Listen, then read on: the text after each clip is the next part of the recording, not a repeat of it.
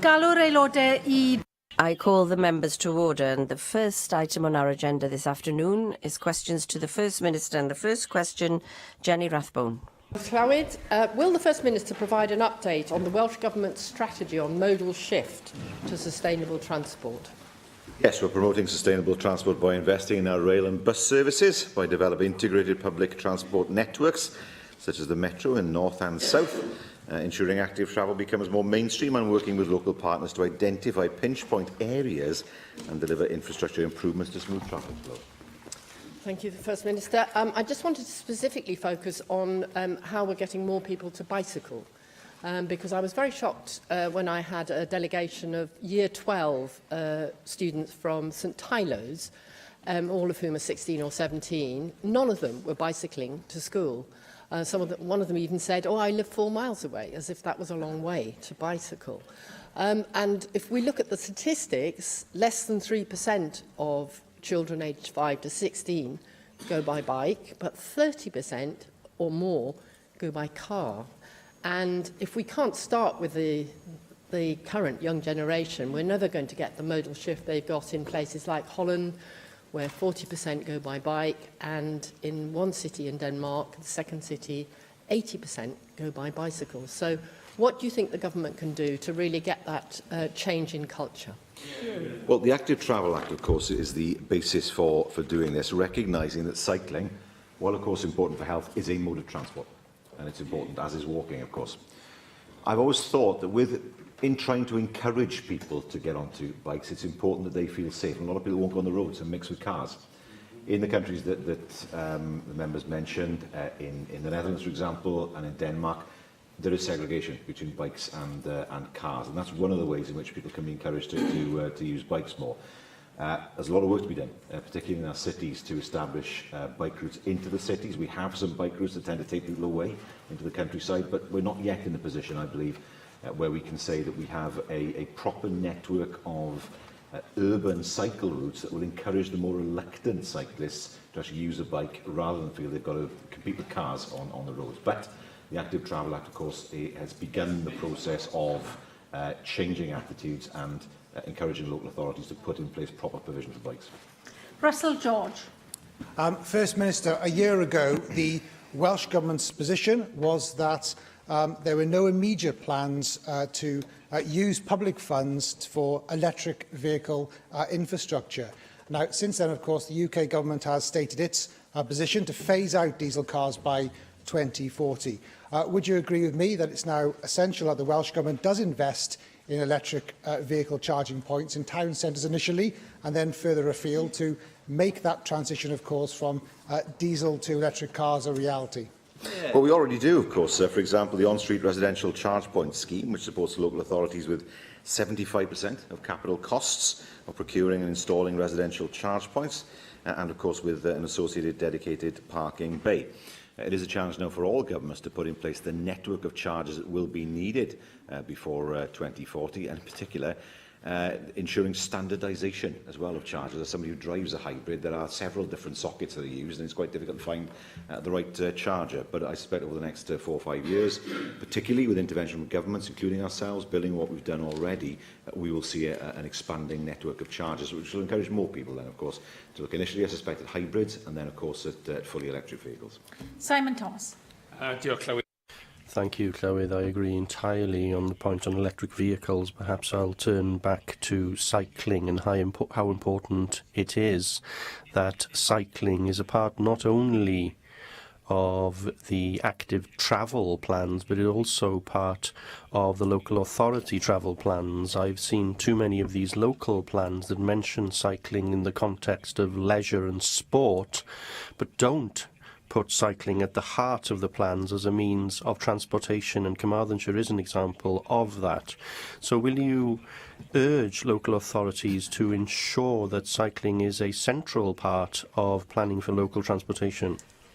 It is central. Every local authority has to submit their initial maps of the new routes, the ones that they're going to develop within their areas, and now they're working on integrated network routes, and they have to submit them by the 3rd of November of this year. And then, of course, it will be possible to measure how far the authorities, how much progress the authorities have made and how much more support they require in order to go at the right speed in the right direction. Question 2, Gareth Bennett. Will the First Minister make a statement on Cardiff's bid to hold matches for the 2020 UEFA European Football Championships? Yes, we've been meeting with the FAW about this potential bid. We already have an ambitious major events strategy, and we'll continue to meet with the key stakeholders to consider how we can take this forward. Yes, thanks for the response. It's usually potentially a good idea to make a bid for these large events due to the potential to generate revenue for local businesses, although there is also the possibility of disruption as well. So there is a balance that we have to make. But we do have a problem at the moment with the state of the Cardiff Central Square and also the possible lack of capacity of the Central Railway Station. So are you confident that those issues will be resolved in time for those championships in the summer of 2020? Yes, Central Square is being developed rapidly now. With regard to Central Station, that's a matter for Network Rail. We have pushed Network Rail. I've done it in meetings with Network Rail, and it's been done in other ways to redevelop Cardiff Central. It's at a cost of hundreds of millions of pounds, but nevertheless, it's a redevelopment that is needed.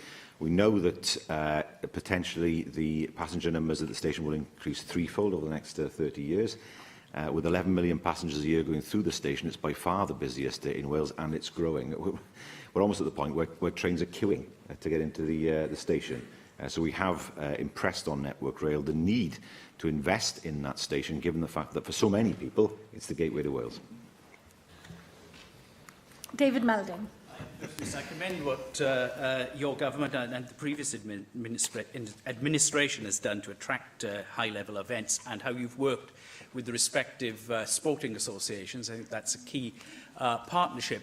And these sort of achievements produces a gift that keeps on delivering, because the marketing value, people still talk about the wonderful days when the FA Cup was in Cardiff. I mean, many people would like it back, or at least the semi-finals, which of course are in Wembley still because of their particular business model. But it really is an exciting way to market Wales, and there have been great benefits. And you should really learn the lessons about how much a government can do to market the nation as a whole. Very much so. We've learned that over the years. Not long after I became First Minister, the Ryder Cup was held. And that was a huge event. Some 25,000 people there on the final day, millions watching around the world.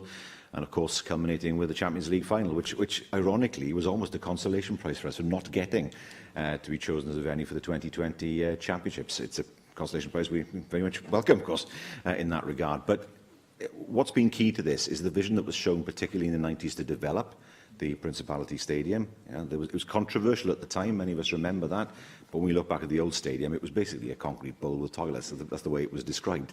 Now, of course, it's a far more modern stadium. We can attract these events, and it's true to say that sport carries probably the greatest reach of all when it comes to promoting Wales. And we know, of course, with the Euros last year, that probably had the greatest effect in terms of signalling to people that Wales exists as a separate nation, and of course triggering more interest in Wales, therefore triggering more investment in time and more visitors. Heaven David. To present a slightly contrary view, Llywydd, in evidence to the Economy, Infrastructure and Skills Committee last week, the Wales Tourism Alliance said that whilst the focus will need to remain on major international events, they only tend to benefit a small number of locations, particularly Cardiff. The Chief Executive of the European Tourism Operators Alliance agreed and said there are lots of reasons for having a party, but economic benefit for the tourism industry is not necessarily one of them. What is the First Minister's view, and how can the government take steps to ensure that large-scale international events don't harm the Welsh tourism industry? We can have both. I mean, one of the issues that we face with large-scale events is we have to ensure that people have places to stay outside Wales. The reality is the capacity isn't there entirely in Wales to host people as they come to Wales. That will develop over time. Now, it isn't the case that it's either spending money on major events or spending money on the rest of Wales. For example, we've supported tourism initiatives around Wales. We look at initiatives such as Surf Snowdonia in the north, the support we give to rural businesses around Wales. In some ways, a major event provides an immediate economic impact, but also, of course, it acts as a catalyst for developing interest in Wales and therefore for tourism around the whole of Wales. So the immediate impact, it's true to say, is more localised, but the longer term impact, in my view, is much broader, and that's of course the way we'd want it to be. Galw nawr ar arweinwyr. I now call on the party leaders to question the First Minister. Leader of the Opposition, Andrew Arty-Davies. Thank you, Presiding Officer. First Minister, last week the Welsh Government presented its waiting list figures for the Welsh NHS, and the figures showed that in Wales 1 in 7 people are on a waiting list, or 450,000 people. In England, that figure is 1 in 14. There are pressures across the United Kingdom when it comes to NHS services. Everyone acknowledges that. As we go into the busy winter months, and with the financial pressures that are on the Welsh NHS, of 4 of the 7 health boards projecting a deficit in excess of £30 million, what help is your government giving to health boards to address the spiralling numbers that are waiting on waiting times here in Wales, and above all, the financial predicament that many LHBs face? Well, first of all, I don't accept the premise that the question is based on. If we look, for example, at referral to treatment times over 36 weeks, that's improved by 35% between March 2015 and March 2017. March 2017 was also the highest performance on the percentage of patients waiting over 26 weeks since March 2014. We know that diagnostic waiting times had improved by 58% by March of this year. So I don't accept that somehow the situation is worse in every case in terms of Wales compared to England. He's right to say that all health services face pressures. He asks a fair question, which is what preparations are being made for the winter. Every year we make preparations for the winter. The pressures do come on. We're not immune to the same pressures as other countries in the UK, but we know over the past few years that the plans that we have made have been robust enough to deal with the pressures that come on during the winter, and I'm confident we're in that same position again. You're quite right, First Minister. You and I could trade statistics, and the gallery upstairs and those watching on TV would just get bamboozled by those statistics. But the figures do show that in Wales, for example, there's been a 400% increase in people waiting 12 months or more for a surgical procedure. In the best health board, Cwm Taf, no one waits 12 months or more. In the worst, or one of the worst, Betsy Cadwaladr, which is under the direct control of your government, there has been a 1,250% increase in people waiting 12 months or more. So it is the role of government to make sure that good practice is spread out in the NHS here in Wales. So why is someone in Betsy waiting so much longer for a procedure than someone in Cwm Taf? We only have 7 health boards. Surely that good practice should be spilling out into all the health boards so people do not see these spiralling waiting times here in Wales. Well, what I can say is we recently announced £50 million of performance monies in order to continue. We're now trading statistics again, but I think we have to, in order to continue this improvement trend for waiting times. The Health Secretary and myself have been very clear on the need for further improvement in waiting times, and all health boards have committed to further improvements by the end of March 2018. There are plans in place for all organisations and monitoring arrangements to be in place to ensure the improvement is delivered, building on the progress over the last 2 years. Yes, there are inconsistencies. Yes, we want to make sure those inconsistencies are dealt with, which is why we've allocated this money and why, of course, health boards have made the commitment that they have. I agree with you, First Minister. The NHS is about acronyms and obviously statistics, but very often we miss the actual patients who are waiting and the clinicians who are under pressure, and they just want a straight answer. And when you do have so many health boards in Wales, as I said, 4 of them, and it's worth repeating the deficits or the projected deficits that they do have, such as Hywel Dda, 49 million, ABMU, 35 million, Cardiff and Vale, 31 million, a lot of people will say, how can you manage those deficits whilst controlling and driving down the waiting times? Are you confident that by the time we get to March, waiting times will be declining and the deficits will be in hand and wiped out, as the Health Secretary has indicated, or will you have to bail out the health boards who have these projected deficits? No, we expect health boards to be able to manage with the resources that they have. Clearly, we could not be in a position where health boards knew that whatever they spent, they will be bailed out. That is an incentive for them not to be as rigorous in their financial management and their care for patients as they otherwise should be. So they have been told by March of next year we expect to see these improvements. If not, of course, they will need to explain why that is and explain why they have failed to meet the promises that they have given both the government and the people of Wales. Arweinydd Grŵp UKIP. Leader of the UKIP Group, Neil Hamilton. Just before we rose for the summer recess, the government pulled the rug out from underneath the Circuit of Wales project, which would have brought hundreds of millions of pounds of much-needed private investment into the Northern Valleys.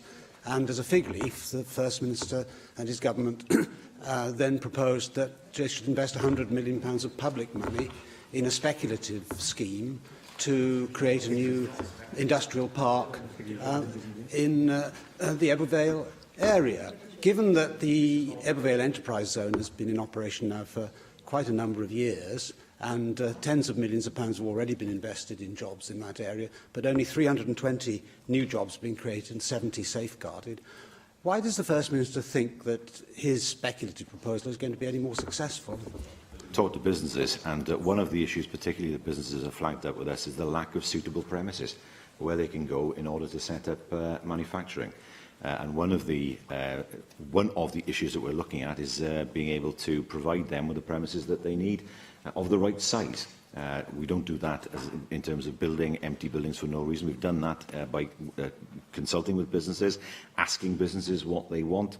That's actually a very sound way of investing for the future, rather than, as he calls it, being speculative. It's far from speculative. This is based on the feedback that we're getting from business. Well, there are, of course, no firm offers to take space in the area which the First Minister is talking about. My colleagues and I had the advantage on Friday of visiting St Athan and seeing what's happening at the Aston Martin construction that's going on there, which is a Welsh Government success story. I fully acknowledge that and congratulate the First Minister. But, of course, St Athan is a very different kettle of fish from Ebbw Vale in terms of its potential attractiveness to investors without improving the infrastructure still further in the Northern Valleys. And the whole point about the Circuit of Wales project and the job spin-offs which would come from it is not so much the racetrack itself, but the way in which the circuit would have made the put it on the map in a sense, and would have attracted further automotive businesses around it. Given that as a result of the collapse of that offer, the Welsh Government is trying now to fill a vacuum. I really can't see why he's turned down the offer of hundreds of millions of pounds of private investment, where the government's only liability was highly contingent upon the total failure of the project and the assets which would have been created fetching nothing. No, we've explored this before. We've explained to him the issue of what counts as on the books and off the books. What he describes as speculative. Every business venture is speculative to some extent, but in some ways, in the question he asked, he answered his first question, and that is one of the reasons why St Athan proved attractive to Aston Martin is because there was a building there that fitted their spec, that it was what they wanted, the site was right.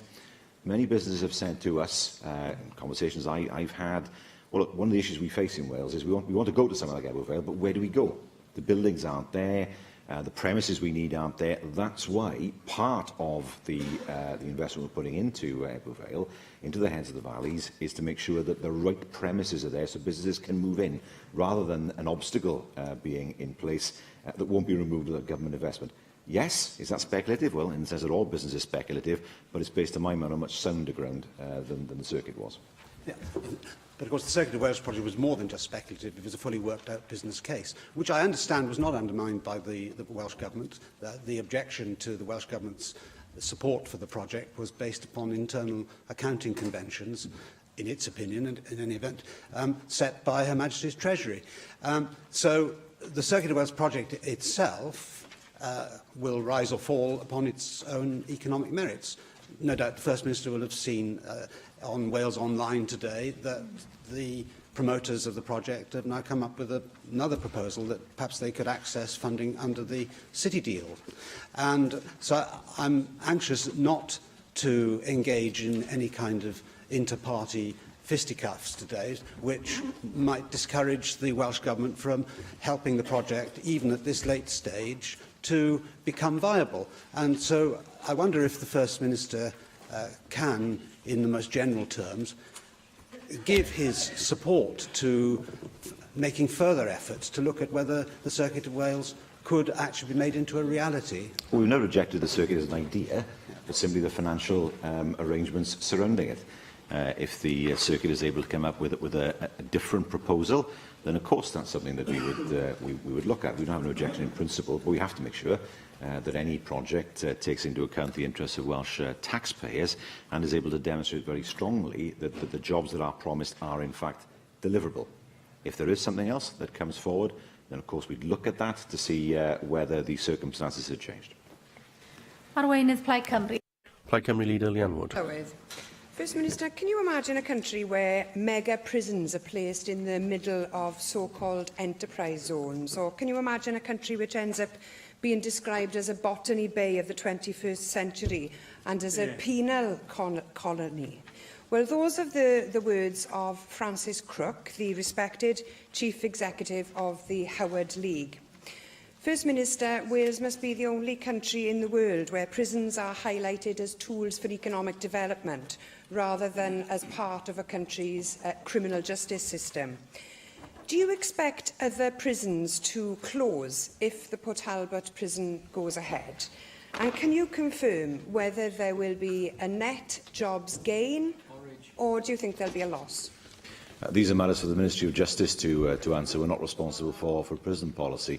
But she asked the question about prisons. I have a prison in my constituency. It was very controversial when it was built. I was the ward councillor when it was built at the time. Now, no one takes any notice of it. It employs many people. There's a housing estate being built almost up to the, well, not far from the walls of the prison. But nevertheless, it is important that people's concerns are addressed, because I remember at the time people's concerns. It is important that the MOJ carries out a full consultation with people in the area. That is their responsibility. Our responsibility lies with the issue of the land. Well, bluntly, we look to get the best deal possible for the Welsh taxpayer for the land, regardless, of course, of how that land is disposed of. We are, on the issue of the prison, not actively promoting a prison. We want to get the best financial outcome for the Welsh taxpayer. I'm glad you raised the question of the land, First Minister, because there's a vision for a Swansea Metro that has the potential to transform the city and its hinterland, and it's the most attractive vision for our second city that we've seen in years. But the land earmarked for the Baglan prison appears to sit on the blueprint. Now, Plaid Cymru's view of that prison is well known, and there are members of your own party who are in agreement with us that this is not the right site. Is it not the case that you will be selling off land that would otherwise be part of a future Swansea Metro? Will you acknowledge that you are in a position to stop this project by refusing to sell this land? And if you do accept that, will you now refuse to sell that land? Well, we would not do anything that would jeopardise the future of the Swansea Metro. That's true, but there are broader issues here that do have to be addressed. The prisons are crumbling, no question about that. As somebody who, familiar with the system at one time in my job, our prisons are long overdue being replaced. We know that some of them are Victorian. We export prisoners. Women prisoners cannot serve their sentences in Wales. There's no Category A prison in Wales. We still have too many prisoners who are unable to serve their time close to their communities, and that's important from their perspective in terms of their rehabilitation. What I don't know is whether she takes the view that there shouldn't be a prison at all, or whether it should move on to another site. If it is the case that it should move on to another site, we'd be open to suggestions as to where that should be. You could argue there should be multiple sites, First Minister. All of the problems that you have just outlined will not be solved by building this mega prison so close to another new prison. Your economic policy is leading us to a situation where our national interests are not being upheld. Devolution and self-government is supposed to allow us to look after our own needs, to be an equal partner with our neighbours and not a servant. These super prisons are designed for the criminal justice needs not of our country, but of the country next door. And it's not me saying that, it's coming from the top English and UK voices on prison reform. Why are you setting up a commission on justice, if not to deal with questions like this? And it's not just about prisons, First Minister. It's this mantra of jobs at any cost that has led you to accepting the disposal of mud from a nuclear site in Welsh waters. What on earth is Wales doing, taking waste from another country that could be radioactive? Now, I don't know why you granted that licence in the first place. I'd like to know whether you have any regrets about granting that licence. Will you agree to revoke it if it transpires that there is even the smallest risk to people's health? Well, she's telling half the story. First of all, she knows full well the licensing is not done by ministers, it's done by an arm's length body. That's the whole point. So the politics is taken out of it. What I've seen so far is one person has said there may be an issue here. Well, of course that issue needs to be addressed, but we've got to be careful here because the waste from Wilver goes to England. And if it wasn't for Sellafield as a reprocessing plant, it would shut immediately. Now, you know, she has views on nuclear power that perhaps I wouldn't share, but it's too crude simply to say, well, this is nuclear waste being exported from England to Wales. We export a lot more out towards Sellafield. So I don't accept that this is an import-export issue where we have nuclear power. It's important that there are adequate disposal facilities, but simply to present it in terms of an England-Wales battle ignores the fact we have our own nuclear power station and we don't have our own disposal facilities. We rely on England to deal with the waste that comes from Wilver. That's your problem. Sian Gwenllian. Question 3, Sian Gwenllian. Will the First Minister make a statement on the Welsh Government's efforts to recruit and train new staff for the health service in North Wales? Well, Welsh Government supports Betsy Cadwaladr UHB to recruit and train staff in a number of ways, including record investment in nursing and allied health professionals training places. Of course, the member will know of the statement made before the summer about the way in which we wish to ensure that more training takes place in North Wales in order to ensure that there is more opportunity for people to come to train in North Wales as part of the Welsh training network. According to figures published by the NHS Confederation Wales in May of this year, 141 medical posts in Betsy Cadwaladr Health Board were vacant, and this represents 37% of all the medical positions that are vacant in the health service in Wales. And we had a debate here last week as we discussed the Health and Social Care Committee report on medical recruitment. But despite all of the evidence supplied by the committee, the profession and the wider sector about the need to move towards establishing a medical school in North Wales, the government is still refusing to do so on the basis of ambiguous statements on the cost and complexity of the process. The claim that the establishment of a medical school in North Wales is too costly is utter nonsense, given the millions that Betsy Cadwaladr spends on locums. Almost 80 million over the past 3 years. First Minister, how many more patients in North Wales are you willing to see on waiting lists before you listen to the experts and pay attention to the evidence? Well, I haven't seen any evidence from experts saying that we have to have an independent medical school in the north. I have to tell you that. Carry on, First Minister. And secondly, what we need to ensure is that the North links with the South to create a training system which is pan-Wales. But what does count, of course, is that those who require to be training have to ensure that the standard is uniform across Wales.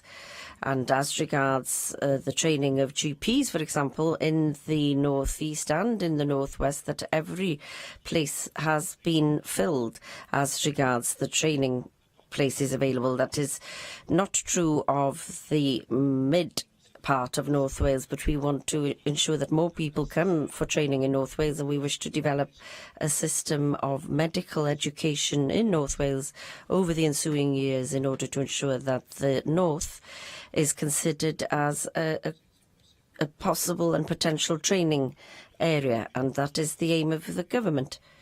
I don't think that we disagree very much on that aim. Saunders. Thank you. And I'm really pleased that Sian Gwenllian has actually raised this again, and I would urge all North Wales AMs to make similar calls and to hold you to account, First Minister. This has been going on for years. Sian is quite right to mention there are 141 long-term vacancies. We have hospital wards in North Wales that are closed down for several months. We've met with the BMA, we've met with other medical professionals, and there is a distinct need, it's been proven, for a training centre somewhere in North Wales. The fact is, and the statistics prove, that those who train in Cardiff move over into England. We cannot recruit. The Betsy board cannot recruit. Now, this is a board that's in special measures. It's got Welsh Government intervention, and yet it is failing at every level in terms of staff recruitment, in terms of keeping wards open. When are you, and when is your Cabinet Secretary, who consistently sits here during health questions, shaking his head? Well, I'm sorry, but you and the Cabinet Secretary, we're here to scrutinise you, and you are failing the patients of North Wales. You're failing the Health Board, and you're failing the actual staff that work there. We are in crisis in North Wales. We need a training centre in Bangor. The costs, as Sian has pointed out quite well, are there to be. We cannot keep taking locum staff. Can you bring this to a question? Yeah, okay, thank you. We want a long-term solution. You're the one that has the levers to do this. Please, can we have a training school in Bangor? Well, I agree with her when she says she wants more training opportunities in the north. There's no distance between us on that. It's how it's delivered. She's asking, can it be an independent medical school? Well, we know that that's not what is recommended. We know it will be difficult because big medical schools are in big cities with big hospitals which have a far greater spread of specialities. What can be done, however, is to make sure that Bangor is tied, the whole of the north is tied in more completely with Cardiff and Swansea, that we move to put in place a system of development over the next few years in order to provide better opportunities in the north, and that's the way to do it. It's important to be able to link Bangor with the bigger hospitals to provide the training opportunities in the most comprehensive way. I think everybody in the medical profession understands that. I get the point that we need to provide more training opportunities in the north. I don't dispute what the member for Arfon has said. It's a question now of not do we do it, but what is the most effective way of doing it, and we believe we've outlined that. Cwestiwn 4. Question 4, Simon Thomas. Thank you. Llywydd, will the First Minister make a statement on workforce planning in Hywel Dda University Health Board? Well, we expect Hywel Dda to develop its workforce plans so that they match the local population needs both now and in the future. Thank you, First Minister. May I first of all put on record my thanks to the staff of Ysbyty Bron-Glais who cared for my son over the past fortnight in the Accident and Emergency Department. I'm very grateful and I very much appreciate the work that the staff do at the Hywel Dda University Health Board, and we must acknowledge, and the Minister has acknowledged to me in answering a question over the summer, that there are problems in some areas, paediatrics particularly.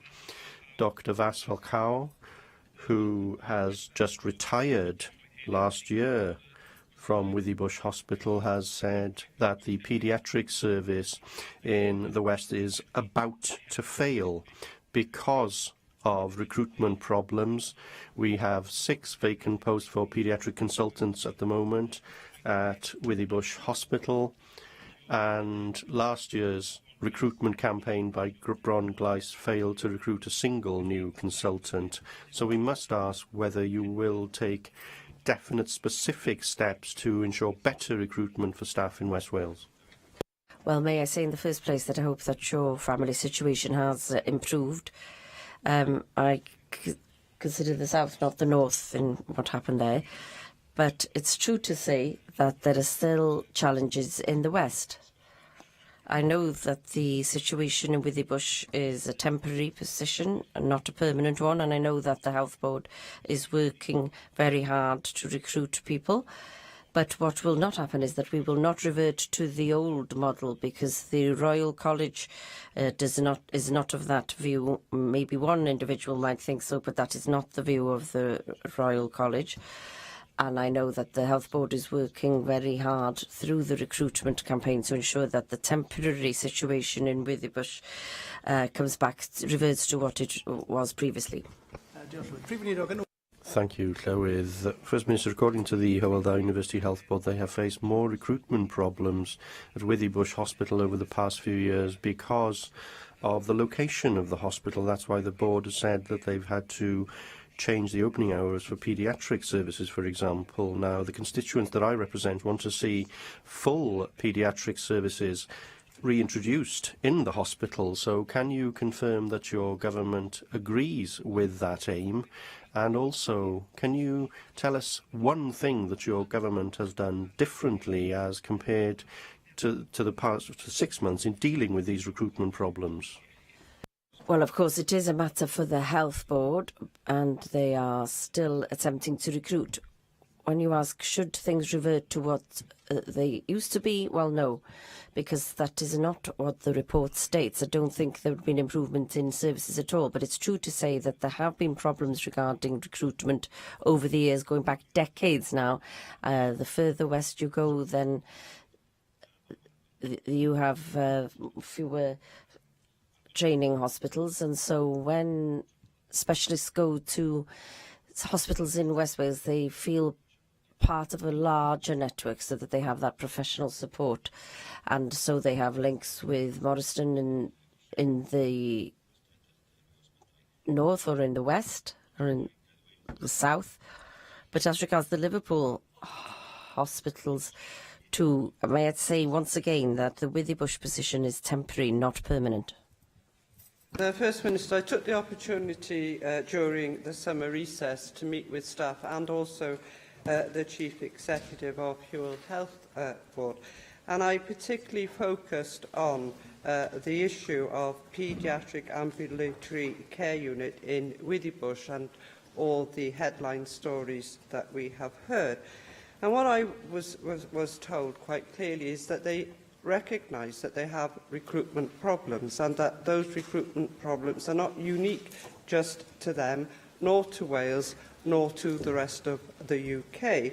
But what they did tell me was that looking at those challenges in a positive way so that they can deliver an alternative model to the one that is currently provided on a temporary basis. So could I ask, First Minister, what discussions the Welsh Government has had and will have in the future with the Health Board about what those strategies might be able to deliver and how effective that we could expect them to be? Well, I understand that on the 21st, a few days ago, a new consultant paediatrician was recruited to Withybush. Also, there have been the appointments of 2 locums and 2 substantive consultant posts across their paediatric services. The Health Board inform us they're also in discussions with 2 further candidates for a community paediatrics and consultant paediatric post. So that is encouraging, and of course, in doing that, we want to make sure that there is more to come. Question 5, Mark. Question 5, Mark Isherwood. How is the Welsh Government supporting apprenticeships in Wales? Well, I'm glad that the members asked the question, because we're transforming the skills journey through the creation of apprenticeship pathways to deliver on our commitment of 100,000 apprenticeship places for those of all ages, in line with the Welsh Government's priorities and in line with the promises we made last year. Well, thank you for that. When I earlier this year raised in the Economy, Infrastructure and Skills Committee concern expressed by the 4 Welsh police forces that they couldn't access the apprenticeship levy and the £2 million they were paying into it, the Skills Minister replied that the Welsh Government would instead strike up a grant or contract arrangements in dialogue with the College of Policing, and that they had meetings in the diary with the Police and Crime Commissioners. I was then told subsequently in March that those meetings had at that stage been cancelled and not rescheduled. How do you respond to the concern expressed in August by the 4 Police and Crime Commissioners and Chief Constables in Wales that this could result in 45 fewer officers in North Wales and potential recruits choosing to sign up to work for English forces instead, and calling for urgent action from the Welsh Government because the situation is putting them at a distinct disadvantage, finally pointing out that although in England the money forces pay into the levy goes to the English Police College, in Wales it goes to the Welsh Government, and therefore this lies in your hands. Well, we could have done this if policing was devolved, but his party has sat there consistently in this chamber and demanded that policing should not be devolved. We are not going to fund services that should be funded by a non-devolved body. This is a tax that was imposed by his party, a tax on business, we have received a share of that, and we will use that money to pay for apprenticeships. But we cannot, in good faith, pay towards apprenticeship schemes that sit in non-devolved areas. That surely is the responsibility of the UK government, as they keep on telling us. Hugh Davis. Diolch, Llywydd. I'm sure the First Minister would agree with me that some of the most inspiring visits that we have as Assembly members in our own constituency are to employers big and small who take on apprenticeships on a regular basis, whether those are what we might call entry-level apprenticeships or higher apprenticeships or even degree apprenticeships as well, like graduate apprenticeships. Companies like Sony, who are actually now setting the standard in terms of apprenticeship development within the workforce. Companies in your own constituency, First Minister, such as Ford's in Bridgend, who over many, many years have developed people in electromechanical engineering apprenticeships, in business management apprenticeships, and so much more. There is a great deal to be done, but much that is being achieved. But would you agree with me that one of the most significant ways that we can increase the pipeline of apprenticeships is by investing in heavy, big infrastructure? And whilst we may have missed the opportunity with the investment of electrification all the way down to Swansea, there is a way to make up some of the ground, and that is for the UK government to give the go-ahead on the tidal lagoon in Swansea, because that will develop civil engineering apprenticeships, project management apprenticeships, business management apprentices, and many, many more. That on its own would have a significant effect on apprenticeships right across the region. Well, I very much agree with what the member has said. Some may have noticed that I gave a speech on the weekend when I called on the UK government to deliver the tidal lagoon. The response from the UK government was that I should focus on public services in Wales and not mention the lagoon. Now, that causes me a great deal of trepidation, because normally the response is we are still considering it. That suggests to me that they're going to axe the lagoon. And that is something that is a great concern to me. I'm sure members in this chamber, indeed outside of my own party. This is a project that will deliver clean, green energy, not just for Wales, but into the national grid. It will deliver 1,000 jobs in manufacturing and maintenance, particularly in the area of Port Talbot, and we've had prevarication after prevarication after prevarication, even an independent review, which I suspect was set up to say, don't go ahead with it, and then came up with the suggestion that we should go ahead with it, has reported this project should happen. £1 billion was put on the table for Northern Ireland. £1 billion for Northern Ireland. A coach and horses driven to the Barnett formula. You know, we've heard that's sacrosanct. That was ignored as far as Northern Ireland was concerned. Where is the tidal lagoon? The people of Wales deserve an answer. They deserve those jobs, and they deserve consideration of the UK government. Question 6, Lloyd. Thank you, Llywydd. Will the First Minister make a statement on the future of trauma services in South Wales? On to my left, but I have the question. If a It's on the order paper. Guy, I'm there. May I apologise? Well, in the Health Board meetings in September, they will consider the establishment of a major trauma network for South Wales, West Wales and South Powys. And this includes formally receiving the independent expert panel's report on the operation of a major trauma network and a major trauma centre. Thank you very much for that response, First Minister. Naturally, the recommendation to establish the main trauma centre in the University of Wales Hospital Cardiff is another example of a service which is being centralised in Cardiff at the expense of Morriston Hospital in Swansea, and this follows the loss of other services such as neurosurgery some years ago. Neurosurgery for children and adults have disappeared from Swansea to Cardiff. Indeed, Morriston lost the neurosurgery unit for children, although the only paediatric neurosurgeon throughout the whole of Wales was based in Morriston, but that wasn't enough to retain the unit in Morriston, and it was moved to Cardiff. Naturally, therefore, there is concern in the southwest of Wales that specialist services are being lost, and that Morriston Hospital doesn't appear to be prominent enough in Welsh Government plans. Losing or weakening services undermines the status of the hospital as a regional centre of expertise, and also the City Deal objectives in Swansea, which is looking to develop research posts in health of high quality, and also the Burns unit as Morriston, the only one in Wales, which also serves the southwest of England, and the presence of that Burns unit is crucially important for any major trauma centre. So given all of that, will you as a government commit to introducing a detailed vision for the Morriston site which builds on its clear strengths? Well, Morriston is crucial as regards the health services as a major hospital which serves such a large population. But saying that Welsh Government has done this isn't the view of Welsh Government. When you have a situation where people are strongly in favour of one site rather than the other, then the only thing you can do is establish an expert panel, as happened, and that panel has presented its recommendation to the public, and it's up to the health boards now to collaborate to ensure that we do secure a centre. We don't think we'll be able to get two. It's important that recommendations are considered and that a decision is made. But as regards Welsh Government, we have no view, because the panel has actually submitted the recommendations and it's now in the hands of the health board.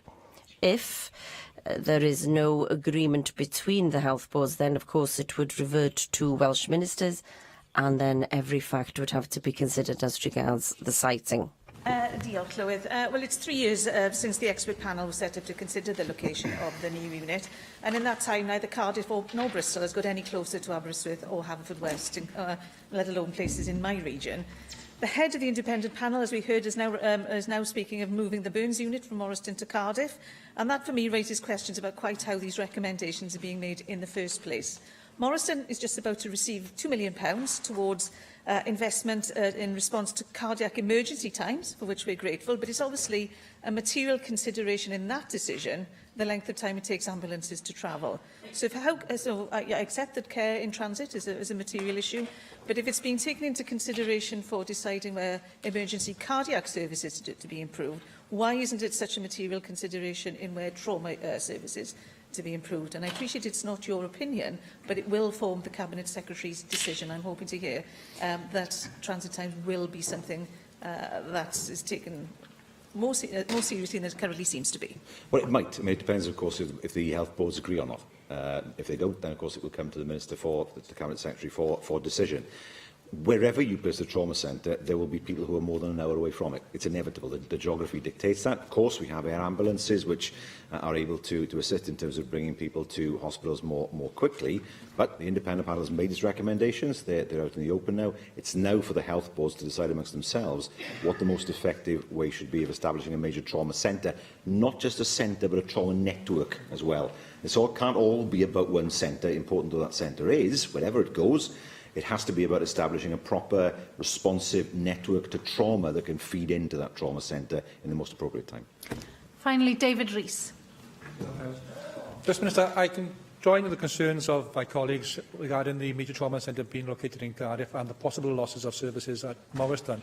We know that when services move, others tend to follow them. Now, in this case, there is no service move because it's a new service. But what I want to guarantee is that the services at Morriston stay in Morriston, because they've built up a reputation, they've built up a service delivery for local people, and I don't want to see that damaged in any way whatsoever. It's important that Morriston stays, not just the lead of that network, but the services it has stays. Morriston is bound to be an important DGH. It provides many specialised services for the hospitals further west. In order for those hospitals to be able to provide the services for their people. I know that I've been told by consultants who work in Morriston that they often work in the hospitals further west as well. So no, there's no question of Morriston losing its status as one of our most important DGHs. Now, wherever the trauma centre goes, and that is something for the board, the health boards to decide, it's important, as I said, that network is in place. At the end of the day, this is about providing more specialised and better care for people who are deeply in need of that care. We don't have a trauma centre. We need one. It is based in the south, that's true, but we need to have one trauma centre wherever that goes. But certainly, as far as Morriston is concerned, it remains a big hospital serving an important city, and will continue to provide specialised services, not just for Swansea, but for further west as well. Thank you, First Minister. The next item is the business statement and announcement, and I call on Jane Hutt, the Leader of the House. Jane Hutt. There are no changes to make to today's agenda. Business for the next 3 weeks is as set out on the business statement and announcement, found among the meeting papers, available to members electronically.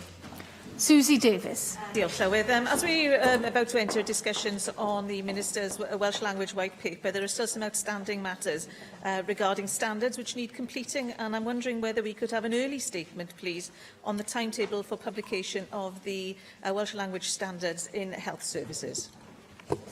Well, we do, of course, have a debate on the business statement coming up next week, and I'm sure that will include reference to the standard. David. Mike Hedges. Thank you, Presiding Officer. I want to ask for two government statements. Firstly, as we know, not just in Cambridge and around major American universities, but in European cities such as Aarhus in Denmark and Mannheim in Germany, the university sector acts as an economic driver. Can I ask that the Welsh Government makes a statement how it sees the university sector in Wales helping create wealth in Wales, either via science parks or promoting entrepreneurship? The second statement I want to request, and it follows on from a question from Dawn Bowden raised last week, on the action being taken to monitor the progress made in case of defective wall cavity insulation in Wales. I have had several complaints as a constituency member about this. I'm sure, I know that other members have, I'm sure most members who I've talked to, or I know most members I've talked to have, and I can see no reason why almost all members here will not have had those problems. And it does have a serious effect on those who are being affected by it. So can I ask for a government statement on the size of the problem and what they see as the way out of it? And I also know the problems that exist when the government made a decision, instead of having one insurance company, they put it out to competition. The word that always makes me shiver, and the fact it makes life very difficult then to find out who is responsible. I thank Mike Hedges for those two questions. In terms of your first question, of course Wales universities are already and indeed benefit from best practice, such as the examples you give, Aarhus in Denmark and Mannheim in Germany. And of course, one of the ways that it does this is by fully engaging as West Wales and the Valleys with EU programmes like ManuMix, and that encourages the sharing of best practice in the advanced manufacturing sector.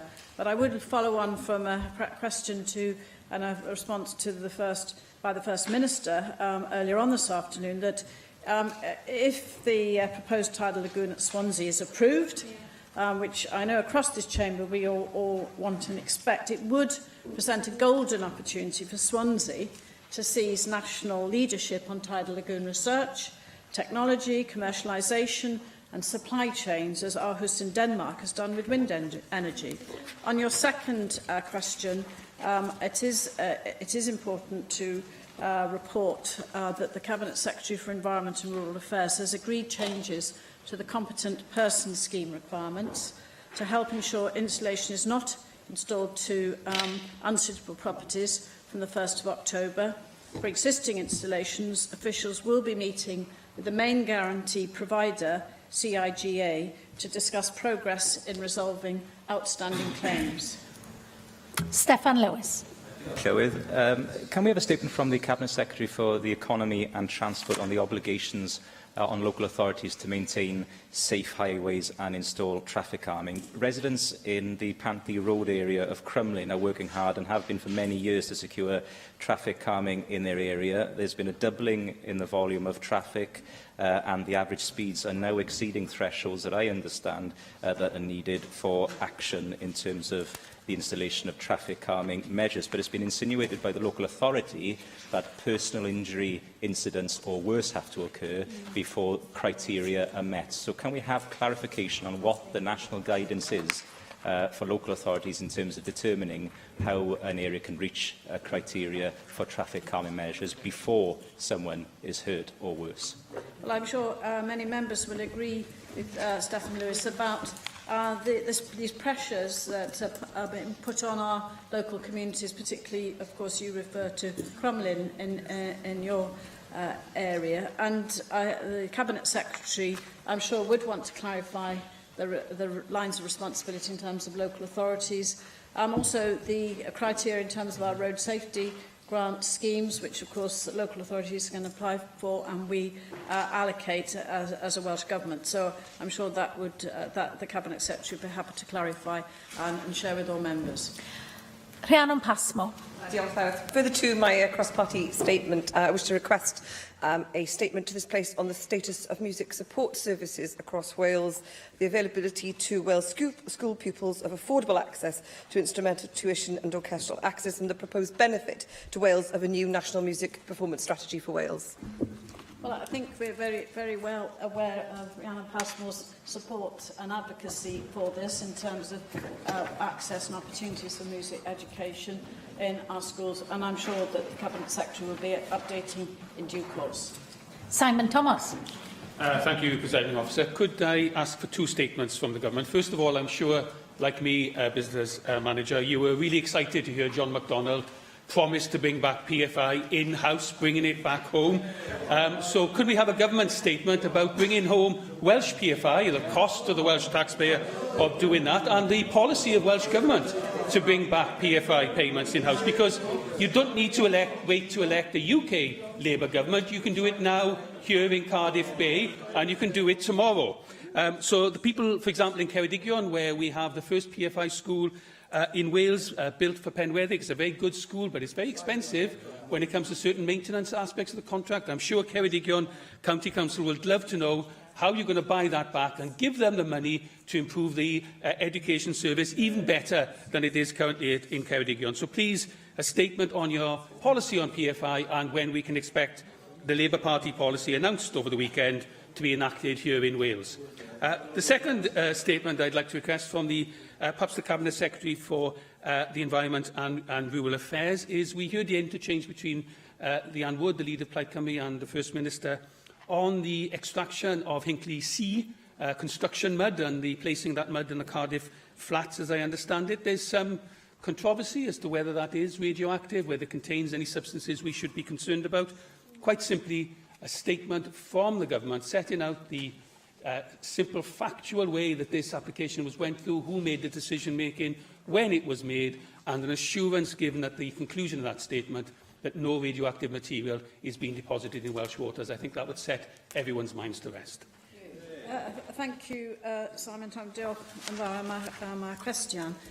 Thank you very much for those questions. Your first question, I think Simon Thomas is very well aware of the Welsh Labour Government plans taking the lead, I would say, as far as this policy issue is concerned, because successive Welsh Labour governments have consistently avoided the pitfalls of PFI, as you are aware.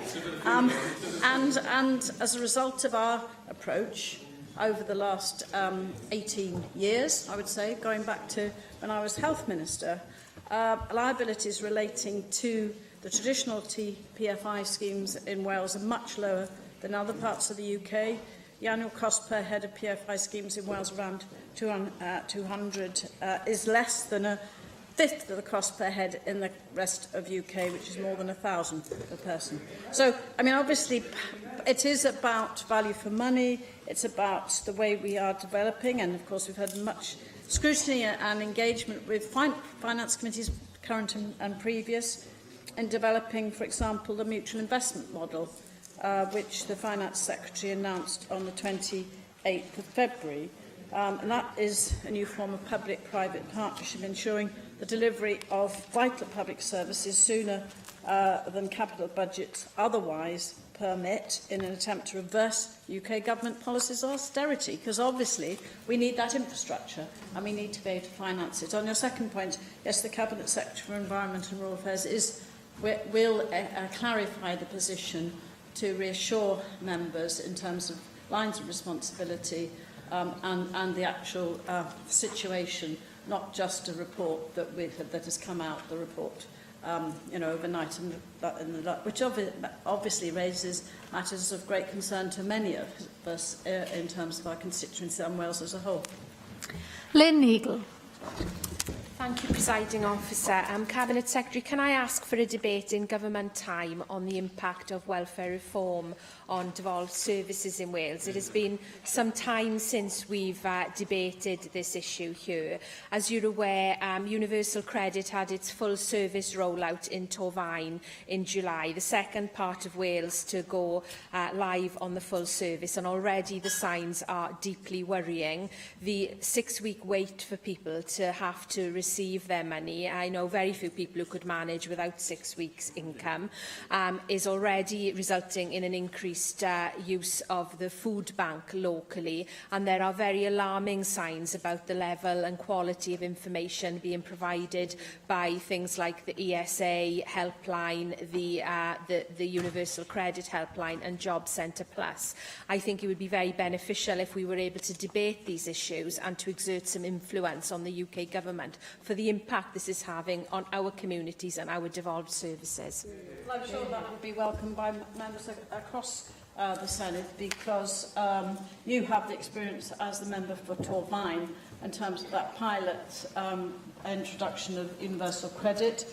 I note that Welsh Women's Aid raised this issue this week in terms of concern what this impact this could have, and we know in terms of domestic abuse and the stresses and particularly facing women in that situation.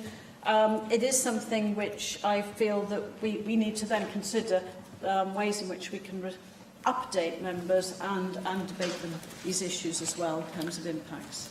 Mohammed Ashkar. Cabinet Secretary, could I ask you, Minister, concerning Minister, to make a statement on this Rohingya Muslim refugees from old Burma and now Myanmar, that the country which has sent some tens of thousands of people in appalling and very desperate situation to neighbouring country, Bangladesh and India.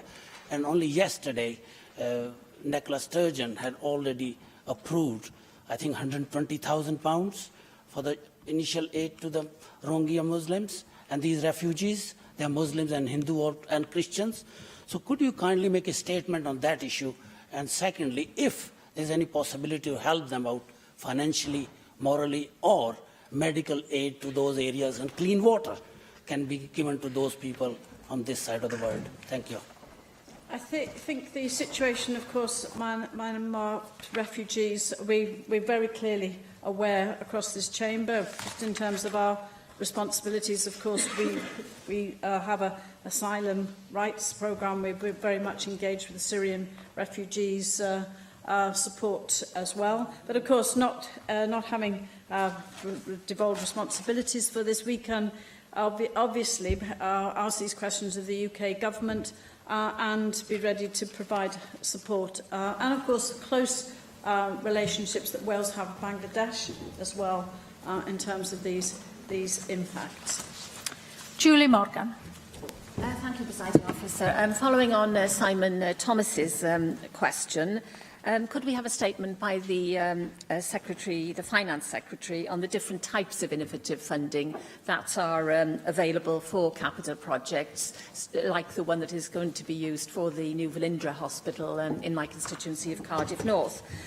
Because, as Simon Thomas has said, there's been a lot of publicity over the weekend about UK Labour's plan to end PFI projects in England when we get into government. And I would like to use the opportunity to commend her as a member of previous Welsh governments in avoiding the worst excesses of PFI and leaving us in a much better position than the rest of the UK.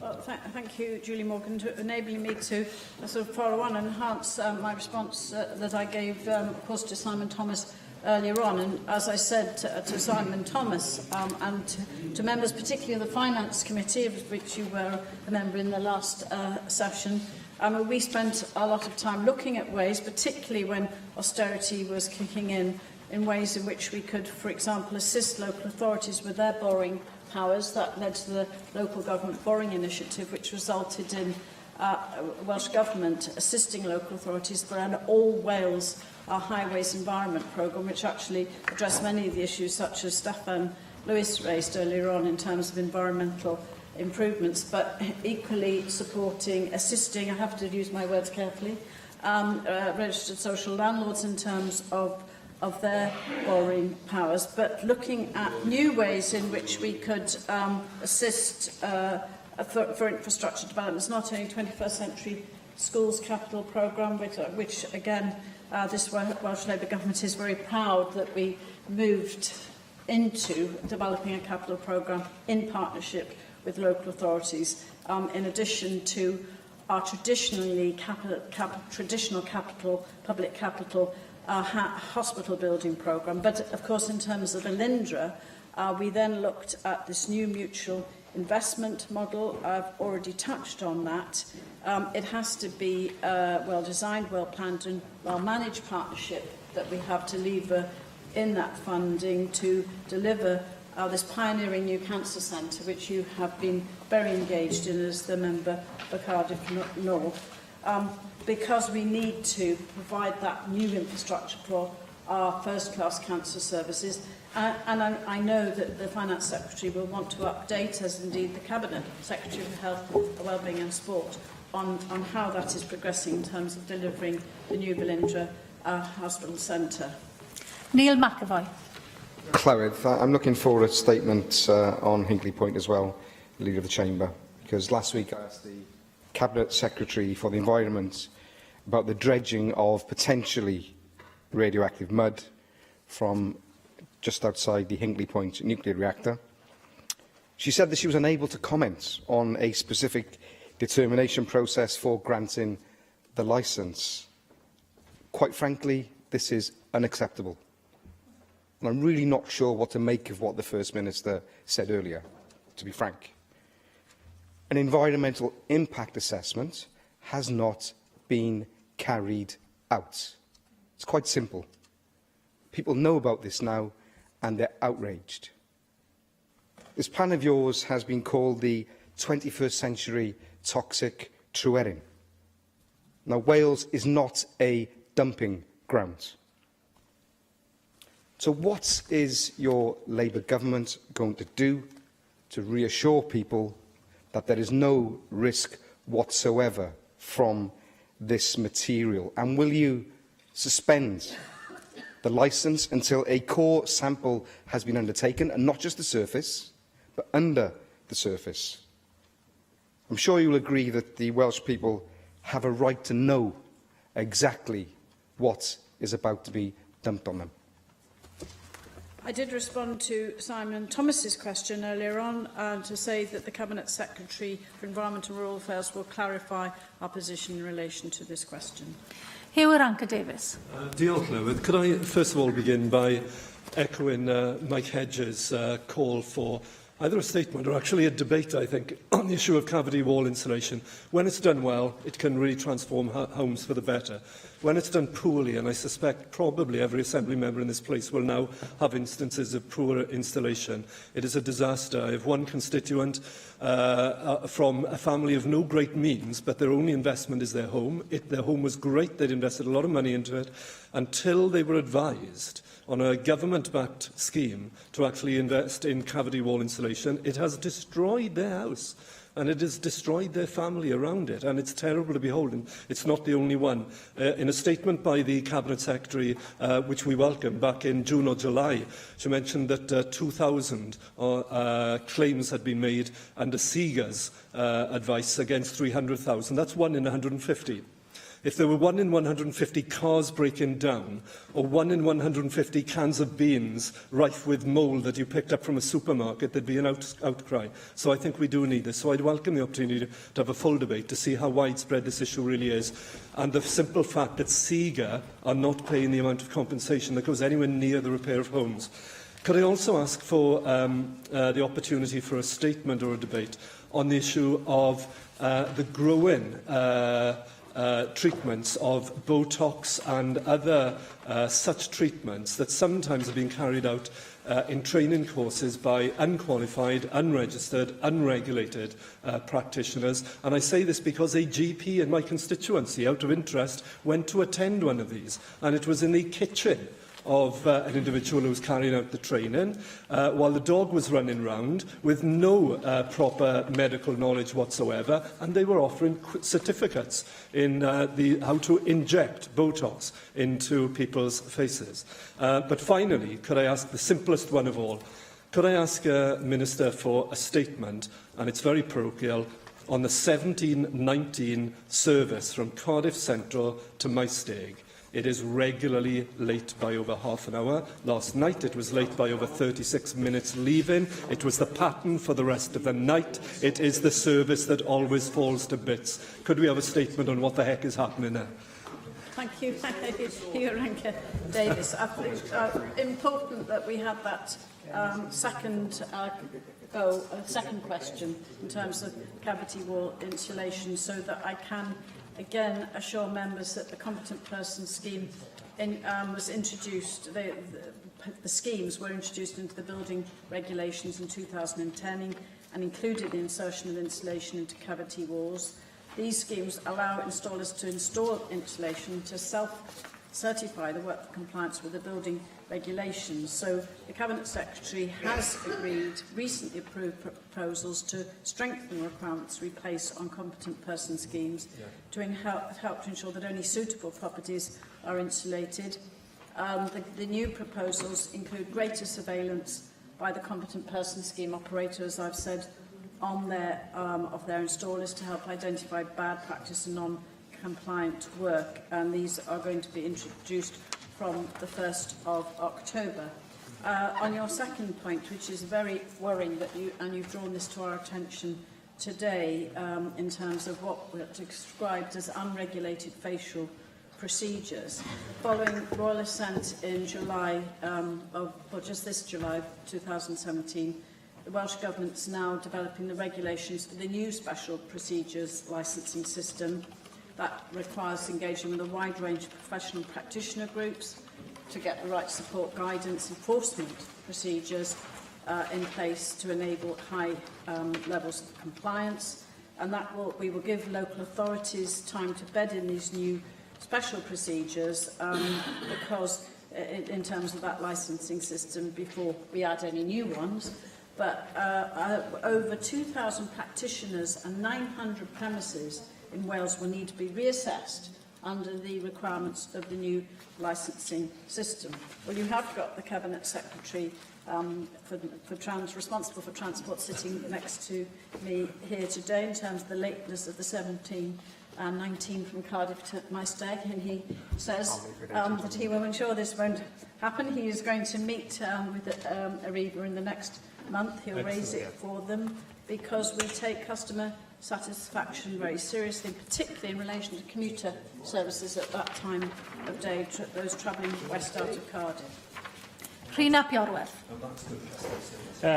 Diolch. Following on from questions asked earlier about the impact of major events in Wales, we have a Welsh football team to be proud of, we have Welsh football supporters to be proud of, and we have the Welsh Football Association to be proud of, and it's great credit to them all that Wales has been asked to put in a bid to potentially hold Euro 2020 games. Now, could we have a statement on what specifically Welsh Government will do to try to ensure that the Welsh FA is in pole position if the opportunity does arise to host games for Euro 2020?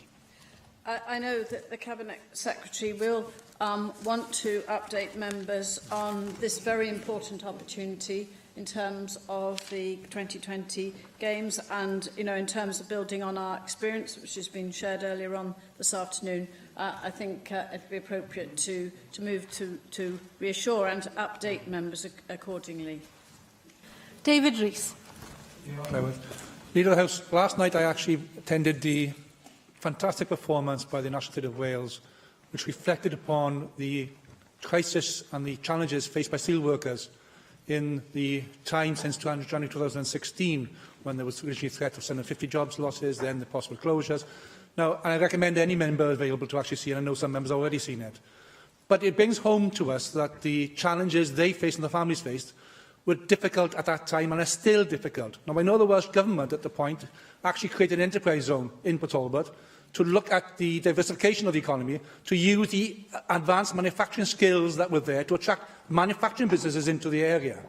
We have yet to have an oral statement from the Cabinet Secretary of Economy and Infrastructure to talk about the progress on that enterprise zone as to what is being done to attract those manufacturing businesses into the area so we can use the skills that are abundant in the area, which are there already for people to come in.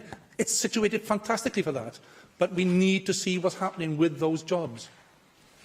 Thank you to David Rees. The National Theatre Wales production, I think it's called We Are Still Here. We Are Still Here. I'm looking forward to seeing this play myself later in the week. I think you have to go to the station and then you're taken to the destination for this. National Theatre Wales, I think we would all recognise is a very, very important institution that we support. But you raise important questions about progress on the enterprise zone, and of course in the context of the developing situation, I know that the Cabinet Secretary will want to respond in due course. And also just to recognise that the work that you are doing, David Rees, in terms of bringing these issues to attention, and the briefing later on today for all in terms of progress in terms of Tartar Still.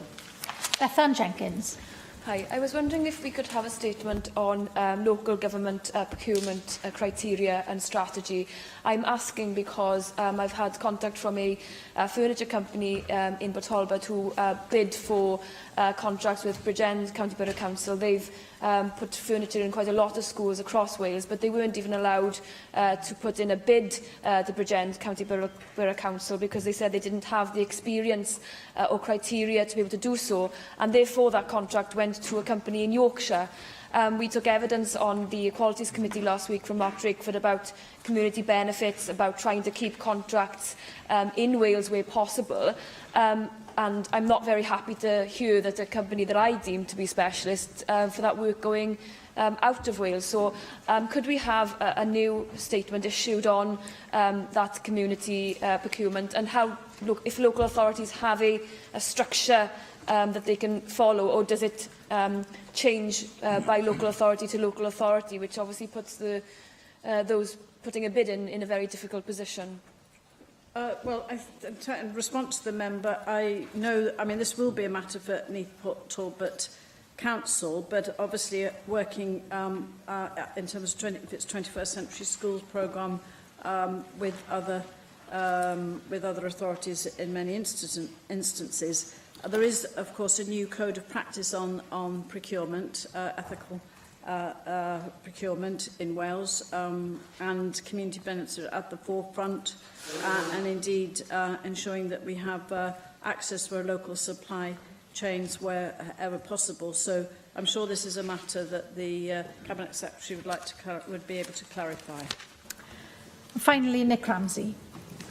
Diolch, Presiding Officer. I've been inspired by Hugh Aranka-Davies's request for something to be done about late trains to ask you, Leader of the House, if we could have an update from the Cabinet Secretary on where we are with the awarding of the new Wales and Border franchise, currently, of course, with Arriva. I think it would be really helpful if we specifically had some information on where we are with the commissioning of new rolling stock. I think in the past, when I've raised this with the Minister and possibly the First Minister as well, it's been suggested that the commissioning of new rolling stock would be primarily left until after the first phase of awarding of the franchise. Clearly, that leaves it very late, and I know that we would all want, and the public would want, the new franchise to hit the ground running, so that when the company, whether it's the existing company or whether it's a new company, takes over the running of that franchise, we really can get off to a fresh start, and that passengers and the public can have access to first-class trains and first-class rolling stock at the earliest opportunity.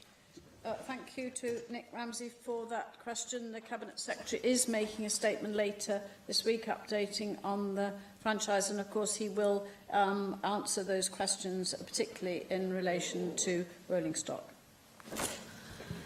Diolch i'r arweinydd. Thank you, Leader of the House. The next item is a statement by the Cabinet Secretary for Education on Education in Wales, our National Mission Action Plan 2017-2021, and I call on the Cabinet Secretary to make a statement. Kirsty Williams. Diolch yn fawr.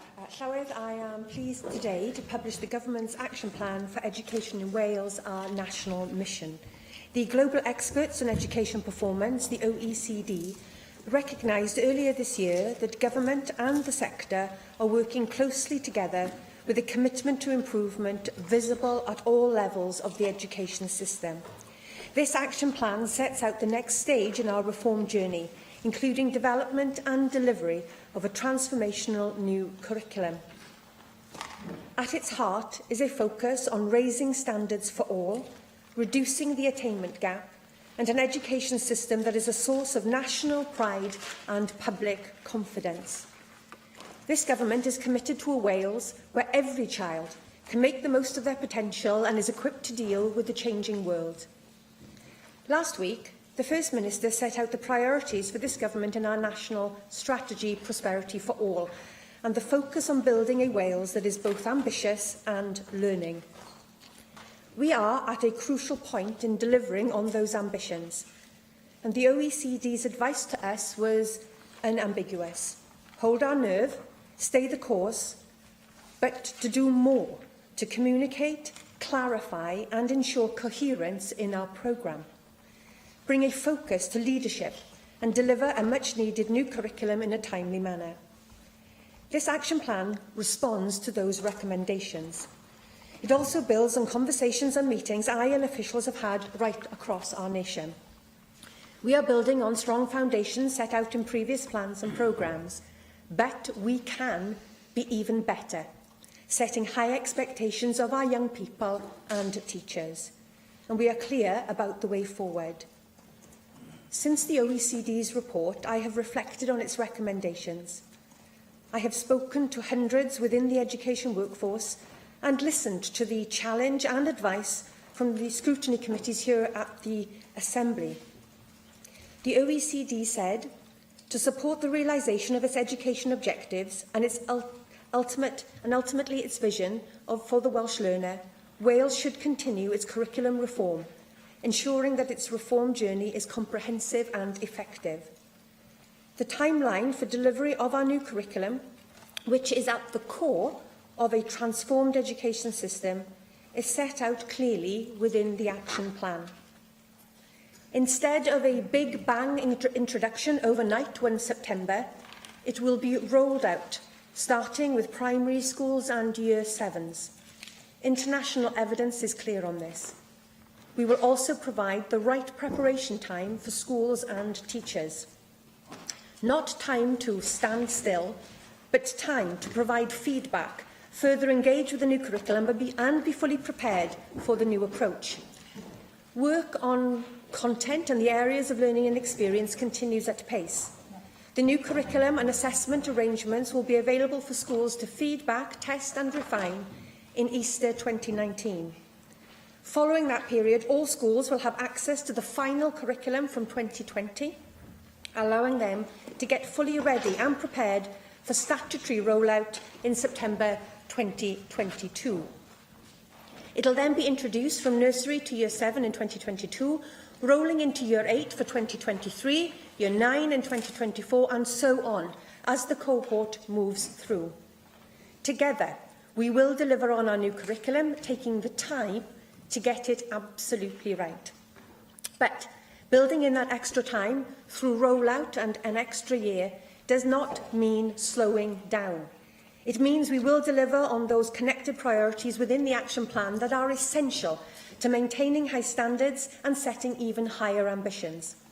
First, ensuring a high-quality education profession, supporting teachers to be lifelong professional learners through new standards, a national approach to professional development and reformed initial teacher education.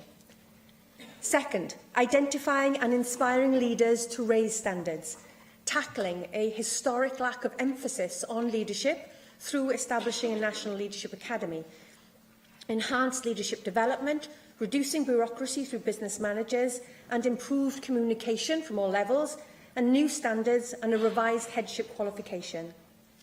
Third, inclusive schools dedicated to excellence, equity and well-being, a culture of respect and challenge, and ensuring that all are ready to learn through expanding the PDG, enhanced summer learning programmes, dedicated more able provision and innovative ways to identify and measure well-being alongside attainment. And fourth, improved robust assessment, evaluation and accountability within a self-improving system. being consistent and clear about the things we wish to value and measure through a new annual National Education Report and Report Card, through formative assessment and a new assessment and evaluation framework that focuses on improvement at all levels. Our national mission sets out clear timelines, policies and actions across each one of these areas. In conclusion, Deputy Presiding Officer, schools are having to prepare our young people for jobs that have not yet been created and challenges that we are yet to encounter. This will require a renewed commitment to improving both the skills and knowledge of our young people as we raise standards in a transformational curriculum. Our national mission is ambitious, innovative and confident as we work to deliver a reformed and successful education system. And taken together, our reforms will meet these challenges and deliver on the high expectations that I'm sure that we all share in this chamber for our children and young people. Thank you. Andrew Arty-Davis. Thank you, Deputy Presiding Officer, and thank you, Cabinet Secretary, for the statement that you presented this afternoon.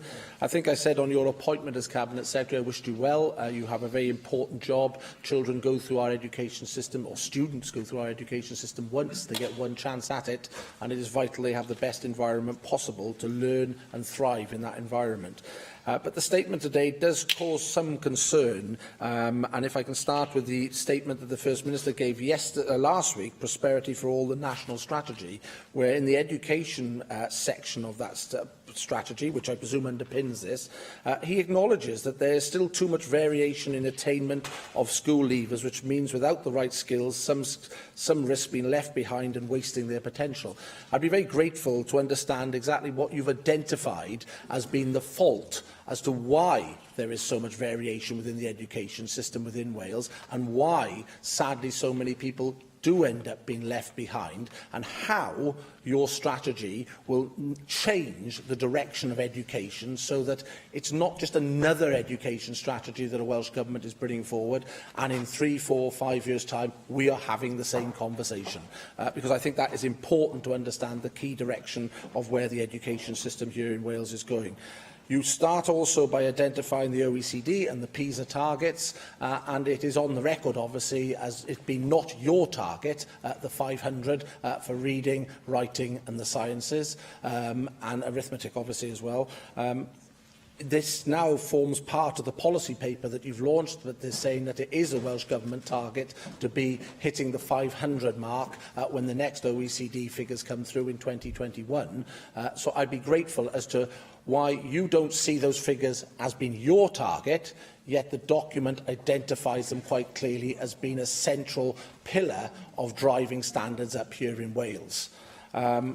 I'd also like to understand from the Cabinet Secretary in particular around the reforms that were brought forward under Qualified for Life, which was the Government's policy document 2014 to 2020, how again this document differs from that document, because if I'm correct, we're still in 2017, and that document was setting the tone to take us through to 2020. And obviously one of the key pillars of that document was the School Challenge Cymru programme, which was set to drive standards up in many of our schools. And from the assessments that have been made, certainly in its initial 2 years, they were having very promising results and successes with this scheme, and obviously it was terminated last year by your good self. And again, as I said, and I'm sure the teaching profession and parents would like to know exactly how much legs your policy document, if you like, have, which you brought forward today. Will they see the full term of the agenda that you're setting out,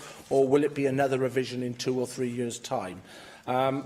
The curriculum which you've identified and the changes to the curriculum are welcome, and something from this side of the House that we've been calling for, given the body of evidence, the increasing body of evidence that clearly shows that there did need to be a pause and almost a reflection on its implementation, and I commend you for doing that. But I would ask you, what assessment have you made of the capacity of schools to deal with potentially 2 curriculums being delivered within the school setting.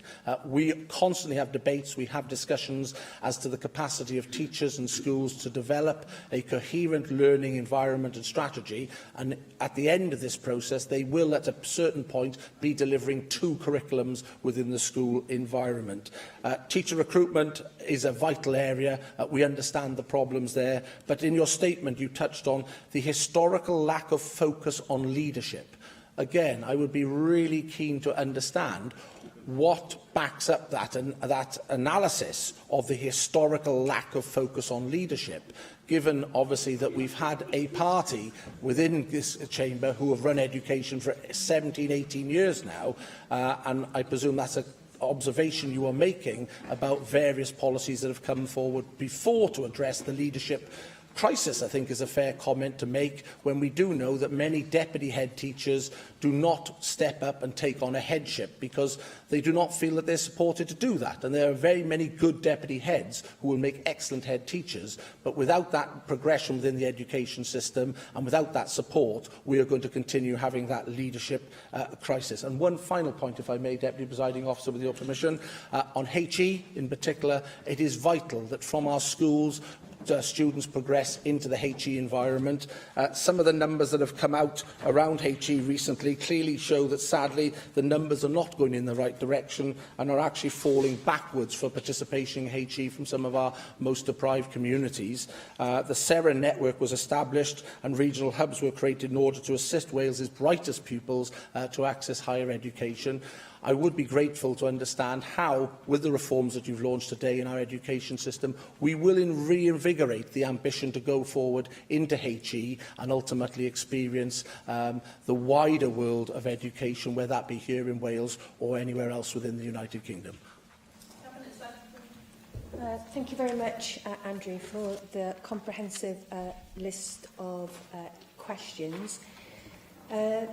The strategy that was announced by and launched by the First Minister last week is the overarching plan for the government. This document that is launched today adds the meat on the bones that you were asking for just last week about how the ambitions that are in Prosperity for All will actually be delivered. And I make no bones about it. There is too much variation within our education system. There is too much variation in schools. We see that as something that needs to be tackled, so we can have within a single school a department that is performing really well and a department that is performing less well. We also see variations between individual schools in the same local education authority. Sometimes only a matter of miles apart, the results can be very different. And we have to iron that out. Now, there are a number of ways which this strategy seeks to raise standards across our entire system. And of course, the most important factor is the quality of teaching.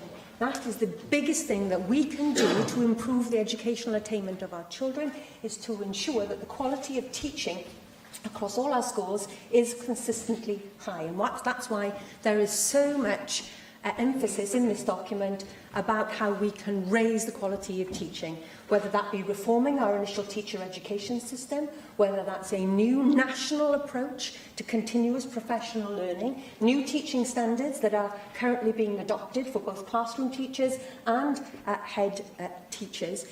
Our system cannot be better than the teachers who deliver it, and that's why this is at the core of our programme. You talked about the issue around Schools Challenge. You'll know that that was a time-limited programme, limited to only 40 schools, and there are lots of schools across Wales that need help and support to develop them. Some of those schools did very well under Schools Challenge Cymru, but I'm afraid to say in some cases, despite the additional resource, that did not translate into better results for students, and indeed one Schools Challenge, a school just before the summer holidays, was put into special measures by Estin. So we need an approach to school improvement delivered by our regional consortia for all schools in Wales, right the way across our country, rather than just limited to 40 hand-picked institutions. You raised the issue of PISA. There is nothing inconsistent in this document to statements that I and the First Minister gave in answers to questions on the 20th and the 21st of June earlier this year.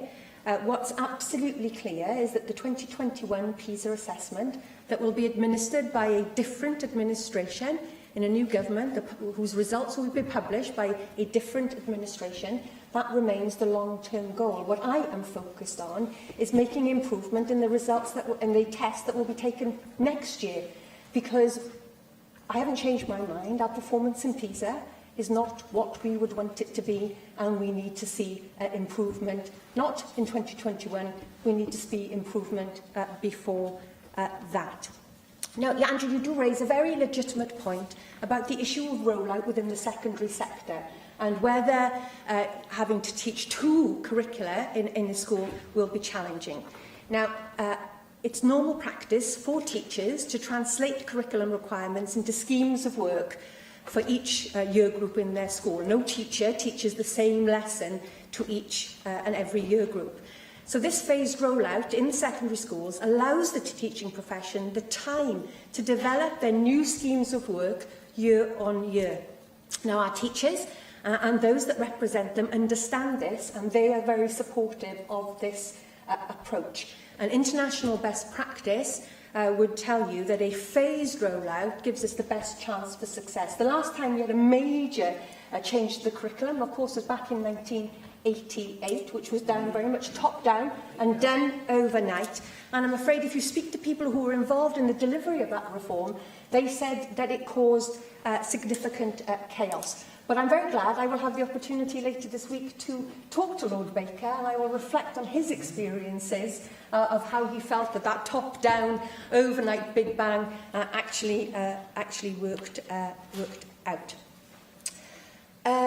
Leadership, I think, has been an area where we have not had sufficient focus. The reasons for that, I'm not clear on, and I'm not cited on. But what I am clear on is that if we are to see the improvements that we need, we have to have a focus on leadership, and that's why we're introducing our new Leadership Academy. We'll be reforming the qualification for head teachers, new leadership standards, and more support for existing head teachers and those who aspire to headship.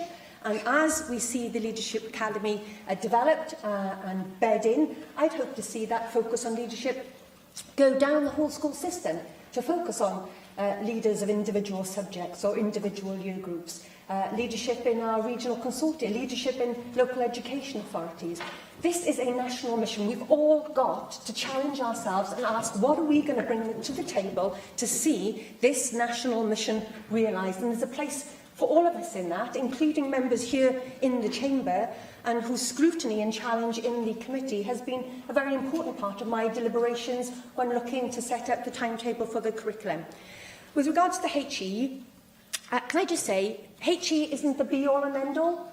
It's the right thing for some people, but this idea that everybody has to do HE, and if you don't, then somehow you are a failure, then I think we need to move away from that. We have to look at education in the right setting for the right people at the right time in their lives. And that might mean going on to training when you're in the world of work, 10 years after you've left school. It may be a higher level apprenticeship. It may be a degree-related apprenticeship. There are many ways in which you can fulfil your potential, and HE is an important part of that, yes, for a certain cohort of our population. Thank you. Claire Griffith. Thank you, Deputy Presiding Officer, and may I thank the Cabinet Secretary for her statement and welcome, for the most part, the content of the statement and indeed the action plan. I don't think anyone would disagree with the long-term ambition of the government, quite simply ensuring that all children achieve their potential. I'm sure that's something everyone would want to see. But what we have in this action plan is a great deal of high-level stuff, and the detail on exactly how some of these aspects will be implemented will become clearer, and that's where the nitty-gritty lies. Now, one of the most significant factors in this statement is the change of timetable in terms of introducing the curriculum. Many have noted that, and as the Cabinet Secretary knows, I have been raising this consistently with her, back in November of last year, in March, in May, in committee and also in the chamber. And every time you've told me that you're confident that the original timetable is appropriate, or was at that time, so I welcome the fact that there has been a change, and I would like to ask, why now, a year after I and many in the sectors asked for this, why do you feel that now is the right time to do that, and why didn't you do it sooner during this process? I'd also like to know what you will use as a yardstick for success in terms of some of the reforms introduced, because reference has been made to using PISA targets as one yardstick, and when the previous government actually turned its back on its PISA targets, you mentioned that as a total lack of ambition, but it's the lower targets that were adopted that appear in this action plan. You in the committee on the PISA targets, you made it perfectly clear that the PISA target isn't your target. Well, it's in the action plan, so do we therefore conclude that it isn't your action plan? I think we need clarity as to whether the First Minister has overruled you on PISA, or whether you've actually changed your mind and are now happy to accept the targets that you previously described as demonstrating an absolute poverty of ambition. Now, the reference to an overarching workforce development plan from autumn 2018, of course, is welcome. You mention in that context work to improve the quality of the supply workforce. Maybe you could elaborate a little bit about what you have in mind there, and does that include changing the model of supply delivery in Wales, which I know many have raised with you concerns about, and worries that there are many flaws in the way that that is currently operating. You say that you will agree a long-term model of assessment and evaluation of schools. Where does that potentially leave school categorisation? Will you be moving away from what some people see as contentious traffic lights systems? I think there's been a suggestion that that might happen, and it would be good to have clarity as to whether those are here to stay or whether you see those as being potentially under review in the medium term.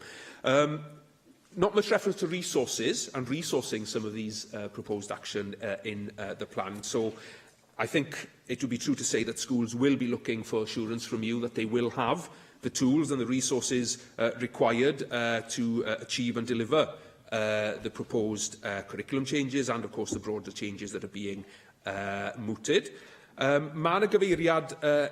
There is also reference in the action plan and in your statement to using the new powers that will come to this place in terms of teachers' pay and conditions. Perhaps you could give us a suggestion and expand upon the kinds of changes that you will consider. You've already suggested that you would be willing to look at conditions of service as something that may need review. And introducing the new curriculum, of course, we need to ensure that appropriate teaching resources will be available in order to provide that new curriculum. And we know of the difficulties that there have been in terms of Welsh medium materials in the past, and I would like to be given an assurance from you today that the new curriculum will be introduced unless all of the necessary resources are in place in Welsh and in English where necessary. And finally, may I also welcome the references to youth work within the action plan. It's important that we see youth work as part of the education offer that we have in Wales, and recognition that providing strong youth services is central in considering the future of the education sector, and that is something that's very encouraging for me, and the recognition, of course, that informal education has a crucial role in supporting formal education too. Secretary. Thank you, Claire, for those set of questions. Could I say that what we have got in the document, I believe, is a very clear set of actions associated by whom we expect to deliver them, whether that be central government, whether that be Tier 2 of our system, the regional consortia, the LEAs and other partners such as Estyn and the Education Workforce Council and schools themselves. And those are outlined in timelines associated with each of the 4 enabling objectives that we have within the document. The issue around the rollout of the curriculum, what I have said each time I've been asked about this is that, yes, I believe that we can meet the original suggested timetable in Graham Donaldson's work, but I've also gone on to say, but I will always keep that under review. And if I feel that it is necessary to amend the suggested timetable for rollout to ensure that our curriculum transformation is successful, then I'd be willing to do that. There was simply a lack of clarity as to how rollout would happen. The document, and previously there was no plan for rollout, and this is one of the things that schools have asked for. Can we have clarity about actually how this will be rolled out? And I am providing that clarity that we have not had before, and I have also listened very carefully to the work of the committee and to professionals, the length and breadth of Wales, around how much time we need to ensure that our profession will be ready to take on these changes. And again, that is absolutely crucial. And it's right that we signal this change and provide that clarity now as we launch our new national strategy, and to give, and as I said, to give clarity to the profession who've been asking, well, how actually will it happen? You raised the very important issue of supply teaching. It's important not just the individual people who find themselves working in the supply sector, and it's not to diminish their contribution, but actually over-reliance on supply, we know, has an impact on standards. It's inevitable. So this is a source of concern to me. You'll be aware that the previous ministers set up a task and finish group to report on how we could take this forward, and didn't really come up with any solution, overall solution of how to address this agenda. But there were important things that it suggested, and for instance, that we've taken forward.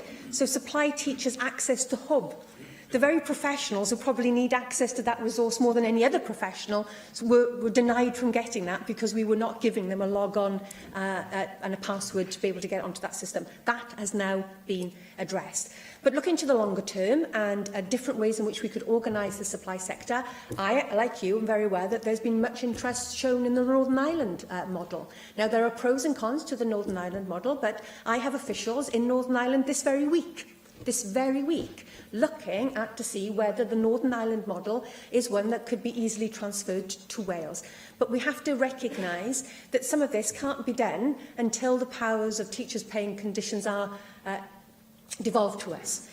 So there is some constraint around that, but we are actively looking at different models to be able to address some of the longer-term structural problems around how supply teaching is organised at present. The member may be interested in some of the local authorities that are looking to work together to have a supply teacher hub model, where a supply teacher will be made available to a cluster of schools and will be working for that particular cluster of schools. And there have been a number of local authorities that have come forward and have shown active interest in being part of that pilot. So there's lots going on in the issue of supply teaching.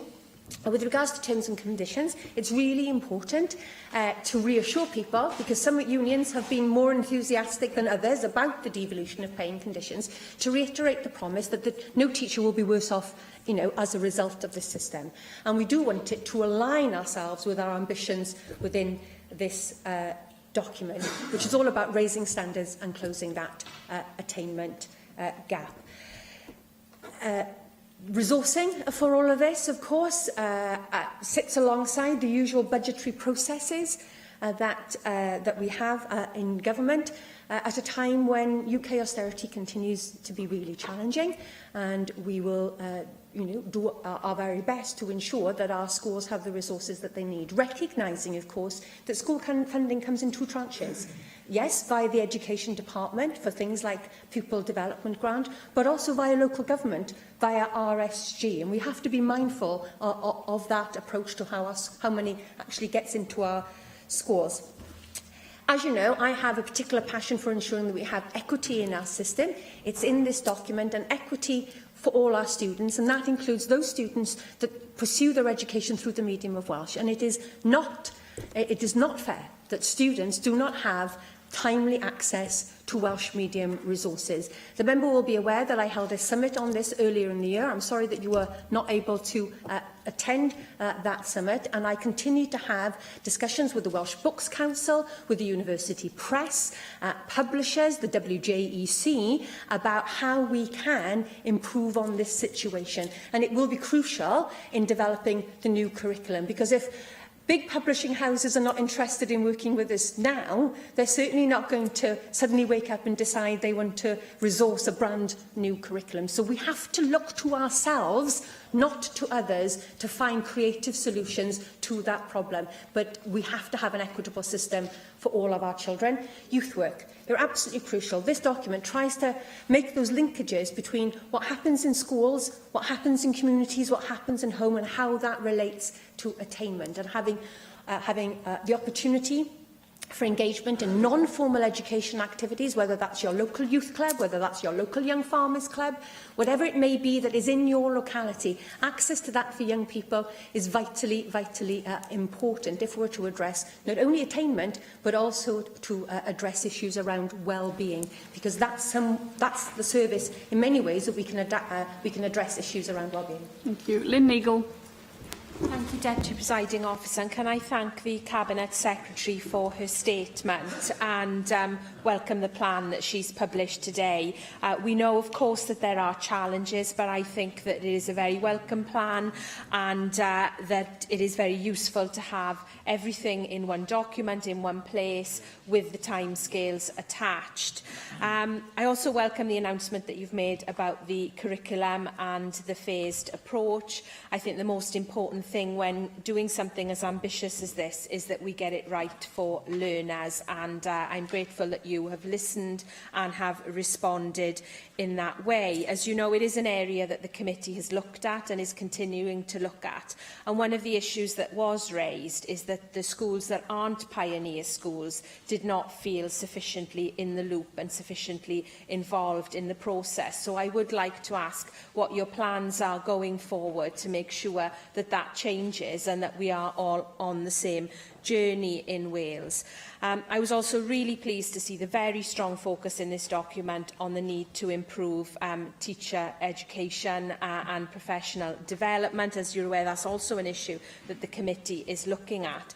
One of the concerns that I've had is that embarking on something as ambitious as curriculum reform can act as a distraction to some from the absolutely fundamental need to ensure that we have the best quality teaching possible. And as you're aware, this is an issue that Estyn has raised regularly as one of the weakest areas of our system. So I'd like to ask how you intend to ensure going forward that we are all fully focused on that, in particular in the profession. But I do want to give a very warm welcome today to the focus in the plan on well-being. As you're aware, this is something that I feel very strongly about, and the committee is embarking on a new inquiry into the emotional and mental health of children and young people. And we see the role of the schools as absolutely fundamental in that. As you're aware, there is an enormous amount of good practice out there in individual schools, and you announced the pilot yesterday with the Health Secretary. But I would like to ask, in terms of early intervention and that universal support for children and young people, how you intend to ensure that that good practice is rolled out as far as possible across Wales, but more importantly, how you intend to ensure that schools are accountable for delivering on the well-being agenda. And just to close by saying that, like Clear, I really welcome the emphasis on youth work. It's great to see it mainstreamed in a document like that and to see the role that it plays fully recognised. Thank you. Cabinet Secretary. Thank you, Lynn. Well, the whole purpose of the document is to respond to the OECD's criticism about a previous lack of communication from the centre, and we have to listen to that and hold ourselves accountable. Clarity around that communication and a coherence about all the strands of reform that are going on at the moment. There's lots of reform, and sometimes people ask the question, well, why and for what purpose? And if we want the profession to engage in this, we have to be very clear ourselves, and that's what the plan is dedicated to doing. Quality teaching is absolutely at the heart of the plan, and we are embarking, as you will know, on a range of programmes. But just to highlight the national approach to professional learning and what does that actually mean. So we're working with the Regional Education Consortia on this, and there are broadly 3 main areas that we are focusing on. The first is to helping all teachers to understand fully and prepare for the new curriculum and new teaching approaches. And that's regardless of whether you're in a pioneer school or not, because we need all our teachers to understand the basics of this new approach to the curriculum. That's already underway, and our new professional teaching standards are a key to achieving this, because it creates that entitlement for teachers to say, I have a right to this continuing professional learning throughout my career. Now, there are more specific skills that all teachers, again, will need, and those relate to assessment, curriculum design, and the cross-curricular responsibilities that they will have for delivering this new curriculum. Now, some of that work is underway at present, but we need to develop that further as we go forward. And that's one of the reasons why we need to adjust the timetable for the curriculum to ensure that that kind of professional learning offer is available consistently right the way across Wales. And of course then there will be specific support needs arising out of the individual AOLEs, which are subject-specific or AOLE-specific. So there are 3 strands to the professional learning offer that we will have available.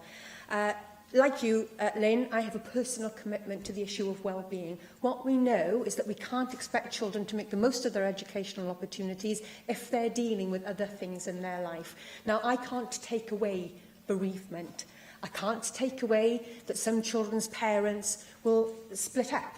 I can't take away that there will be other traumas in that child's life. But what we can do is help those children have the resilience that they need, so that when life throws the inevitably tough times at them, and there will be tough times for them, that they will have within them the resources that they can call on to manage those situations appropriately and respond and not be worn down by them. And that's for all our children. And we shouldn't fall into the trap of saying there's only a specific type of child who suffers from that, because these are universal truths. That's why we are working across government. The new project that was announced yesterday will take part in your constituency, Torfaen and Blaen y Gwent, South Powys, Wrexham and Denbighshire and Ceredigion will all take part in that project, and we're looking to see those we're trying to learn from that so that we can ensure that there's a consistent then rollout across the country. But crucially, of course, the new curriculum includes the AOLE of health and well-being. So this will be an integral part of what we do in our schools, and it will have equal status to the other AOLEs within the curriculum. And that's one of the exciting prospects, I think, about why we're taking this forward. Estyn, well, of course, we've announced, I'm very supportive of the review that they themselves have announced, because unless we get Estyn and inspection aligned to our new curriculum, again, schools will just revert to type and do what they think Estyn needs of them. So we need to ensure our Estyn inspection regime is aligned to our new curriculum, so that there is not an inconsistency and a confusion for schools, and the review will report next year. Michelle Brown. Thank you, Deputy Presiding Officer, and thank you for your statement, Cabinet Secretary. I do welcome your announcement that the new curriculum will be phased in, but I do so with a little bit of caution. On the one hand, a phased rollout makes sense. For instance, it enables teething troubles to be resolved, and it gives more time for teachers, as you've said, to adapt. However, it's surely going to involve at least some teaching staff having to teach to 2 different curricula, and the potential for additional stress and confusion for teachers, pupils and parents concerns me. Have you consulted teachers about this potential challenge and how it will be addressed, and what support, help and advice are you going to offer teachers and school leaders to ease the transition? No matter how good the new curriculum may be, the standard of teaching is key. That's something you've already mentioned today, the standard of teaching. So I would like you to explain how the new teacher standards regime will ensure that the new curriculum will be taught as effectively and as well as can be achieved. How will the new standards support and promote the new curriculum and ensure that any teaching staff who are not performing to the correct standard are helped to achieve it, and if they can't, are helped to an alternative path? Comment has been made by teaching unions that teachers won't be ready to teach the new curriculum, and I think your planned rollout is at least partly in response to that. But how are you going to make sure that even with the additional time that those teachers will be ready and confident to deliver the new curriculum in accordance with your timetable? Lastly, you refer to the education report and report card. I would like you to give a little bit more detail about this. Would you explain how it will work and what the objectives will be? You've also said that you want to have improved robust assessment and accountability. I just ask, assessment and accountability of whom, and how do you envisage this working in practice? Thank you. Can I thank Michelle for her questions? Key to the first set of questions is the issue around professional learning, and as I've outlined to previous speakers, there is a comprehensive timeline associated with what we expect to deliver for a national professional learning model, as well as improved initial teacher education. The new teaching and leadership standards are an important part of this, because they quite clearly set out the expectation that we expect teachers to be lifelong learners themselves. They should be the best student in the classroom. I've got no time for somebody who claims they are the finished article. There is always an opportunity to continue to learn more and to reflect that back in your practice within the classroom. But let's not mix up teaching standards with issues around professional competency. They are two very, very different things, and there are two very distinct processes for dealing with that. Let's not get hung up on that. These professional standards are about dealing with issues around professional competency. Now, there is more that we need to do. There is more that we need to do to support staff who are struggling, and to ensure they have the opportunity to address difficulties in their performance. And there is more that we need to do to support schools as employers and LEAs if they find themselves in a situation where, despite all best efforts, somebody should not really remain in the classroom. But that is different from the professional teaching standards and the expectations that there are set out.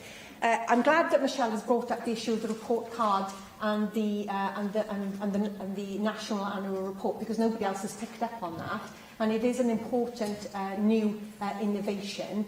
We've looked at international best practice, and it's all very well holding individual schools to account by a schools categorisation model. This is about holding the Welsh Government to account. This is about sitting down on an annual basis to judge where we are as a nation in terms of our education system. Yes, in terms of its attainment, but also looking at the wider determinants that we're talking about in this document. And it's about that self-reflection as a government on where we are. If Michelle would like to look at international examples of best practice, I would alert her to the system in Ontario, for instance, of which we've been learning a lot about. So this is about holding us to account. Not just holding teachers to account, or schools to account, or the consortia to account, but holding this government to account for its performance on a national basis. And I'm really pleased that you picked up on that. Thank you. I have 5 more speakers, and so we've had one from each of the 4 parties. So if the 5 speakers can just ask a question, I am prepared to extend the session. If I find that you don't, then I will cut the session down. Jenny Rathbone. Thank you for your statement and your deliberative approach to rolling this forward and making a success for it. My question is on Objective 3. Some things can't wait. Would you look at the research published in the BMJ by Professor Alison Pollock on the importance of children not getting collision in contact sports and banning rugby tackles in school, because she was right on PFI, so we need to ensure that we are taking notice of this research as this being a major contributor to concussion in young people. Thank you, Jenny, for that. I am aware that my predecessor, Hugh Lewis, met with campaigners on this particular issue, and statements were issued at that time. And I am also aware that my colleague Rebecca Evans is actively pursuing this case, and will be working across government to look at evidence and to look at ways forward. David. The Children and Young People Education Committee took evidence from Mick Waters last week, and I welcome what you said about separating competence and the new standards. But I do have a little bit of concern about the language used in some of the standards. It's quite complex and takes some time to interpret. Mick Waters said that they held long conversations when the working group were developing the descriptors, and that they need to be, could they be so precise that they can't be misinterpreted, in which case they risk of becoming trite, or whether they become complex and sometimes difficult to make sense of initially. And the feedback from teachers was they appreciated the complex descriptors. Now, I'm concerned by that, because some of the descriptors I had trouble interpreting myself, given some of the complexity in the language. What role will the Education Workforce Council play in where there may be those difficulties, helping refine them? And I've also noted that the professional learning passport is mentioned several times in the descriptors, in the standards. For example, it states the professional learning passport is used to support reflective practice and record an active commitment to continued professional learning. We know that the professional learning passport hasn't had a wide uptake, despite the £300,000 worth of funding from the Welsh Government. So how will the professional learning passport be further embedded to enable the descriptors and the new standards to be used effectively? I feel that the EWC has an important role to play here, and would like to see an enhanced reflective role for the EWC in the development of the professional standards. Thank you very much, Evan. Can I assure you that the teaching standards were developed by the professionals for the professionals, and indeed they were also trialled in schools before they were formally adopted. It is a source of concern to me that the professional learning passport has not been as well used as I would like it to. I think it has real potential, and we need to reflect on how we can make it as easy for professionals to use as possible, and as relevant for them to use as possible, not having to go home and spend hours and hours and hours doing extra work, but actually how they can use that interactively as they go about their daily work, sharing that with other professionals in their schools. And of course, information technology has a great way in which we can address some of that. The EWC initially had a role to play in the initial work on teaching standards carried out by the previous administration, and the EWC is a new organisation. They've done a tremendously good job in registering all the different professions that we now ask them to register. They've got an important new role in validating initial teacher education courses, and we will constantly reflect as to other roles that the EWC could perform on our behalf. Neil McAvoy. Diolch. I'll declare an interest as a former teacher. I know what you said about professional standards, and there's lots of talk about generic standards and raising standards and lots of slogans, lots of buzzwords. But I'm concerned about the detail, really. So I wonder if you allow me to give you a little test, Cabinet Secretary. Can you outline the contents of the new teaching qualification for teaching assistants, what it involves and how many hours that it actually takes? Because the teaching assistants who I speak to are just not very impressed. Well, I'm sorry to hear that. In Wales, we've traditionally used teaching assistants to a great deal of effect. It's really interesting when I visit other countries like Finland and most recently Southern Irish schools, that teaching assistants do not play a part in the education system at all, or to a very, very, very, very small degree. Usually, the only adult in the room is the qualified teacher. Now, I think teaching assistants have an important part to play, especially in our foundation phase, and if there are questions about the quality of the professional learning opportunities that our teaching assistants have, I do meet regularly with Unison to talk about these, and I'm happy to take them out. It was a question. Rhiannon Passmore. Thank you. First of all, I would like to welcome the action plan as a positive and transformational step forward for Wales. And my question really is based around the fact that we do have the best ever GCSE results for Wales. Are we complacent in that journey moving forward? Do you feel that that attainment gap that we are now closing is closing fast enough? And are you very confident that the way forward for us is to continue with the OECD's commentary around the fact that this transformational curriculum is the right way forward for Wales? Thank you. Can I say I'm absolutely not complacent at all? Is the attainment gap closing fast enough? No, it's not. I'm particularly concerned about the fact that our children on free school meals continue not to reach the same attainment levels as their richer counterparts. But I'm also equally concerned about how few children in some local authorities who are on School Action Plus reach the level 2+ threshold. In some local authorities, it's a real cause for concern. I'm also concerned, for instance, about children who do not receive their education in a traditional school, whether that be in a pupil referral unit or an EOTES. So there are many levels to this issue around the attainment gap. It's not just about free school meals, it is about additional learning needs, and it is about EOTES. And this action plan sets out what we intend to do with all aspects of that. Thank you. And finally, Hugh Ranker-Davies. I welcome today's statement, but may I ask the Cabinet Secretary to explain how today's announcement will assist Welsh medium education. Particularly, I'm pleased to have two excellent Welsh medium schools in my constituency.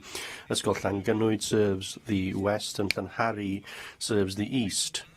But both will find difficulty in finding sufficient numbers of chemistry, maths, physics teachers and so on.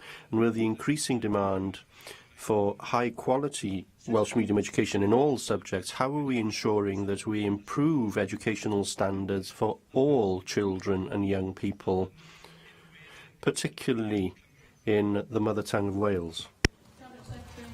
I'm really sorry, Deputy Presiding Officer, I'm not sure whether I got all of that, but what I will say is, Hugh, you're absolutely right. If we're to have an equitable education system, we need to ensure that children have equal chances, whether they are in English medium, Welsh medium or bilingual provision. And that's, again, one of the reasons to make a decision about slowing the curriculum introduction down slightly so that we can address the needs specifically in the Welsh medium sector.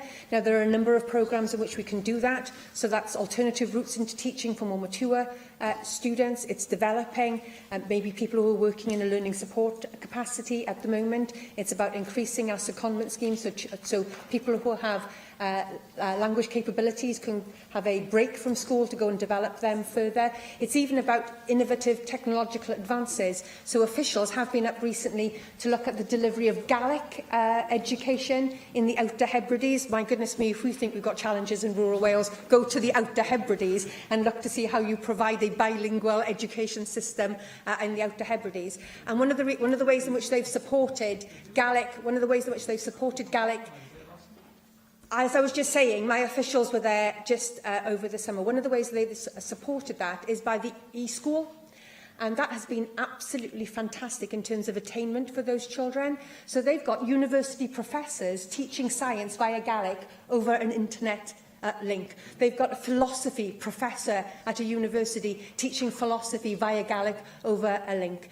And actually what this is doing is enabling more children and parents to make that positive choice about learning through Gaelic, and then that in itself drives then more demand to be able to demonstrate to people you have a real professional opportunity and a lifelong career should you move into this sector. So we're actively looking at whether those technological solutions that are being used innovatively in other parts of the world, whether we can adopt some of that best practice here in Wales to address those situations.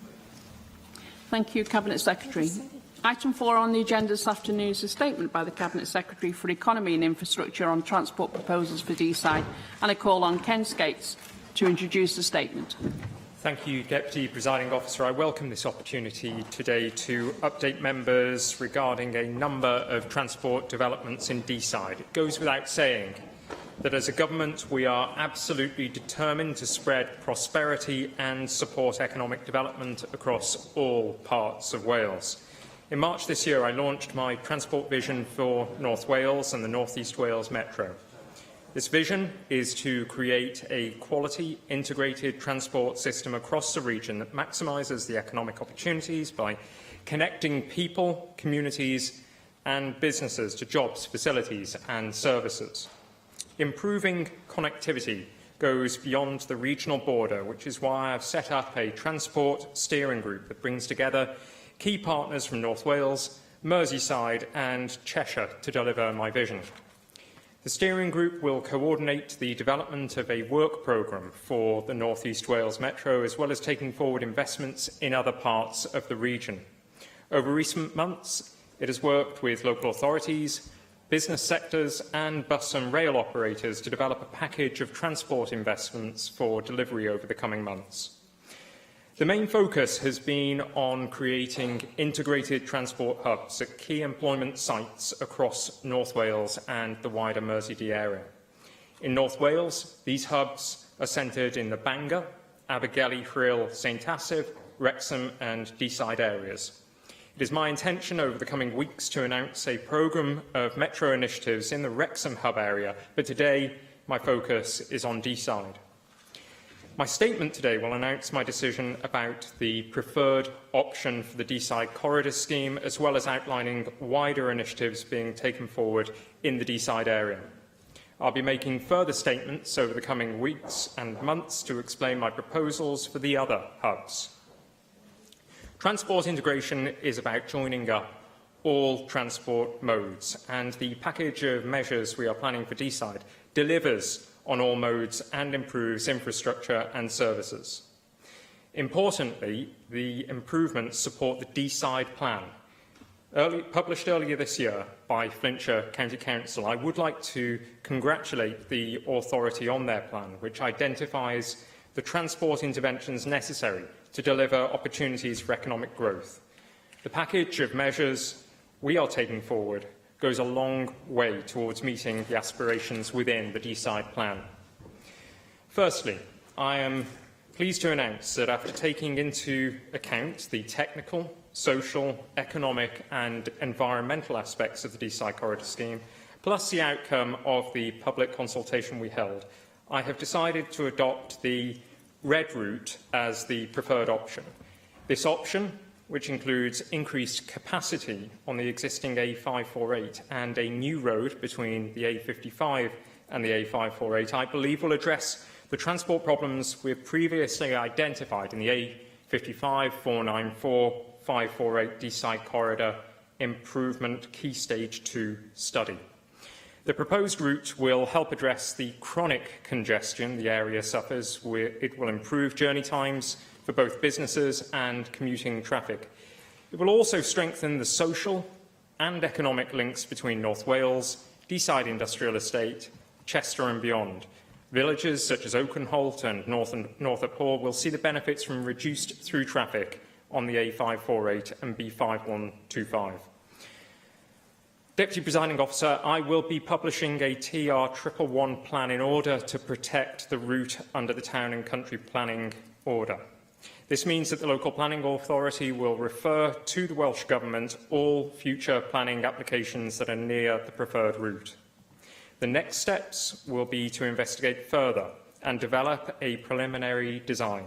In particular, we will be looking at the environmental and engineering issues in more detail, taking account of the comments made during the consultation and looking at a junction strategy and options for side roads and accesses.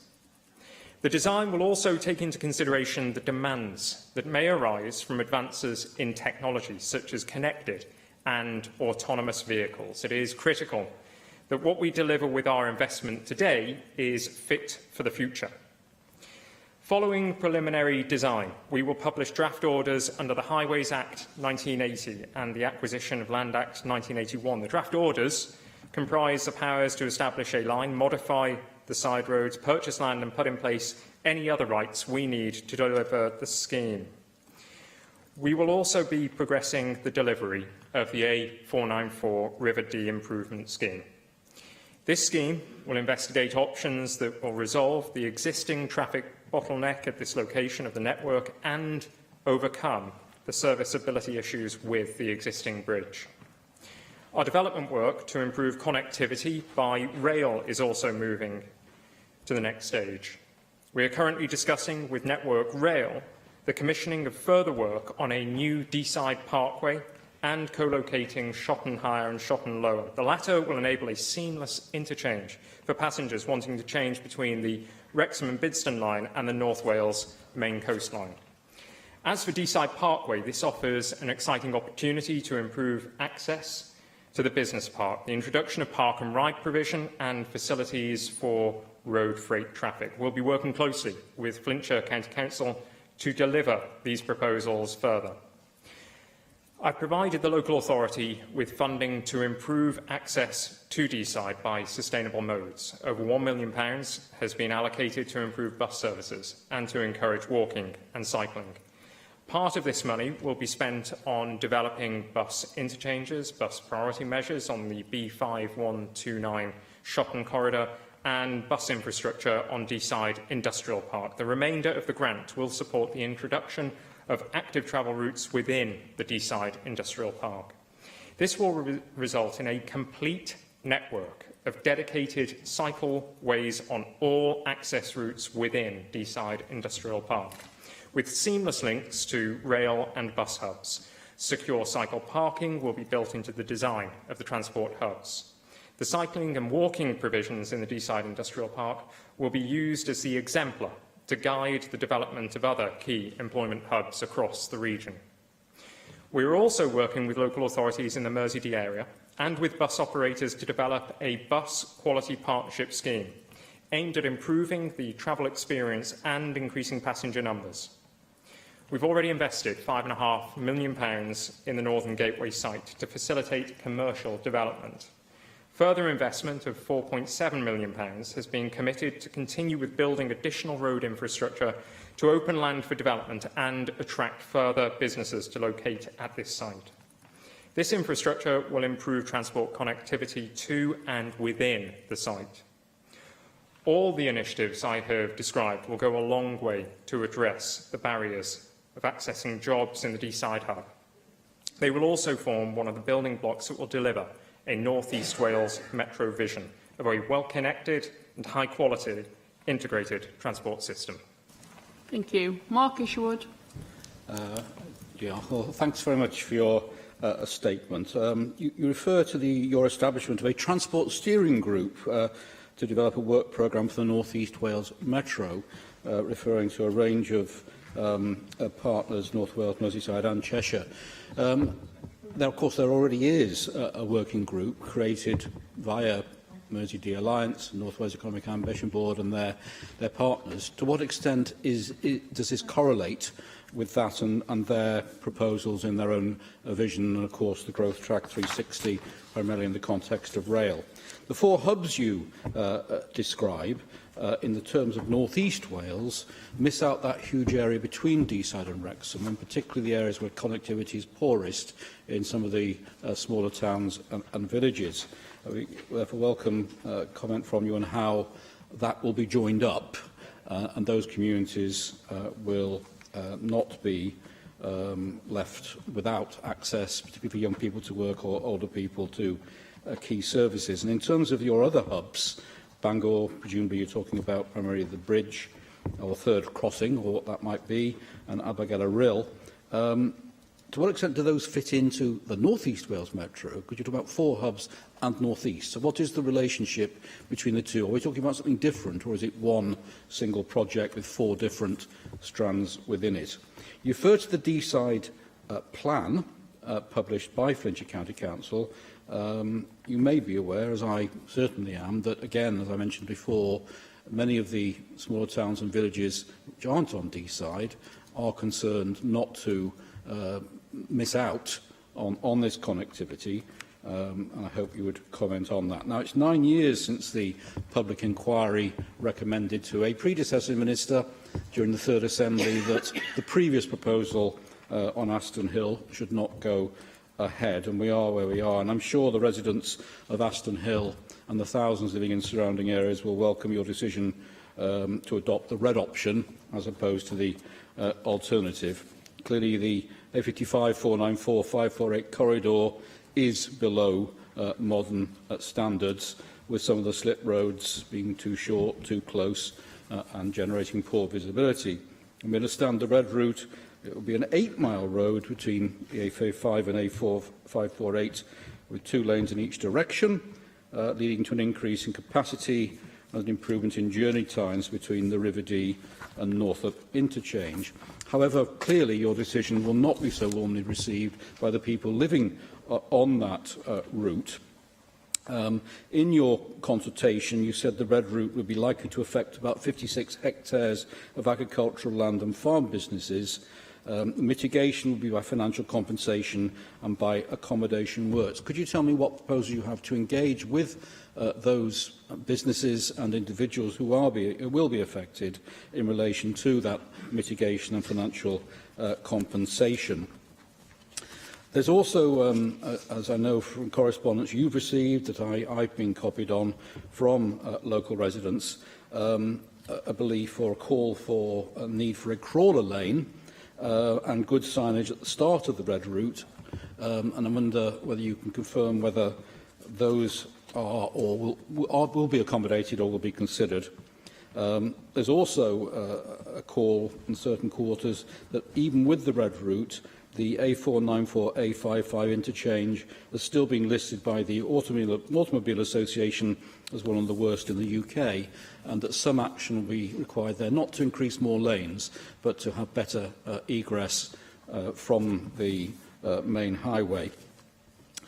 You refer to the A494D bridge. In the consultation, you described that as a separate scheme, but can you confirm, as I know it to be the case, that the first scheme, the red route, is dependent on that, and confirm how the two will work concurrently to ensure that the whole can deliver as intended. You refer to the development of bus interchanges and bus infrastructure. How do you respond to concern expressed by community transport providers in Flintshire that they resisted or rejected the offer from the council to take on some of the commercial routes, and that the pilot minibus schemes put into Kinnerton and Buckley, being run by licensed taxi companies, may not be viable after the initial additional funding runs out for commercial companies to continue? And also their concern that the North Wales Transport for Health group, set up by the Welsh Government, has not met since May 2016, and that the Welsh Government has not reconvened the meetings, where again, for many people, this transport connectivity is critical, but those who perhaps need it most are the most affected by its absence. And finally, you refer to Deeside Parkway as an exciting opportunity to improve rail access to the business park. As you know, the Wrexham Business and Rail Users Association have highlighted that rail travel to work in Flintshire is only 1%, less than half the overall Welsh average, that many employees have to use their car to access employment, and those who can't may not realise their employment potential, and that 20% of interviews and job offers at the Deeside Industrial Park are declined because of transport difficulties. And that happened, in fact, to my own oldest son. Thankfully, he found alternative employment elsewhere. But do you propose that the location for the parkway should be adjacent or within Deeside Industrial Park? And if so, how will you mitigate the impact on Harden Bridge? Thank you. Cabinet Secretary. Can I thank Mark Isherwood for his comments and for his questions? I think many members around the Chamber will welcome today's announcement. Many members have been consistent in calling for investment in North Wales to alleviate the congestion, particularly along this part of what is a key economic artery. I'll deal with each question in turn, beginning with the last question that Mark Isherwood asked concerning Deeside Parkway. I think this offers an enormous opportunity to break down barriers that too many young people, and indeed people of any age, face when trying to access job opportunities. The member referred to the 20% statistic in relation to those who are unable to undertake job interviews because they cannot access affordable or reliable public transport. That figure covers the whole of the Mersey area and is part of the justification for viewing this initiative as a cross-border project to ensure that people in Wales can access job interview opportunities, not just within North Wales, but also across the border. And it will be essential that Deeside Parkway is located on the industrial park. The initial design and plans for The parkway, the cycle routes, the bus lanes have been designed in such a way to enable people to shift from one mode to another and to travel seamlessly within the industrial park. In terms of the steering group, the member is right. We do not wish to have a multitude of organisations leading this work. The task force that was set up to look at what rail enhancements are required for the region has produced an outstanding prospectus, Growth Track 360.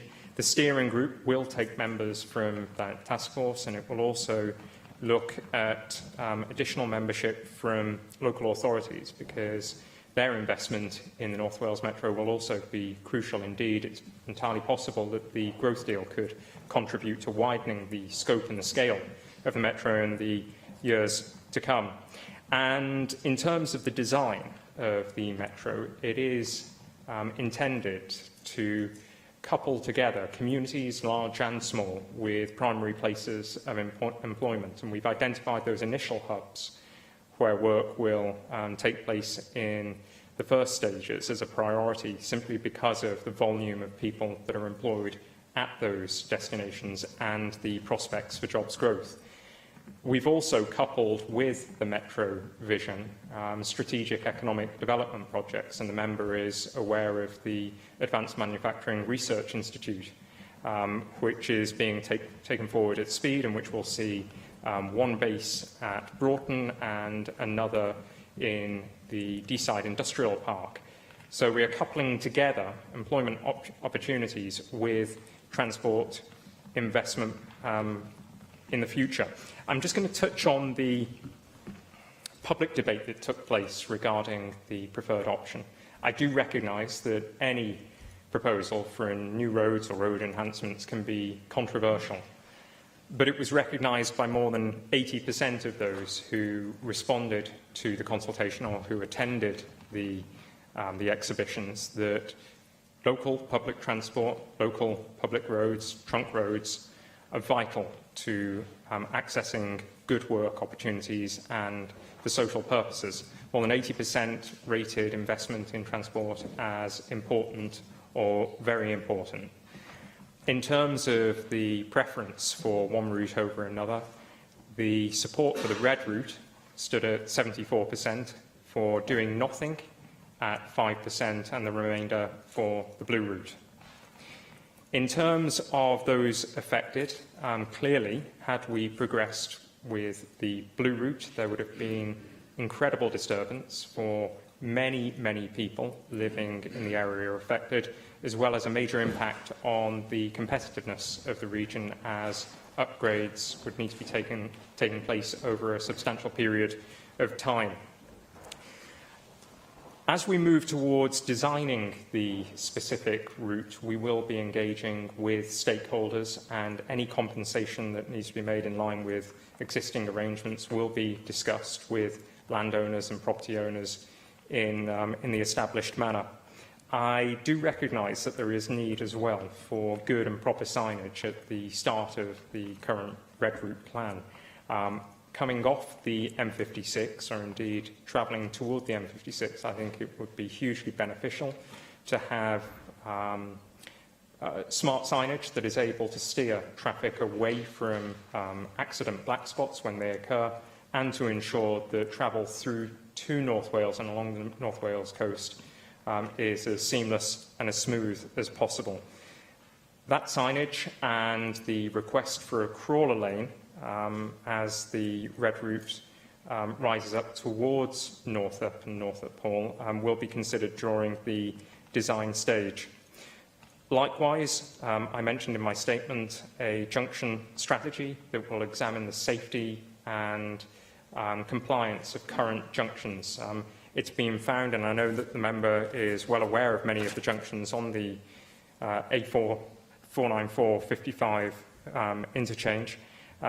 You'll be aware that some of the junctions are poorly aligned with the lanes.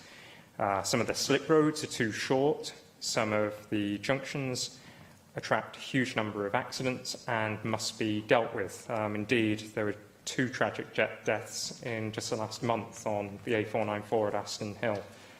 So the junctions will be dealt with via a strategy of improving safety and journey times and capacity. Mark Isherwood raised the question of the A494 D bridge and the need to ensure that this bridge receives the appropriate investment to upgrade it to a safe level and to make sure that traffic can flow smoothly where there is currently a pretty severe bottleneck, especially at peak hours. That work will take place whilst in parallel. It will not be dependent on us pursuing the red route. That work must take place regardless of the Deeside Corridor project. So that investment will take place in parallel, but not contingent on the delivery within a certain time frame for the red route, although we would wish to deliver both as soon as possible. Finally, the member has asked about the capacity on the existing 494 and A55, suggesting that at the ULO interchange there is work that's required, even though we're going to progress the red route. I would agree with the member. That will form part of the strategic review of junctions. And along the 494 on Aston Hill, it's a staggering fact that as many as 70,000 vehicles currently use that particular stretch every day. 70,000 people or more using a road that was not designed for the 21st century. And that figure equates to several sections of the M4, and yet the A494 is only 2 lanes. So it's my belief that this work is long overdue. I also believe it will be supported by the vast majority of the people in the region, and that it will lead to the region becoming far more competitive. Thank you. Di Lloyd. Thank you, Deputy Presiding Officer. For his statement on the transport proposals in Deeside. And whilst I welcome elements of the statement, I do question the rationale behind bringing forward separate updates to this chamber for the 4 hubs within the North East Wales Metro, given the obvious interdependence between the hubs as part of that Metro project. And I believe that we need to be discussing this in the round and in a holistic way. We need to be testing whether the Metro project stacks up as a whole, and I would ask the Cabinet Secretary to set aside government time to enable us to do just that. Now, turning to some specifics, as regards buses, plainly the provision of timely and quality bus services will be a key test for the success of the Metro project. And can I ask the Cabinet Secretary what consideration has he given to utilising new powers over the regulation of bus services to establish a publicly owned bus provider to deliver services as part of this Metro project? And turning to consideration of rail, and obviously, Cabinet Secretary, while you have engaged with Network Rail on the commissioning of a new Deeside Parkway, as you've said, and co-locating Shotton High, Shotton Low, we know, of course, that Wales is chronically underfunded in terms of rail infrastructure investment. After all, Wales, as you know, has 6% of the UK rail network, but only 1% of the UK rail investment. So what follows from that is, how are you attempting to ensure that Wales receives its fair share of capital funding, and what other projects are you currently pushing for in the wider North Wales region in order to further the capital investment in rail in Wales? Diolch yn fawr. Thank you. Cabinet Secretary. Can I thank Di Lloyd for his questions and his comments? Bus reforms have been consulted on already in the last 12 months. That consultation took place at the start of this year, ended in May. We'll be taking forward, based on the consultation, we'll be taking forward a further piece of work in the spring of next year, which could in turn inform provisions within potential future legislation. But it is a very valid question about whether public bodies could and should run local bus services. It's something that I am personally in favour of, and I also believe that we need to ensure that corrections are made as soon as we possibly can with the new powers to some of the problems that have been in existence since deregulation in the 1980s. But as I say, the consultation did take place in this area. It will inform a further consultation on the package of provisions that could be included in potential future legislation. In terms of the Deeside hub and the other hubs that are proposed for North Wales, it's a fact that Flintshire County Council have already developed a very effective Deeside plan, which has informed the specific interventions within the Deeside hub as proposed today. We will be working with other local authorities on similar hub visions, and we will be linking them together through the Metro concept. This is a system and a design that must serve local needs and be worked up with those local authorities where they're going to be situated, rather than have them imposed by Welsh Government. I'm very keen to work with my partners across North Wales to ensure that the hubs and the Metro system that links them operate for the people and are designed by their local representatives as much as by experts and designers within Welsh Government. And in terms of investment in rail infrastructure, the member is right. It's 11% of the Network Rail Wales route, but only 1.5% of funding in the latest control period has actually come to Wales for infrastructure investment. That's not acceptable. We've made a powerful case for devolution of responsibility for rail infrastructure, and with it, appropriate, fair funding. We continue to make that call. In the meantime, we continue to press upon the Secretary of State for Transport the need to invest in Wales, and in particular in some of those projects that require urgent attention. And the member asked what other rail-related projects I believe should attract immediate attention. I'd say the North Wales Main Line. Thank you. Michelle Brown. Thank you, Deputy Presiding Officer, and thank you for your statement, Cabinet Secretary, although I must say I don't welcome the statement and the decision to go with the red route. I appreciate it's been a difficult decision. And yes, it's very, very true that congestion at Queen's Ferry is absolutely appalling. I used to have to commute through that interchange every day, and I know from personal experience it's an absolute nightmare. But I don't know that carving a new road across green space between Oakenholt and Kelsterton is the right way to go. It seems to me that the blue route was the better option. I appreciate that it would have caused a lot of disturbance in the Deeside area while it was under construction. But what concerns me about the red route is that effectively you're just moving the bottleneck further west.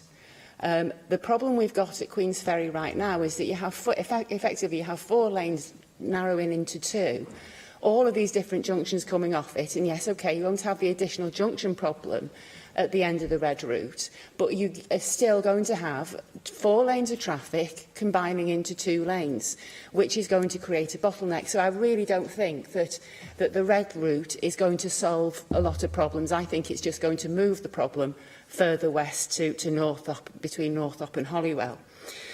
Another thing that concerns me about the decision to adopt the red route is that at the moment that area that the red route's going to, the new road is going to travel across, that's currently a green zone. It's currently a buffer zone between the settlements of Flintshire and Flint and Baggilt, and Kelsterton, Connors Quay, and that conurbation in the northeast corner of North Wales. It concerns me that with this construction of the new road, there will be encouragement to remove that green barrier entirely, and eventually we'll end up with a conurbation between Flint to Queen's Ferry. Can you assure the people of Flint and Oakenholt and round those areas and Northup that their environment not going to become subsumed eventually into a conurbation? What are you going to do to protect that green space? Another thing that worries me is that I'm all for cooperating with the North West. I'm all for improving links. But we do have to be careful in North Wales, because at the moment we're already starting to become a dormitory for the North West. And I would like to hear what measures you're going to introduce in the future to make sure that that North Wales doesn't become a dormitory for the North West and the West Midlands, courtesy of this new route and these improvements. I'm not criticising improving the road system or the metro or the rail network. What I want to know is, have you considered the long-term consequences? How are you going to stop North Wales being turned into a dormitory? How are you going to stop the A55 corridor not becoming from becoming a dormitory for the rest of England? Okay, moving on to the consultation. You mentioned before that, you know, it's gone out to consultation. That consultation period was 8 weeks long. To what extent did you publicise that consultation? How many local people knew about the consultation in sufficient time to be able to respond adequately to it? And how many respondents did you actually get, and who were they? And then finally, you've mentioned the £5.5 million that you've invested in the Northern Gateway. I'd be interested to learn how many jobs this money has generated and what sort of jobs they are. Are they higher paid jobs or low paid, or are they full-time or part-time? Thank you. Cabinet Secretary. Can I thank the member for her questions? The people of Aston Hill, Queensferry, Shotton, Saltney, Eulo, Broughton, I think will be very surprised that UKIP were so keen to support the Blue Route, because there is no doubt that the Blue Route would have impacted on the quality of lives of a huge number of people. Even when completed, even when widened, it would have still led traffic up a steep hill that would have in turn created poor air quality for thousands upon thousands of people. Doing nothing, as the responses showed, was not an option. Only 5% of those who responded said that we should take no action whatsoever. 74% supported the red route. And in terms of the consultation, I'm pleased to say that more than 2,500 responses were received to the consultation. More than 1,800 people attended the exhibitions, which were well publicised, and indeed an additional exhibition was held at the request of one of the local members, Hannah Blyden, the member for Delling. We will be working with the communities that will be affected and with those individual landowners and property owners to ensure that there is environmental mitigation and compensation, there is compensation for owners of property and land. But let me just pick up on one point that the member made about people from the North West living in North Wales. I'm not sure whether the member is aware of this, but approximately 25 to 30,000 people each day cross the border from Wales into England to work. And approximately 25,000 people cross the border from England into Wales each day. As far as the regional economy is concerned in the north east of Wales and the north west, there is no border, and we should not seek to draw a slate curtain across a very active border, one that contributes massively to the GDP and GVA of the overall Welsh economy. We need to strengthen that economy, generate better quality jobs closer to people's homes, better quality jobs for people who live in North Wales. But at the moment, it's possible to get from Manchester and Liverpool to Deeside Industrial Park in, 40 minutes? On a bad day, on the A494 up Aston Hill, it can take just as long to get from Deeside Industrial Park to Mould. That is not acceptable. We need to make sure that people who live in North East Wales have good, quick access to job opportunities in what is Europe's biggest and one of the finest industrial parks. So I make no apology for creating jobs and creating employment opportunities in Deeside Industrial Park. It should be something that UKIP is proud of. Now, in terms of the specific questions, technical questions about the A494, A55 interchange and whether it will move the bottleneck, I dispute that as well, because the option of the red route now gives two access roads into North Wales. One can be pursued for North Wales, another can be pursued for Wrexham, and therefore it will not move the bottleneck, because you will have an option of taking traffic off the Aston Hill if it's going to carry on through to North Wales, whereas existing traffic can stay on there if motorists wish to turn off for Wrexham or a southbound journey onward to other communities such as Chester. I recognise the member will have her own opinions about the project and her own opposition to the preferred route, but I would urge her to base her preferences on the evidence, and the evidence clearly shows that the red route is the best option for the community and for the region. Thank you. Hannah Blythen. Thank you, Deputy Presiding Officer. As the red route, as announced today, will have a significant impact on my own constituency, Delyn, I think it's probably my democratic duty here today to raise a number of concerns that constituents have raised with me and a number of wider points. However, I want to start with perhaps what can be perceived as a somewhat pedantic and slightly parochial point in respect to the title of today's statement, and that is Transport Proposals for Deeside, because if we look at the initial proposal map with the red and blue routes, actually a significant portion of that actually covers the communities of Oakenholt, Flint Mountain and Northup, which fall outside the Deeside area. And I'm more than happy to offer Cardiff-based Welsh Government officials a crash course in the respective communities of North East Wales and Flintshire. But on a more serious point, I did raise this as part of the consultation process. I think for it to be as accessible as possible for people, they need to understand that it is affecting their area as well, and it is a consultation and a proposal for them to be involved of, and I hope this will be taken into consideration at the next stage of the process. Whilst we've already heard there's been much local debate and disagreement over the two proposals put on the table, and I know that disagreement and debate is set to continue. But I think we'd be hard-pressed to find anyone in North East Wales who doesn't think investment of some sort in our transport is needed, and particularly the key gateway into North Wales. However, Cabinet Secretary, you'll be aware from my correspondence on this matter that a number of my constituents and communities in the area have raised a variety of concerns which I want to briefly outline here today.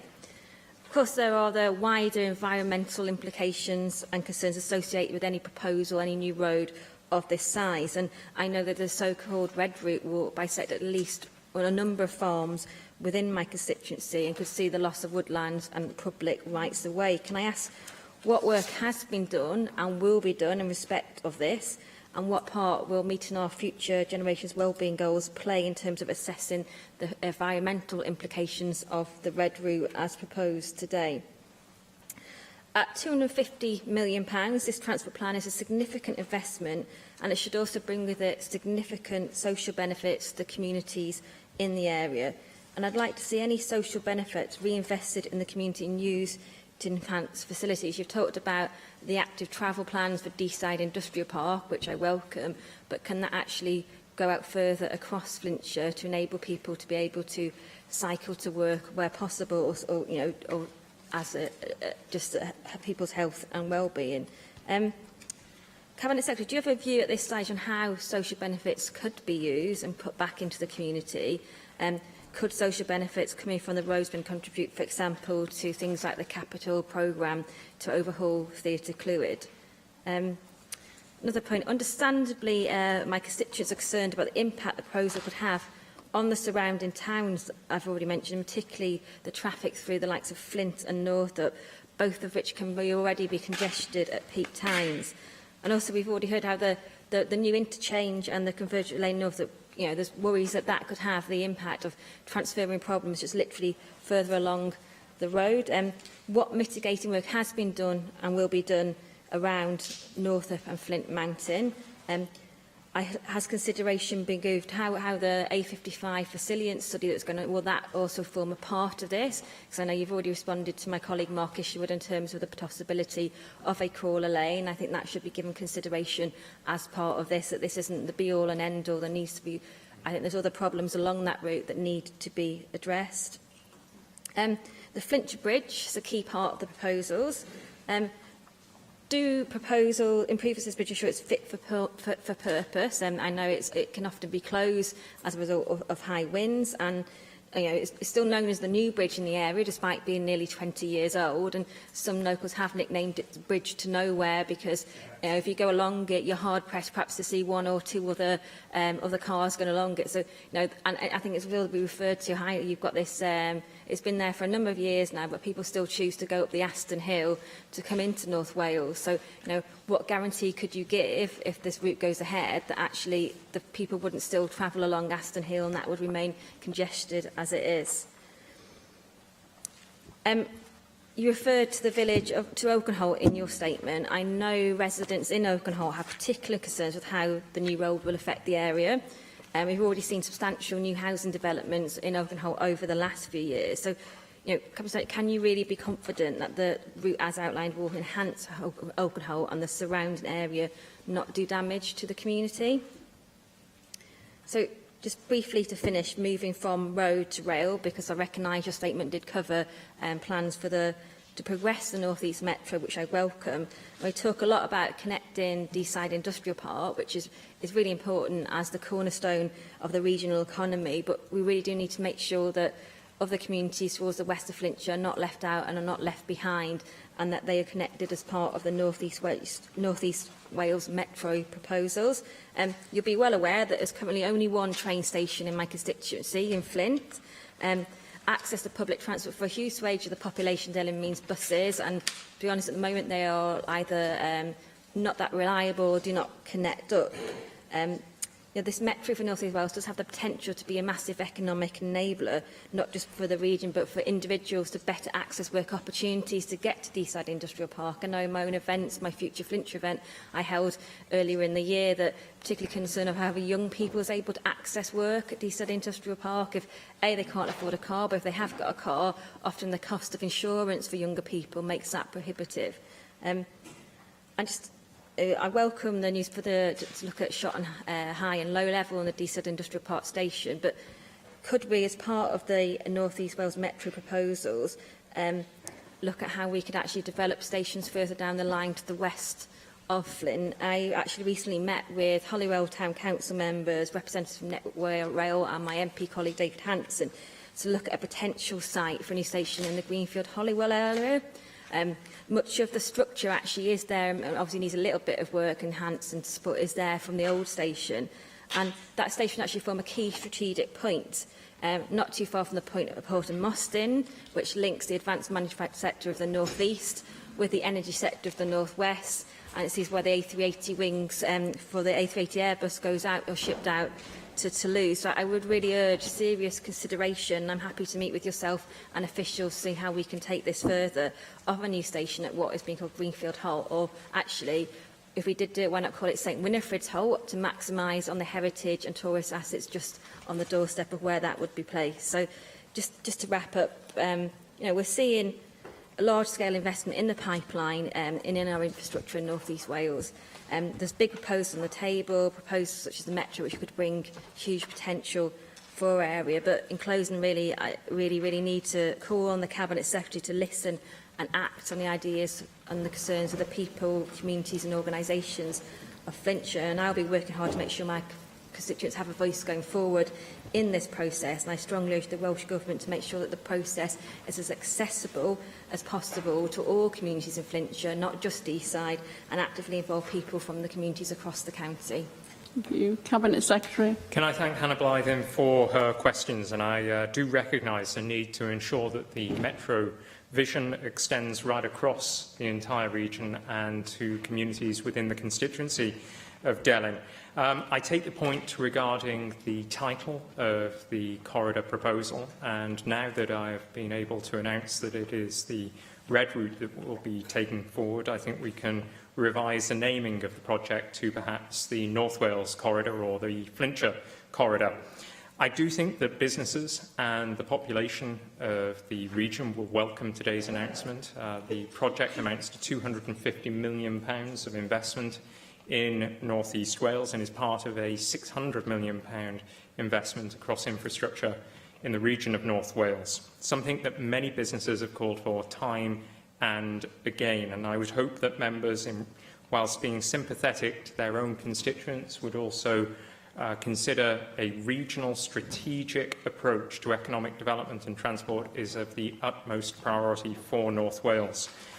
I am very, very sympathetic. I really do like the idea of a St Winifred stop or a Greenfield stop as part of the Metro, and I'll certainly be asking the steering group to consider that as a very real potential project. I think that there is also potential to have smaller scale hubs in other towns within Delyn, including the historic market town of Mold and in Flint, to ensure that large towns and small villages are better connected to the larger employment hubs and to rail services as well.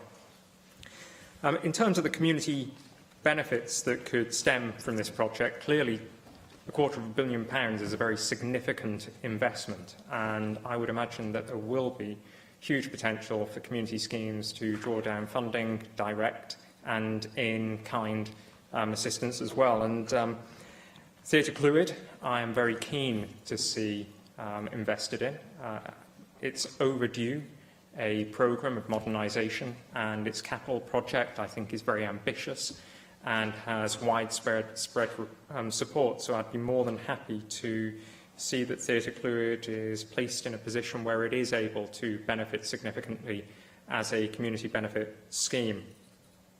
In terms of Oakenholt and Flint and other communities that are near to the Red Route are concerned, the local development plan will determine much of the land that is earmarked for domestic building, and Flintshire County Council, as the planning authority, will also be responsible for ensuring that any development that takes place is proportionate and that the community is able to accommodate any additional homes. I do believe that communities such as Oakenholt have a very distinctive character and a strong identity, and I would not wish that to be diluted through encroachment of other communities onto Oakenholt, or indeed a significant expansion of that particular community. Likewise, the other communities in the area, Northup Hall and Northup and Flint.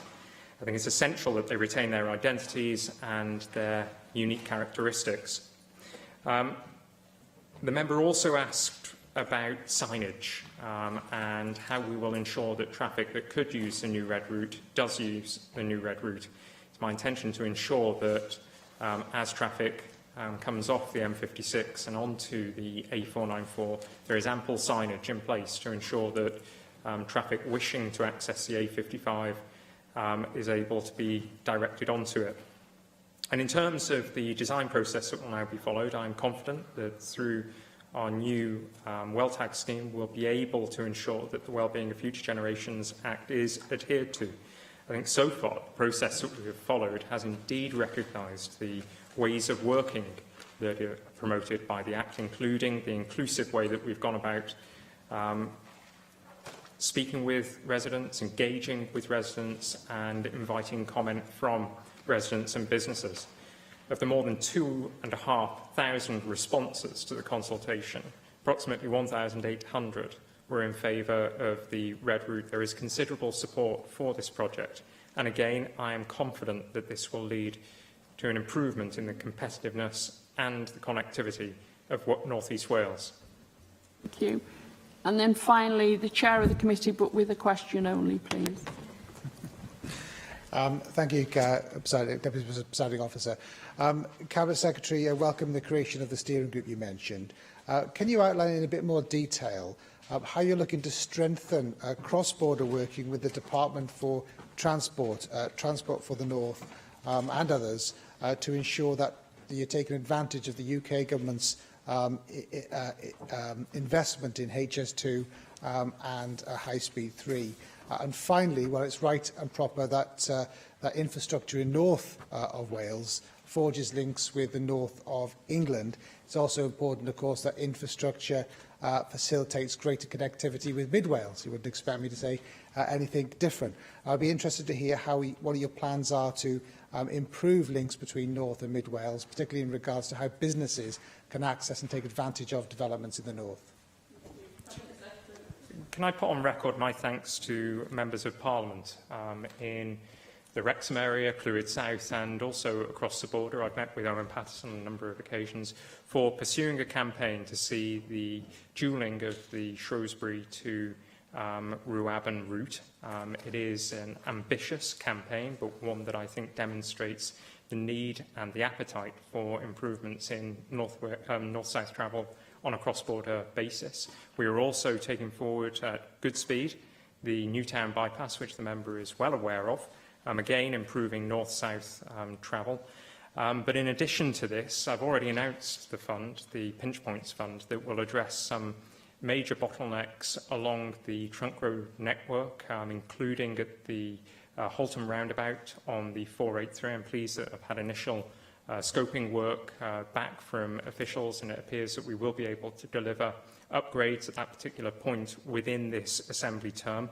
And on a cross-border basis, I do think that the momentum that we've built up with Growth Track 360 and the task force has been immense, and I don't wish to lose that momentum. The steering group will have representatives from cross-border agencies, and I'm keen to ensure that the North Wales growth bid contains a significant proportion of transport projects to enable the region to be better connected and to align with the growth deal bid that is being constructed and will be negotiated on within the Cheshire and Warrington LEP area. Thank you very much, Cabinet Secretary. Next item on our agenda is a statement by the Cabinet Secretary for Health, Wellbeing and Sport on the Neurological Conditions Delivery Plan of 2017-2020. And I call on the Cabinet Secretary for Health, Vaughan Gethin, to introduce the statement.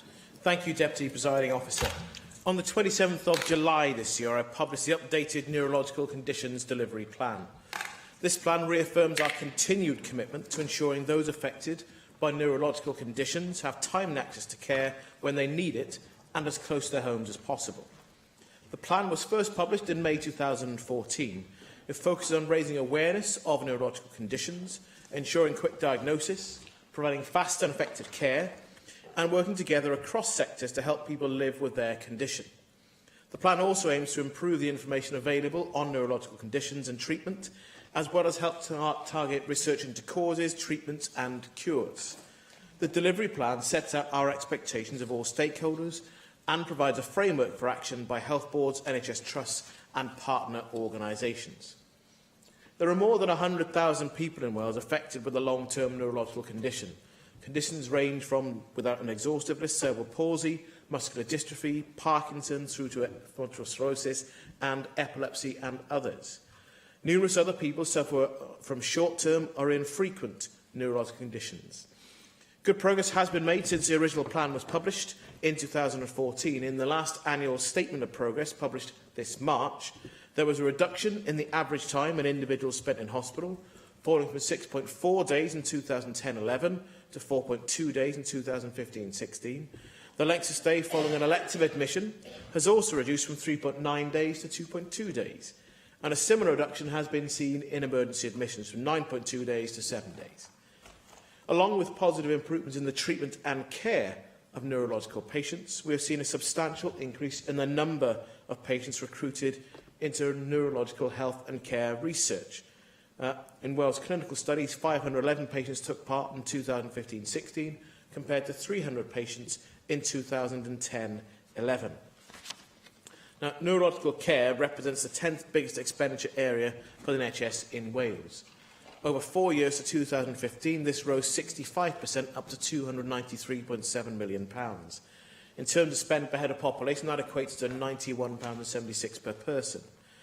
The updated plan contains key actions which build on the foundations of the previous plan and continue to drive forward the vision for improving services across Wales more effectively, at greater pace, and in conjunction with each health board's local vision for their resident population. And actions include strongly encouraging health boards to talk and listen to their patients and stakeholders, and to strengthen their partnerships with local authorities and the third sector. The plan reaffirms the Welsh Government resolve to ensure people receive a faster diagnosis wherever possible. Actions in the plan require health boards and networks to take steps to raise awareness of neurological conditions at a primary care level and to provide the right access and support to specialist assessments and tests. The plan also recognises the valuable role played by the third sector who have come together under one umbrella as the Welsh Neurological Alliance. And the Alliance is seeking to raise awareness among healthcare professionals using funding secured from the Neurological Conditions Implementation Group.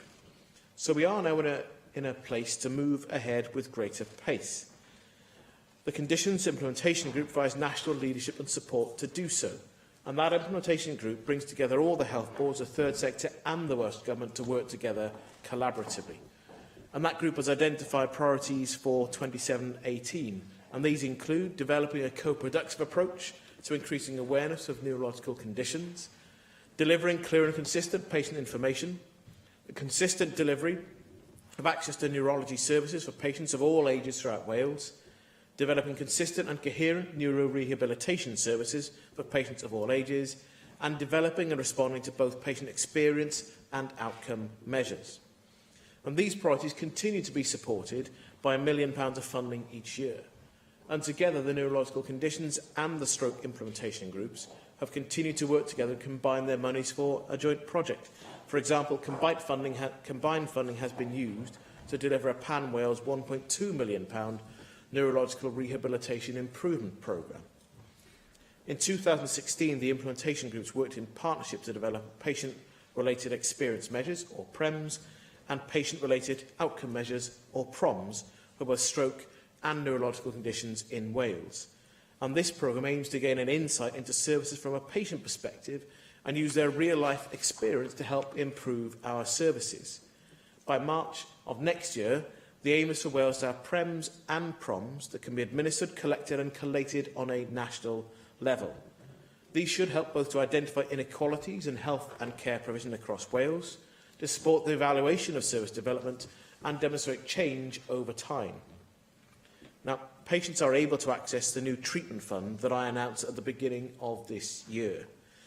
We built on the equitable system we have in place by ensuring the fund supports all new medicines that have been proven to have a good balance between cost and price charged to the NHS by the manufacturer. The fund underpins our evidence-based approach to the availability of new medicines and supports faster access to the full range of new medicines coming through the appraisal pipeline. Through Health and Care Research Wales, the Welsh Government has invested £1.2 million in the Brain Repair and Intracranial Neurotherapeutics Unit, or the BRAIN Unit, set up in May 2015 and led by Cardiff University. This unit is seeking to deliver novel cell, drug and growth factor therapies to patients with currently untreatable neurological and neurodegenerative diseases such as multiple sclerosis. So we must make the most of our resources in Wales, not least the skill, dedication and hard work of our clinical staff, service managers and our third sector organisations. We want to create a more equal relationship between patient and healthcare professional, enabling people to co-produce their treatment based on their values, goals and circumstances. Whilst there are clear areas where progress has been made, often through collaboration between NHS Wales, the third sector and other partners, I will not, of course, fail to acknowledge there is still more work to be done.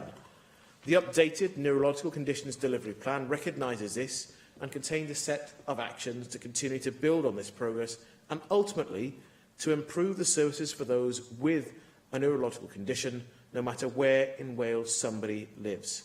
And I'd like to take this opportunity to thank those involved in the progress to date and offer my continued support and encouragement for those responsible for taking this work forward. Thank you. Mark Isherwood. All my questions have been raised with me by members of the Wales Neurological Alliance and the Cross-Party Group for Neurological Conditions, which I chair. The revised Neurological Delivery Plan acknowledges that national guidelines set out the Welsh Government's expectation of effective care for people with a neurological condition, and the National Institute for Health and Care Excellence has published a set of recommendations for the NHS in England and Wales, allowing health boards and healthcare professionals to set what level of service they're expected to provide for people living with multiple sclerosis. However, according to Multiple Sclerosis Society in Wales, the standard is not being met. What steps will therefore you take to ensure that local health boards provide the necessary baseline data which would afford a better understanding of MS treatments and services across Wales and enable the effective commissioning of services? and to ensure that the NICE quality standard for MS is implemented consistently across Wales. Motor neurone disease kills a third of people within a year and more than half within 2 years of diagnosis, typically as a result of respiratory failure. The Motor Neurone Disease Association supports the publication of this neurological conditions delivery plan, but they ask the Welsh Government to ensure that local health boards make local delivery plans publicly available and that local, easily accessible neurological service user forums are established as a priority to engage in a co-productive dialogue, a term you used, and allow public scrutiny and monitoring of local delivery plans. They ask the Welsh Government to produce annual reports, or that local health boards ensure local health boards produce annual reports demonstrating clear and robust evidence of progress against key actions in language that is easily understood by those affected by neurological conditions, and they ask for equity of consideration to be given to rare neurological conditions like MND, motor neurone disease, and to ensure that action plans and annual reports provide robust condition-specific evidence against outcome indicators and assurance measures. So I would ask you to respond to the asks from the Motor Neurone Disease Association. In 2016, the implementation groups, you say, in your statement, worked in partnership to develop patient-related experience measures and the patient-related outcome measures, or PREMS and PROPs. Neurophysiotherapists have pointed out that the key work of the cross-party group neurological conditions has been done in highlighting the importance of rehabilitation services and emphasised that a sustained focus on rehabilitation cannot be a one-off. They're grateful that some of the new investment from the stroke and neurological delivery plans was directed at rehabilitation services, and they emphasise they have exceptional staff and skilled clinical experts, but want you to respond to their statement that they need to see continued development across Wales to retain and reward these staff. The physiotherapy profession is very keen to see outcome measurements that are meaningful to patients and service users, and they refer to the work to develop the PROMs and PREMs as a very important way forward, where clinicians need to measure the right things to demonstrate outcomes. But again, how do you respond to their statements that equally patients and service users need to be able to provide feedback on the services they receive? Since the delivery plan started in 2014, the number of people living with dystonia in Wales has doubled to 5,000. And due to the demand on services for the dystonia, especially Botox injections, there's been no plan to make the treatment of dystonia sustainable in Wales. And the Dystonia Society are therefore very concerned that continued cancellation of appointments in North and South Wales will lead to patients and service users to seek deep brain stimulation surgery because of the worry of losing their jobs and their financial situations. How, therefore, do you respond to their recommendations that Botox clinics in North and South Wales must include a specialist dystonia physiotherapist in the clinic, that more awareness is needed locally, especially in GP surgeries, to bring down waiting times, that there's a need for more training in ophthalmology and ENT regarding administering Botox injections, and the need for better holistic approaches, including psychological and emotional support. And then finally, how do you respond to their concern that Wales is the only UK country not to have specialised consultants in dystonia and the only place in the UK not to have specialised neurophysiotherapists? In 2016, the Wales Cancer Patient Experience Survey highlighted how more than a third of high-grade brain tumours are diagnosed through an emergency admission to hospital.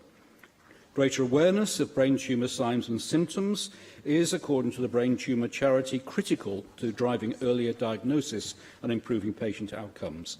Therefore, can the Minister ensure that awareness raising of brain tumours is prioritised in the implementation of this delivery plan? Along with paediatricians, Bobath Wales, the Specialist Centre for Children with Cerebral Palsy, are trying to establish a register for children in Wales who have cerebral palsy. What support for this is the Welsh Government able to provide. And I'll conclude by referring to a presentation to the last North Wales meeting of the Cross-Party Group on Neurological Conditions on the 28th of July, a presentation by the Welsh Health Specialised Services Committee. How do you respond to their statement in relation to provision of services for neurological patients with mental health problems that they'd only actually had 2 referrals from North Wales, and they were concerned about where patients in North Wales with those dual diagnostic conditions were going. And they expressed concern that few recommendations of successive reviews have actually been implemented, and they particularly highlighted the development of North Wales Neuro Rehabilitation Service and the integration of the neuroradiology services across South Wales. Thank you. Thank you. Cabinet Secretary. Thank you for the large number of questions. I'll try to run through a number of them, but I'll be happy if there are any that I've missed in the limited time available to respond to correspondence directly from the Alliance themselves, who, of course, I meet twice a year. On your point about NICE guidance, in particular about meeting standards on multiple sclerosis, of course, we want our services to improve. And what I think is really important in having a plan and having the reports we do is recognising the progress we made, but also, as I said, recognising what more we need to do. So we don't try and varnish where we are. We try and be upfront about the fact that we want to see further improvement. These are relatively rare conditions. And motor neuron disease, which you mentioned, I know that Nick Ramsey regularly mentioned in the Chamber as well, is a particularly rare condition. So it's covered by both the neurological conditions plan, but also the rare diseases plan as well. And I set that out, in fact, in the correspondence I sent to all members in August in response to questions and letters from Nick Ramsey and others. So in terms of where we're getting about feedback and understanding whether we're actually meeting our services, that's part of the reason why the Proms and Prems really matters. To understand what matters to the person and their family, what matters to them, and whether the experience of their care and treatment and the outcomes that matter to them are really being achieved and delivered. And it's really important to me that we achieve something that is understandable across the country and isn't a tick-box exercise, but really helps us to understand what we're currently delivering and where we need to improve. And then, of course, to understand whether we're actually delivering that in practice. That will matter both to people with MS, as well as to people with motor neuron disease and a range of the other areas that you've covered as well. And I do take seriously the point about wanting evidence of progress on a local basis, but in language that is easy to understand.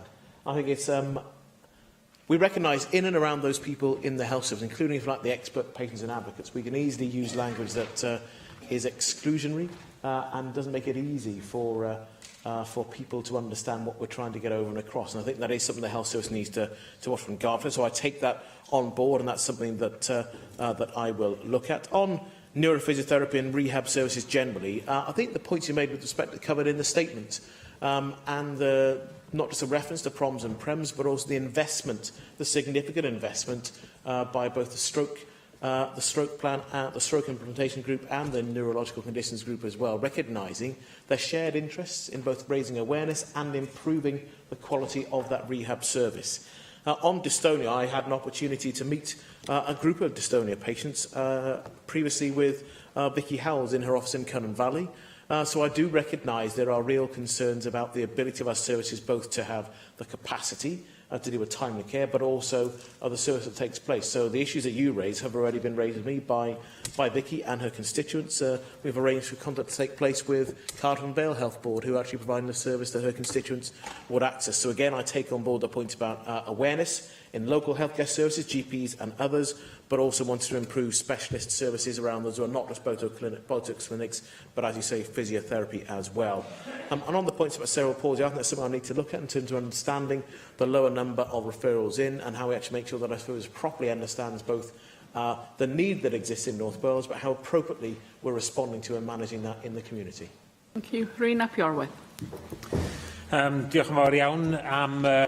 Thank you very much for that update, and I have 4 questions stemming from today's statement. The first relates to expenditure. We heard in the statement that there's an increase of 65% in expenditure on neurological conditions over the 4 years up to 2015. I wonder whether it would be possible to have an explanation for that particular trend, because it appears to be too much of an increase to have been driven by demographic factors alone.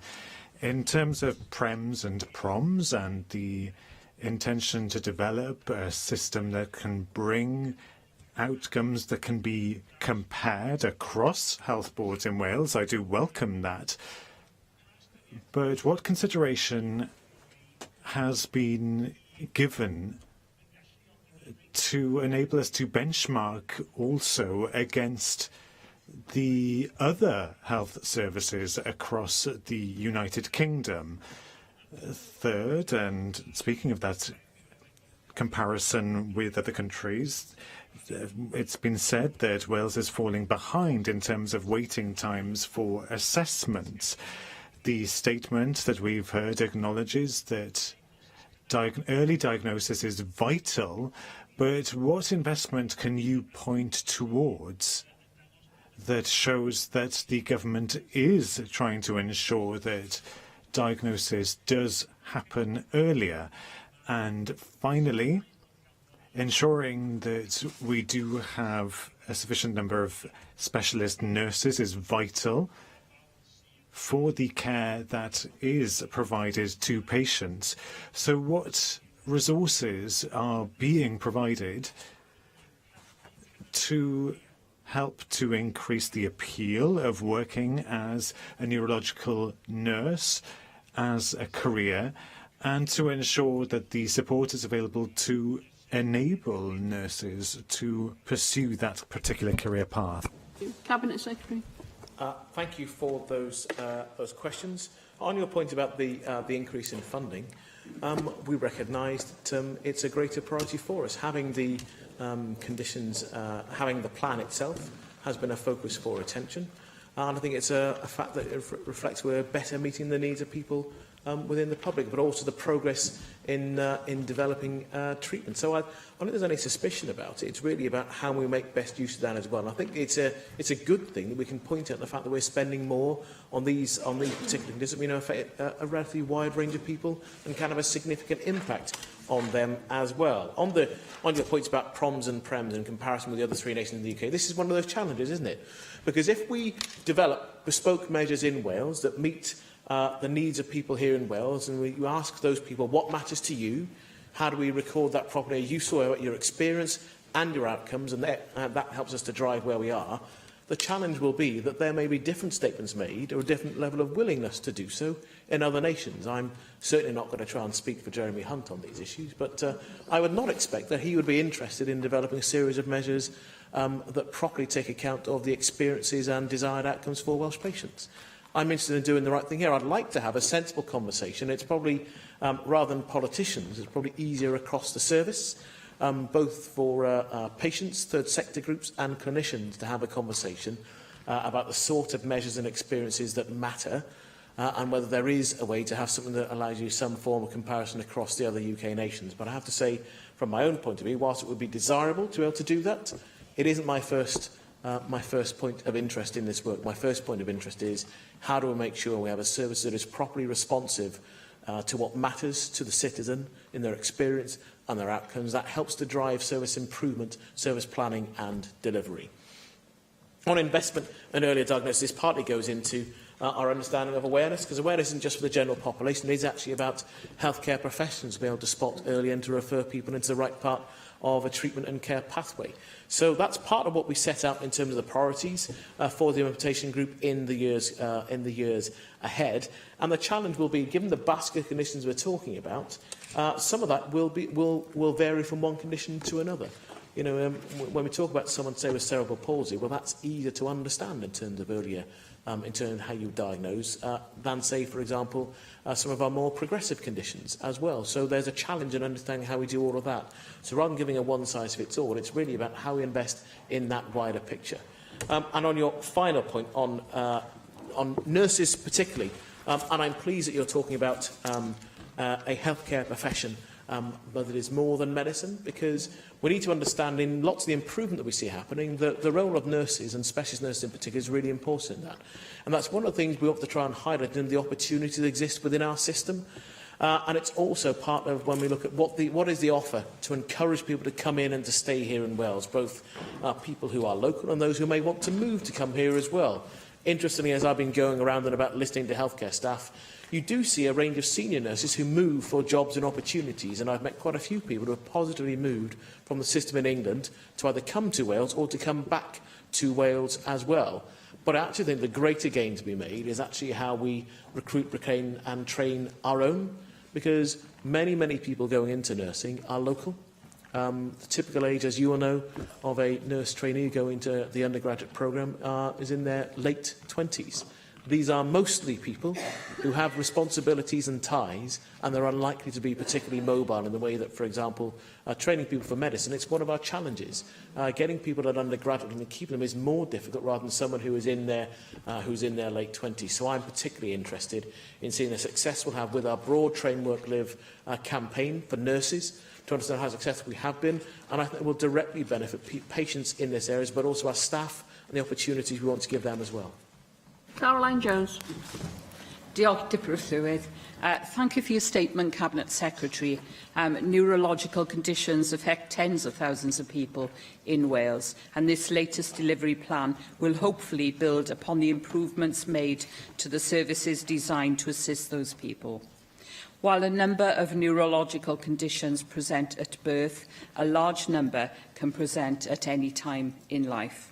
It is therefore important that we raise awareness of these conditions, not only among the professionals, but also amongst the general public, as recognising the signs early will lead to earlier diagnosis and treatment.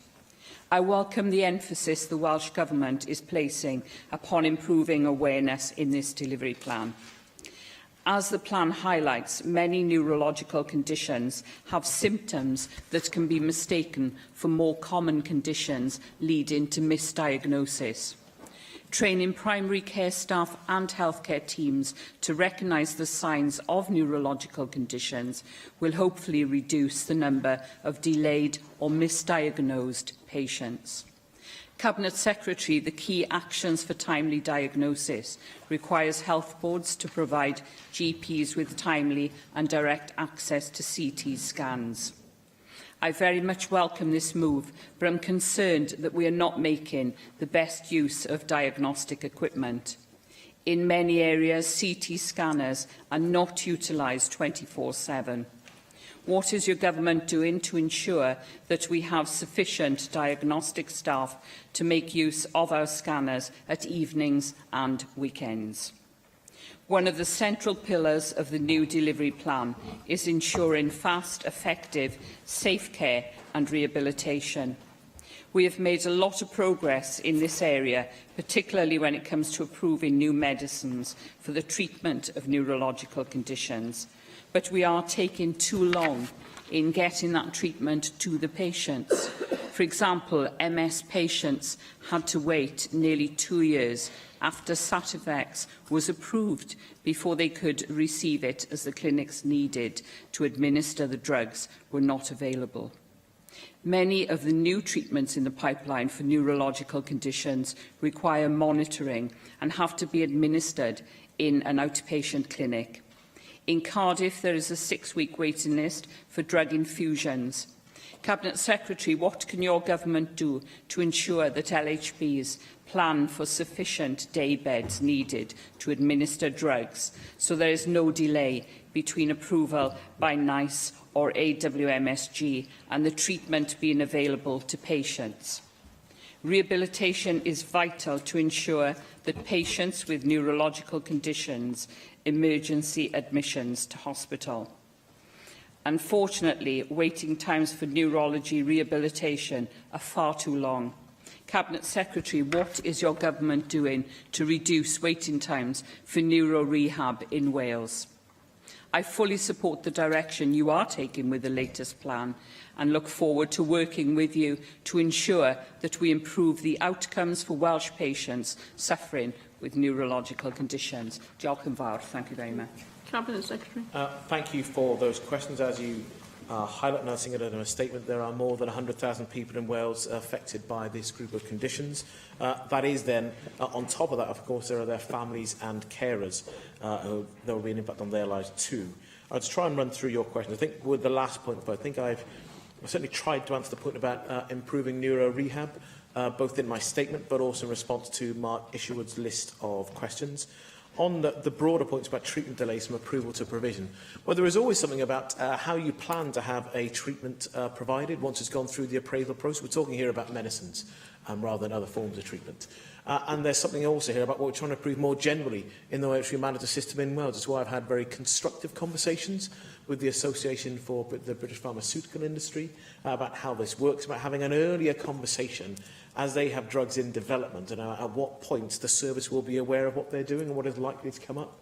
Because part of the challenge in the past about having some of the variants in treatment, in medicines being approved or being available, has been the ability to plan for that service, to change different parts of the service itself. It wasn't just as simple as dropping in a new medicine onto the scripts available, but actually what you need to plan around that as well. And that did account for some of the delays in Sativex being available. I'm pleased, and again, I wrote to members in March to outline where we were, and I've had follow-up correspondence from the Multiple Sclerosis Society in Wales as well, which has been helpful, I think, to get to a point where we do now have genuine nationwide provision. There were particular challenges about having that whole pathway set up in South Wales that I think have been resolved, and if not, the offer has been made for the MS Society to meet with the chair of Cardiff Vale Health Board to run through any outstanding issues. I think it's important we recognise you still want to have an open door to understand what we can do to improve. But in North Wales, there are particular challenges where people are going into the system in North West England, North West England, where some people were not being prescribed Sativex by clinicians based in England, even though it was available for them as patients who were resident in Wales, because that highlights the fact that this is an area where we've made more progress than other UK nations. We're still the only UK nations to regularly make Sativex available within the United Kingdom. On your point about the best use of diagnostic equipment, I think we need to think properly about how we plan and deliver a service, because we have the workforce that we have as well as the equipment. And actually we'll need a workforce to be able to staff that equipment during use. And I need to be persuaded that actually, do we need more workforce available at different points in the day to make sure that equipment is available 24/7? Some of that depends on whether somebody is an elective or an emergency admission. But actually, I think that's a proper case of workforce planning and not just having more equipment and thinking about how we make best use of our capacity and ability across the system. But there is something there about local healthcare that, again, I think I tried to highlight in answer to other questions about how we equip and support people within our local health service, both to intervene and provide treatment and care when they could and should, as well as to diagnose where these conditions are there and to understand how that treatment is progressing. Thank you. Vicky Howells. Diolch, Diploth Llewellyn, and thank you, Cabinet Secretary. I'd like to focus my contribution today on issues relating to dystonia, which is the third most common neurological condition in Wales, but an issue where public awareness is generally low. And I'd like to thank you for coming to my constituency and meeting with constituents of mine who are members of the South Wales Dystonia Support Group and listening to their concerns around Botox treatment. You'll be pleased to know that since then they've reported to me an improvement within that service, although I do agree with some of the comments that Mark Isherwood has also raised. So without repeating those comments, my question to you is simply, with cases of dystonia being on the increase, how can the Welsh Government integrate the promotion of a better understanding of the condition into its delivery plan for neurological conditions? Well, thank you for the question. And the focus point on, as you say, the third most common neurological condition. And that is part of what we expect to see moving forward with this plan, because you can't say you wanted to plan for an improvement in these services if you then ignore the third most common condition. And I am pleased to hear directly from you that the meeting that we've had has made a difference for that group of patients, because I do recognise the service was not in the place where we would want it to be. And the focus and the attention we brought with the chair of the Health Board and the leadership in the Health Board, I'm pleased to see that's making a difference. And the challenge now that this plan period covers is how we make that generally sustainable. And I think the continuation from members such as yourself will ensure this is an issue that isn't going to slip off the agenda for our Health Boards.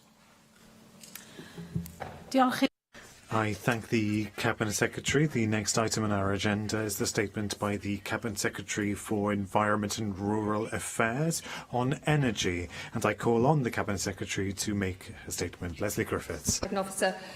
Last December, I set out my priorities in relation to energy. And today I want to focus on accelerating the transition of the energy system in Wales, particularly through the increased deployment of renewable energy.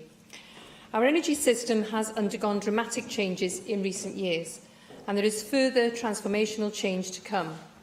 The Paris Agreement is gaining momentum, and with it a clear commitment to decarbonise economies and energy systems across the globe. Wales must compete in global low-carbon markets, particularly now we face a future outside the EU, and the UK Government is aiming to phase out unabated coal by 2025. The ability to meet our needs from clean energy is, therefore, part of the foundation for delivering the future set out in our new national strategy, Prosperity for All. In parallel with the need to decarbonise, the economic case for renewables continues to strengthen, with increased deployment of renewables lowering costs, as confirmed by the recent Contracts for Difference auction. We've seen significant progress in Wales, with the Government in 2005 setting a target of generating 7 terawatt-hours of renewable energy every year by 2020. The UK Committee on Climate Change reported earlier this year we are on track to deliver this ambitious target. Electricity generation from renewables in Wales has trebled since 2010. 2 projects which have recently become operational help to symbolise the change taking place. Pen y Cymoedd wind farm, which the First Minister will be opening later this week, is the largest onshore wind project in England and Wales. Vattenfall has supported and created more than 1,000 jobs in Wales, and the project delivers £1.8 million annually into a community benefit fund. At a much smaller community scale, we have Awel Aman Tawi's wind development. It is wholly community-owned, meaning all its profits are kept within the Aman Valley and their shareholders. We need many more such projects at all scales and technologies to transform our energy system, play our part in tackling climate change, deliver benefits for Wales, and address likely increases in electricity needs as we use more electricity for transport and heating.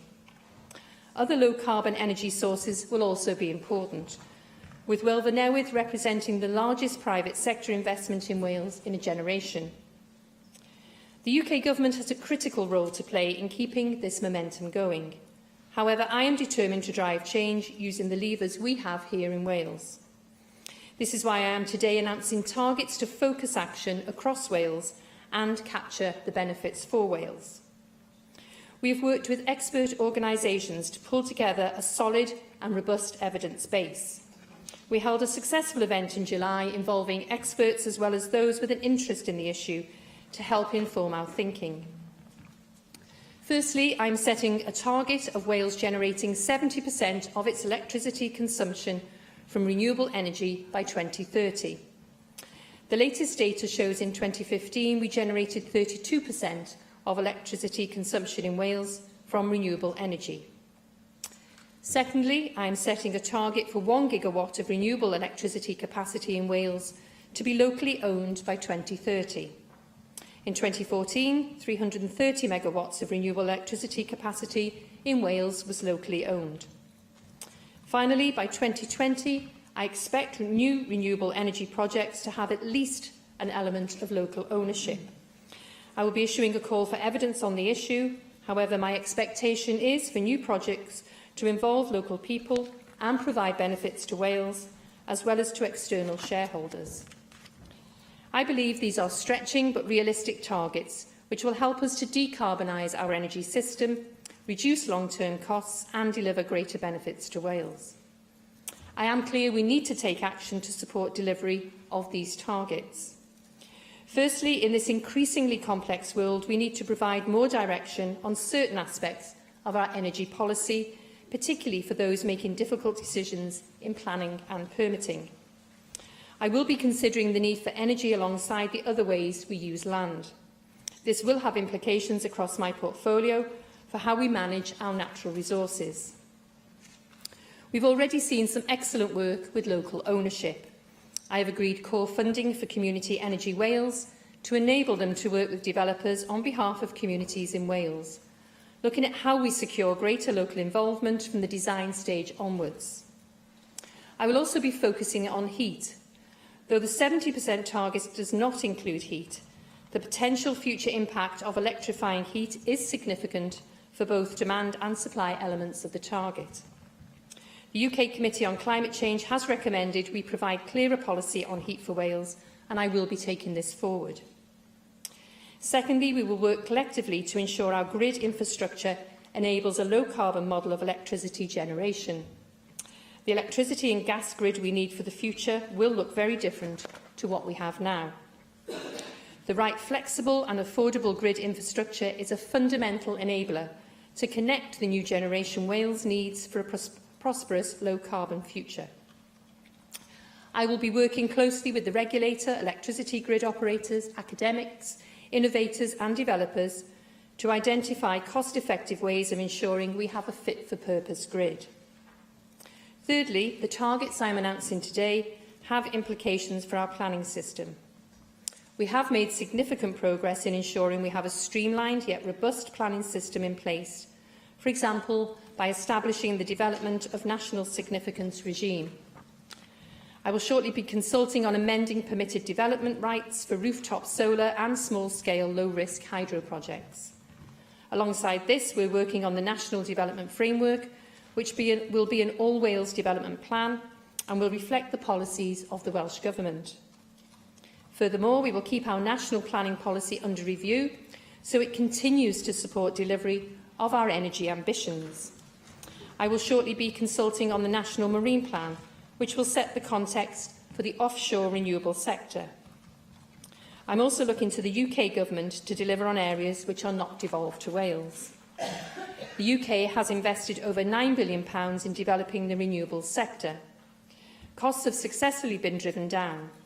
However, the rapid changes of UK Government policy have decimated large parts of the renewables sector, with developments potentially valuable to Wales stopped in their tracks by UK ministers. The bulk of UK Government renewables investment is now going to offshore wind projects outside Wales. This investment is paid for by Welsh bill payers, amongst others. There is a need for the bulk of energy supply to come from the most affordable technologies, if the costs are to be found from energy bills. These technologies, therefore, need a route to market if we are to meet our ambitious targets and deliver the most benefit to Welsh bill payers. That is why I have called repeatedly on UK Government to stop the ideological exclusion of onshore wind and solar from the CFD process. This is not simply a Welsh Government view. I'm working with some of my Brexit Ministerial Roundtable participants to build a real and balanced consensus on what will best meet Wales's needs. It is also important to support emerging and innovative technologies such as wave and tidal, which the current CFD option rounds singularly fail to do. Recent evidence of the falling costs of offshore wind demonstrate what similar support could do for other emerging sectors. Welsh Government is doing its share. We've made around €100 million of EU structural funds available for investment in marine energy. The specific initiative is taking ideas from thoughts through to market-ready technologies, leading-edge work based here in Wales. However, we do not have either the levers or the funds to do everything. We do need a mature debate in the UK about how to structure both support for research, development and innovation, bringing forward to market the technologies of the future, at the same time as we ensure the bulk of our energy needs are delivered from affordable, low-carbon sources. We are already capturing value from energy development in Wales. Welsh Government is a statutory consultee in the planning process for the Wilfa Newydd project, and we are working with UK Government and Horizon Nuclear Power to ensure the developing plans work for Wales and that this multi-billion-pound project provides a positive and lasting legacy to Wales. On Swansea Bay Tidal Lagoon, we continue to press the UK Government for clarity on support and a response to the Hendry Review. I will continue to build on the coordinated and coherent direction which I set out last December. and will provide a further update on other aspects of that statement, including a focus on energy efficiency in December this year. Our key priority remains to deliver a prosperous and secure low-carbon Wales. David Melding. Diolch yn fawr, Llywydd. There are many strands to this statement, and I will not test your patience, Llywydd, if I go through all of them. But I do want to start by saying there's a broad range of political consensus here in the shift to renewables and to decarbonise our energy sector. So in that tone, I offer these comments and questions. I think the Cabinet Secretary is right to say we need transformational change. I think that's what the public also demand now. And you have noted that we've made some fairly rapid progress recently, and electricity generated from renewables has trebled since 2010. And in 2012-13 alone, it increased by 9%. And obviously, that does indicate that we should raise our sights and set very big ambitions. So I think it is appropriate to compare what we are planning to do with the Scottish experience. Just as a mark, there are differences, and there are different approaches, no doubt, appropriate. But your target of 70% of electricity consumption from renewables by 2030, it's currently 32%, so that's a little over double in 15 years. Is that the pace that we think is achievable now? But the target in Scotland is 100% by 2020. Is currently at 60%. They're already far advanced of us. So I think the basic question is this transformation enough? And do we need to push for even more change? Particularly, relating to the Scottish target of 100%, when do you think you might, or a future government might be able to match this, given the action you intend to take as Minister in setting us on that path? I think everyone will welcome the move to more community ownership in whole or part, but I would like some details on the consultation fairly soon. When is it going to start? If you're hoping to see these advances by 2020, we need to get a move on. So I think at some point you need to make that, some point soon, need to make that clear. There is no target for heat, despite your reference in the statement. And as you note, there is we have been urged by the UK Committee on Climate Change to look at this area of policy. So when are you going to do that? Scotland does have a target. So again, I think that needs to be borne in mind. You're right to look at the potential of microgeneration. I think that's going to grow in importance. It also involves people, and they can be part of the solution in a very direct way. So rooftop solar and small-scale hydro are really important. They're rapidly changing technologies, particularly solar, and becoming ever more viable. So I think that is important. Finally, I think there are great gains for Wales from wave and tidal, which are yet to be captured. And we all support the government, I know the Welsh Government, in pushing for the Swansea Tidal Lagoon, and the Welsh Conservative group here is very strongly expressed its support and continues to do so through all channels available to us. And generally, investment, innovation and research in the marine sector is important. So publishing your marine plan, that needs to be urgently completed, because, as you said, it sets a context for offshore and nearshore projects. And here we really do have potential for to become a world leader, and that really should be our ambition. You said lots of things about land use and planning, which I will take another opportunity to follow up and scrutinise you on. But we would welcome even higher targets and more ambition. But as a start, we welcome this is at least beginning down the road we need to travel. Thank David Melding for welcoming the statement and also for his questions. I was very clear to officials that I wanted ambitious but achievable targets. And, you know, I hear what you say about Scotland, and I obviously realise they do have a target of 1 gigawatt of locally owned generation, for instance, by 2020, and our target is 2030. But I don't think you can compare, and I think you sort of alluded to that. You can't directly compare Scotland with us. They've got a larger land area, they've got a greater renewable energy resource than we do in Wales. But I think it is right that we do have these very ambitious targets to ensure that that transformational change speeds up now. And I think the Paris Agreement really has focused everybody's mind. I know ahead of COP23 in Bonn, which is being held in November, you know, energy and renewable energy is going to be one of the main points of discussion. You referred to the community ownership. And, you know, we have been supporting community renewable energy sector for several years now. I think it started back in 2010. But again, we need to continue to do that, but we need to up our game. And I do think in the discussions that I've had with commercial developers, for instance, that they really welcome the opportunity of taking forward new projects with partnership with local communities. So I will be consulting. I hope to do so before the end of this year, start that process.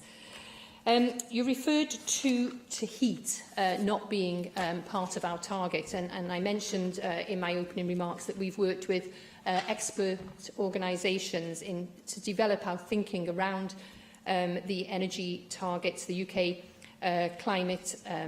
the UK Committee on Climate Change has peer-reviewed our evidence paper, very broadly content with our approach.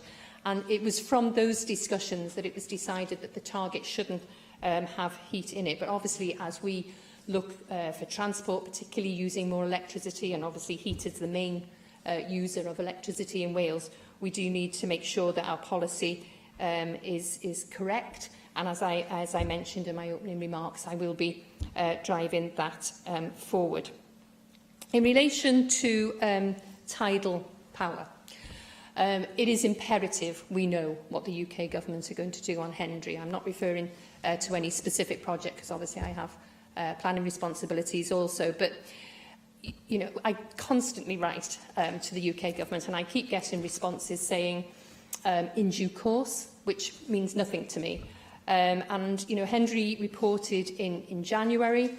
I last wrote to Richard Harrington, who, since the election, is the Minister responsible, a month ago. I'm still awaiting reply, asking for a timeline, because I think it's really important that we know, you know, where the UK government are coming on this. You heard the First Minister say in questions today that he's very concerned that it's not now going to head. But I do want to assure members that I am pressing the UK government, and any help that anybody can give me from the benches opposite would be very much appreciated. Simon Thomas.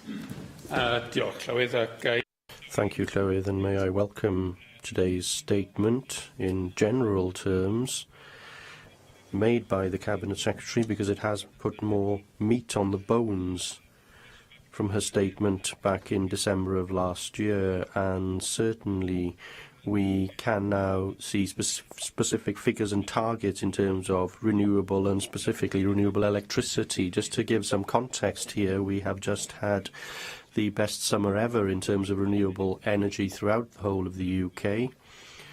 And between the 21st of June and the 22nd of September, 52% of electricity consumed throughout the UK came from renewable and low-carbon sources, and 24% came specifically from purely renewable sources. So the increase is very substantial indeed, and the impact is very positive too.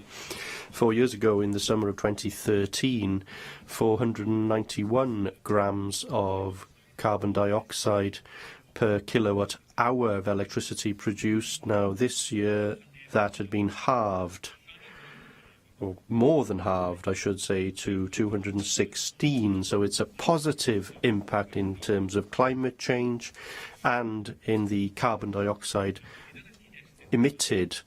And that's the context in which the Minister makes her statement. May I start with the figures and the targets? Plaid Cymru in 2016 stood on a manifesto of producing 100% of electricity from renewable sources by 2035. Today we see a target of 70% by 2030. Now, 70% isn't 100%, and it falls short of the target that we hope to achieve within 5 years of that date, but it is an improvement, and we now have a figure, and we can now scrutinise the government but also assist the government, because I want to be in a position in Plaid Cymru to support these things and to encourage government to do more wherever possible. So I very much hope that she will keep that figure under review and will take the opportunity, as has happened in Scotland, to enhance the target if necessary or if possible, so that we can move this process apace. She will recall that we have seen a significant price drop in terms of wind energy over the last year or two, and solar over the past 5 years, which means that perhaps even more financial efficiencies can be made as we develop this further. And the second thing she mentioned, which I warmly welcome, is this principle of community ownership.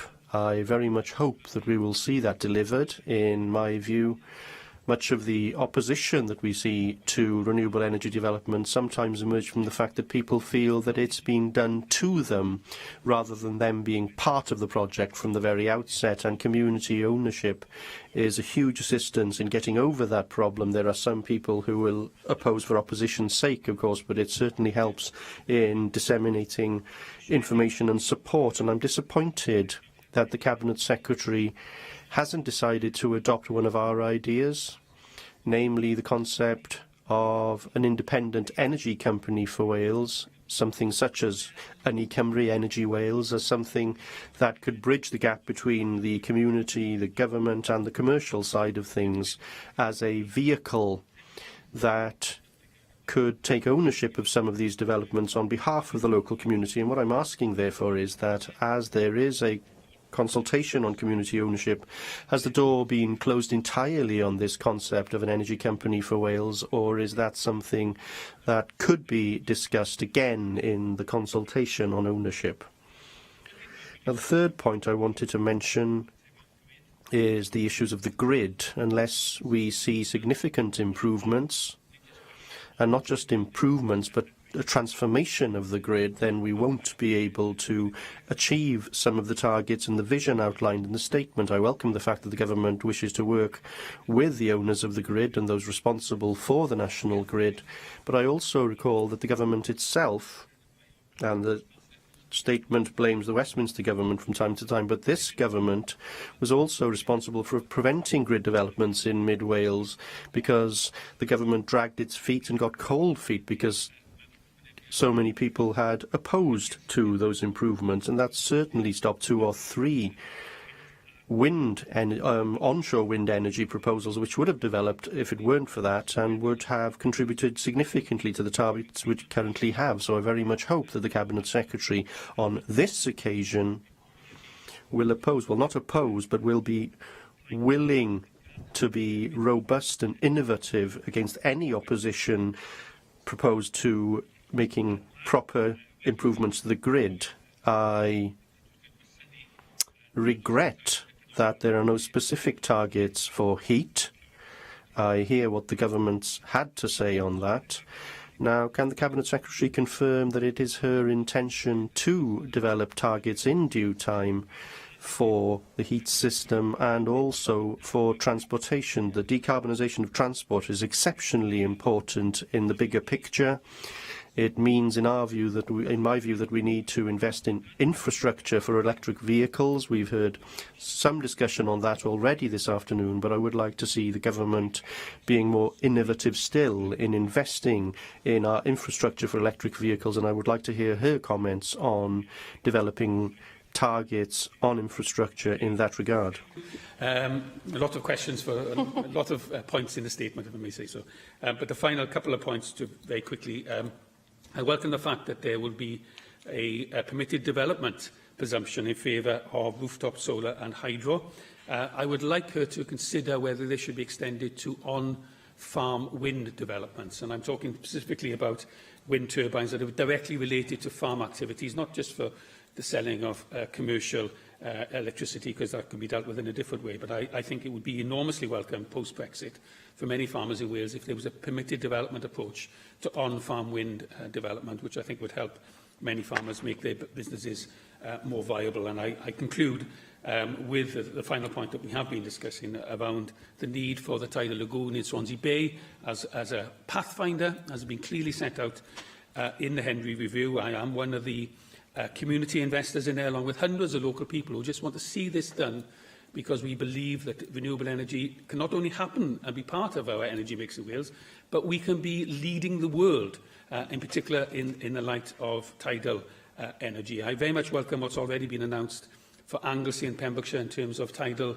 energy areas for development, but the lagoon in itself is a ready-to-go project, which I urge this government and the Westminster government to give the green light to.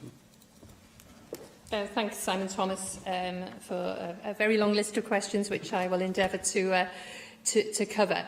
Again, you sort of raised a similar point to David Melding about the 100% target, and I looked very carefully at targets, and as I say, we did take expert advice, but I don't think the grid would support a 100% target at the moment. I don't think the current UK government energy market mechanisms would support that at the moment.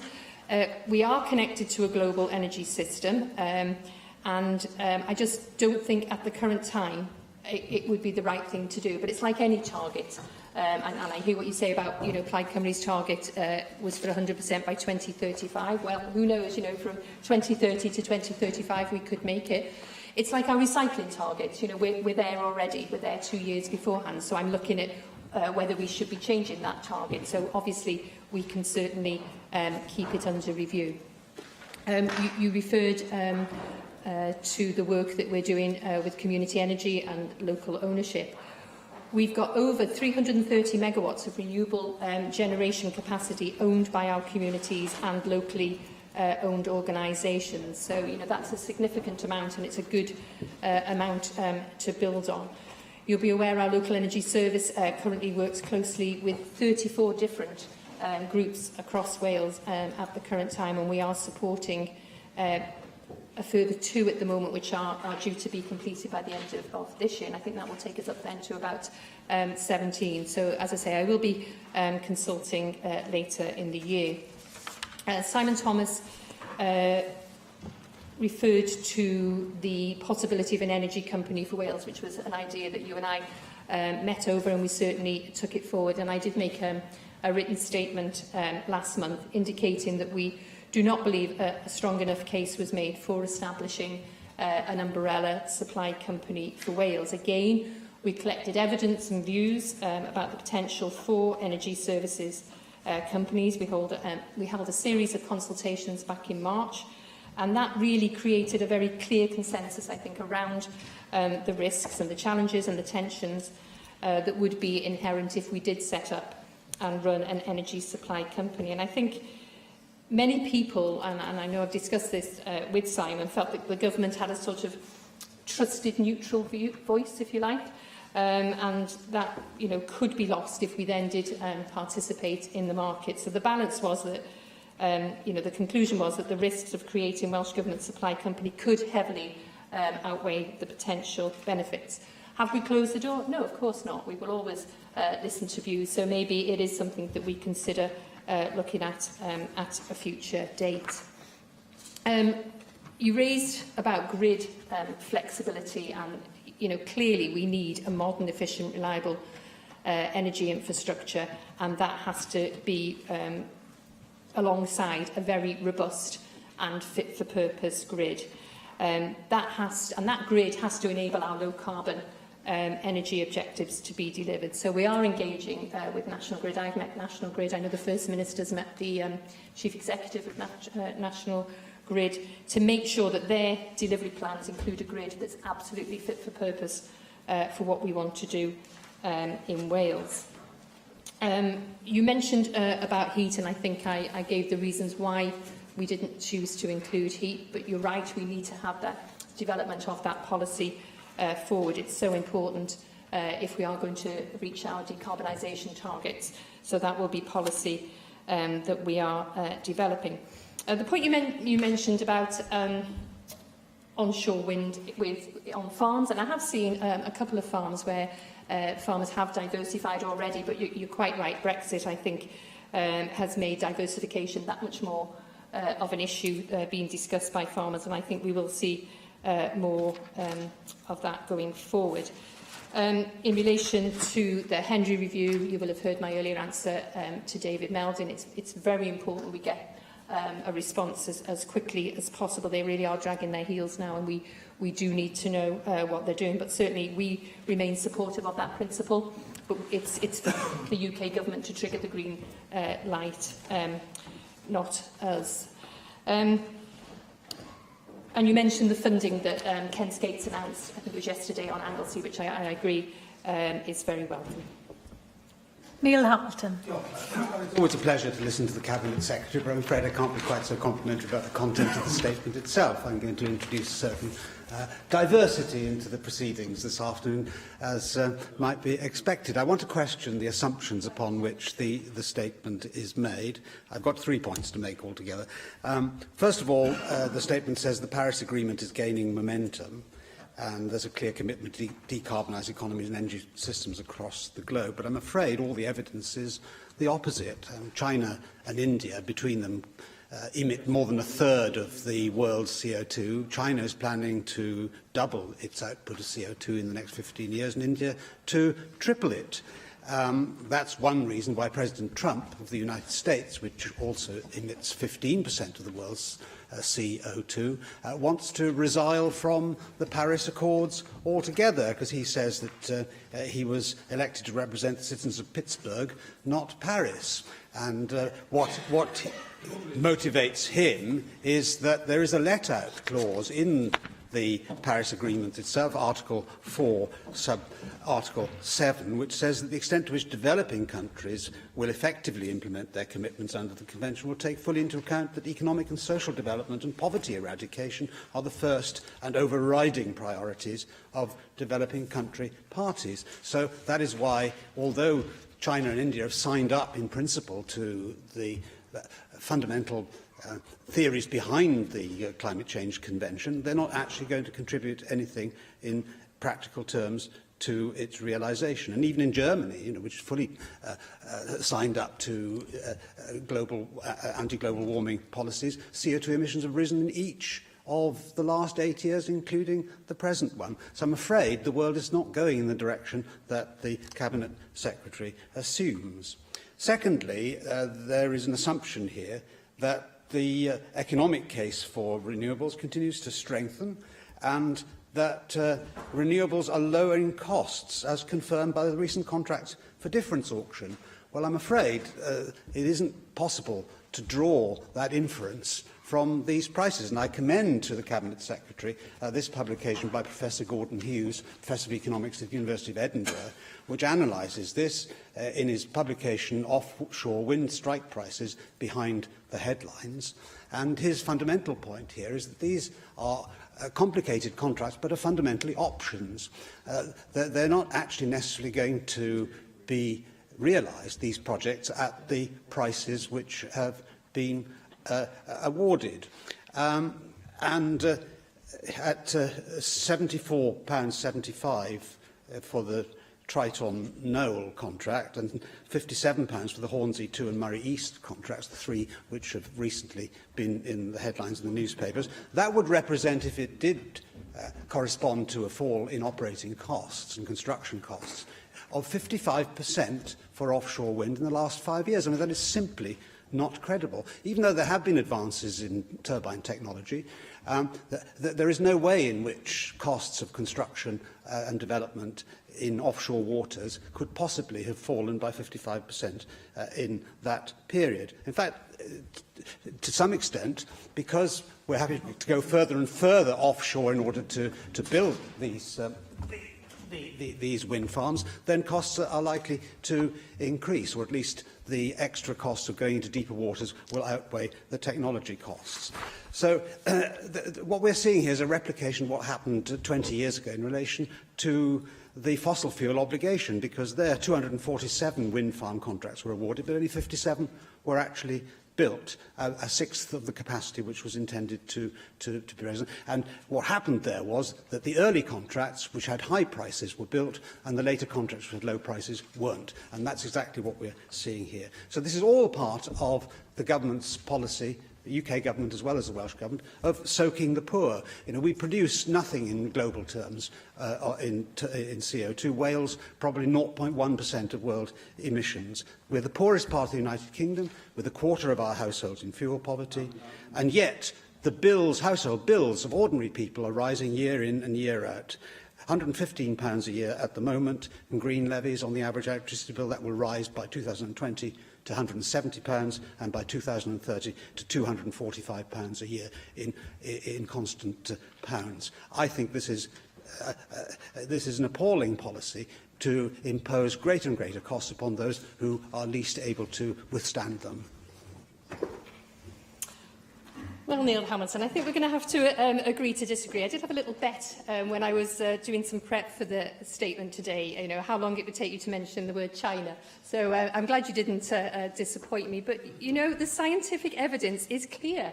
You know, climate change is happening, and greenhouse gas emissions from man are extremely likely to be the dominant cause. We have to take action now. The longer we leave it, the more expensive it becomes on, you know, so many levels. It just poses such a great risk to everything, to economic development, to global food security, to health. And, you know, frankly, I've seen what Trump wants to do in relation to the Paris Agreement. You know, I was out in Marrakesh last year at COP22. I look forward to going to COP23, and you really are in the minority. And you know, I accept that we are poles apart on this, but you know, we have renewable energy here in Wales, and it's absolutely vital that to achieve our decarbonisation targets, we embrace it. Offshore wind, you know, we continue to support offshore wind. It remains one of the most developed and commercially viable technologies currently available, and I do believe that it can really significantly contribute to our renewable energy targets. And I think that, you know, you referred to the contracts for different auction results, and that really confirmed that this industry is now very, very competitive, and I'm going to be working closely with the Crown Estate, with any potential developers, to ensure those developments progress within the environmental limits.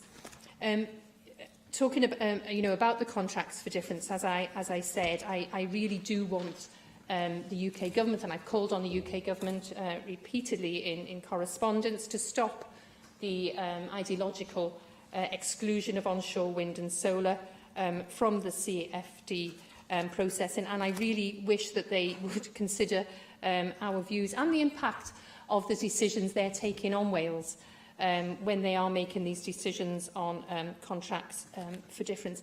I really don't know where you think we're going to get our energy from. You know, we have to move away from fossil fuel. I mentioned the UK government have announced, you know, they want to get rid of abatement by coal by 2025. We have to look at new technologies, and there will be several consultations going forward. The National Marine Plan is very important. I think it was David Melding that mentioned that before, and I will be getting on very quickly, certainly within the next month. I hope to be going out to consultation on the National Marine Plan also. Mike Hedges. Diolch, Lawes. I welcome the Cabinet Secretary's statement on energy. I know that burning carbon creates carbon dioxide. I also know that carbon dioxide is a greenhouse gas. Thus, we need to reduce our use of carbon-based fuels and reduce our carbon dioxide production, unless we want to be wading in here and up to our knees in water. So, I welcome the proposed targets of Wales generating 7% of electrical consumption from renewable energy by 2030. Two questions on this. Firstly, are intermediate targets going to be set so that progress will be checked against them and action will be taken if they fall behind, or they can be increased if we're doing better than expected? The second question is, what progress is being made on battery technology to store electricity created by wind energy at peak production time? On Swansea Bay Tidal Lagoon, I welcome the Minister's commitment to continue to press the UK Government for clarity on support and a response to the Henry Review, which was unequivocal in its support for a tidal lagoon. Some of us had doubts when it was set up, it was kicking into the long grass. What we had was the most positive report I've ever seen, where I think he used words such as, this is a no regrets policy. If you do it, it doesn't work, you're still no regrets. The benefit it gives in design skills and the creation of supply chains, which will happen if Swansea is the first. If we wait until other countries create them, we will lose these opportunities. Whilst the first gained unique opportunities, Aarhus in Denmark with wind power, those that follow inevitably import from the innovators. So can I ask the Minister or the Cabinet Secretary to put even further pressure on the Government of Westminster that we do need a tidal lagoon in Swansea? Tidal lagoons are a way forward for renewable energy. Thank Mike Hedges for his questions. In relation to intermediate targets, no, I've set those targets. However, what I will do, when I brought forward the statement on energy last December, I committed to reporting annually. So this December, I will be bringing forward an update on the policy statement from last year. And I think as part of that policy statement, we could then give the latest data, because I say the data that I was looking at for renewable energy, for instance, was 2015. So hopefully by December we'll have a more updated data. So we could build that into the annual reports. Storage is a big issue, and certainly discussions that I've had with individuals, with Renewable Energy UK, etc., they all point to storage being something that we need to get our heads around much quicker than perhaps we are doing. So again, those policies are being looked at, and clearly discussions will need to go on about storage as we increase our renewable energy, both what we're producing and usage.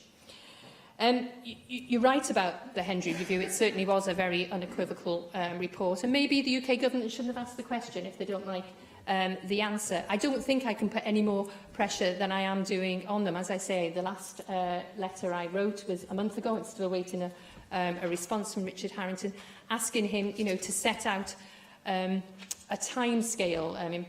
Before the election, it was Jeff Norman and Greg Clark that I was writing to, and every response I've had, I'm afraid, has been light on detail.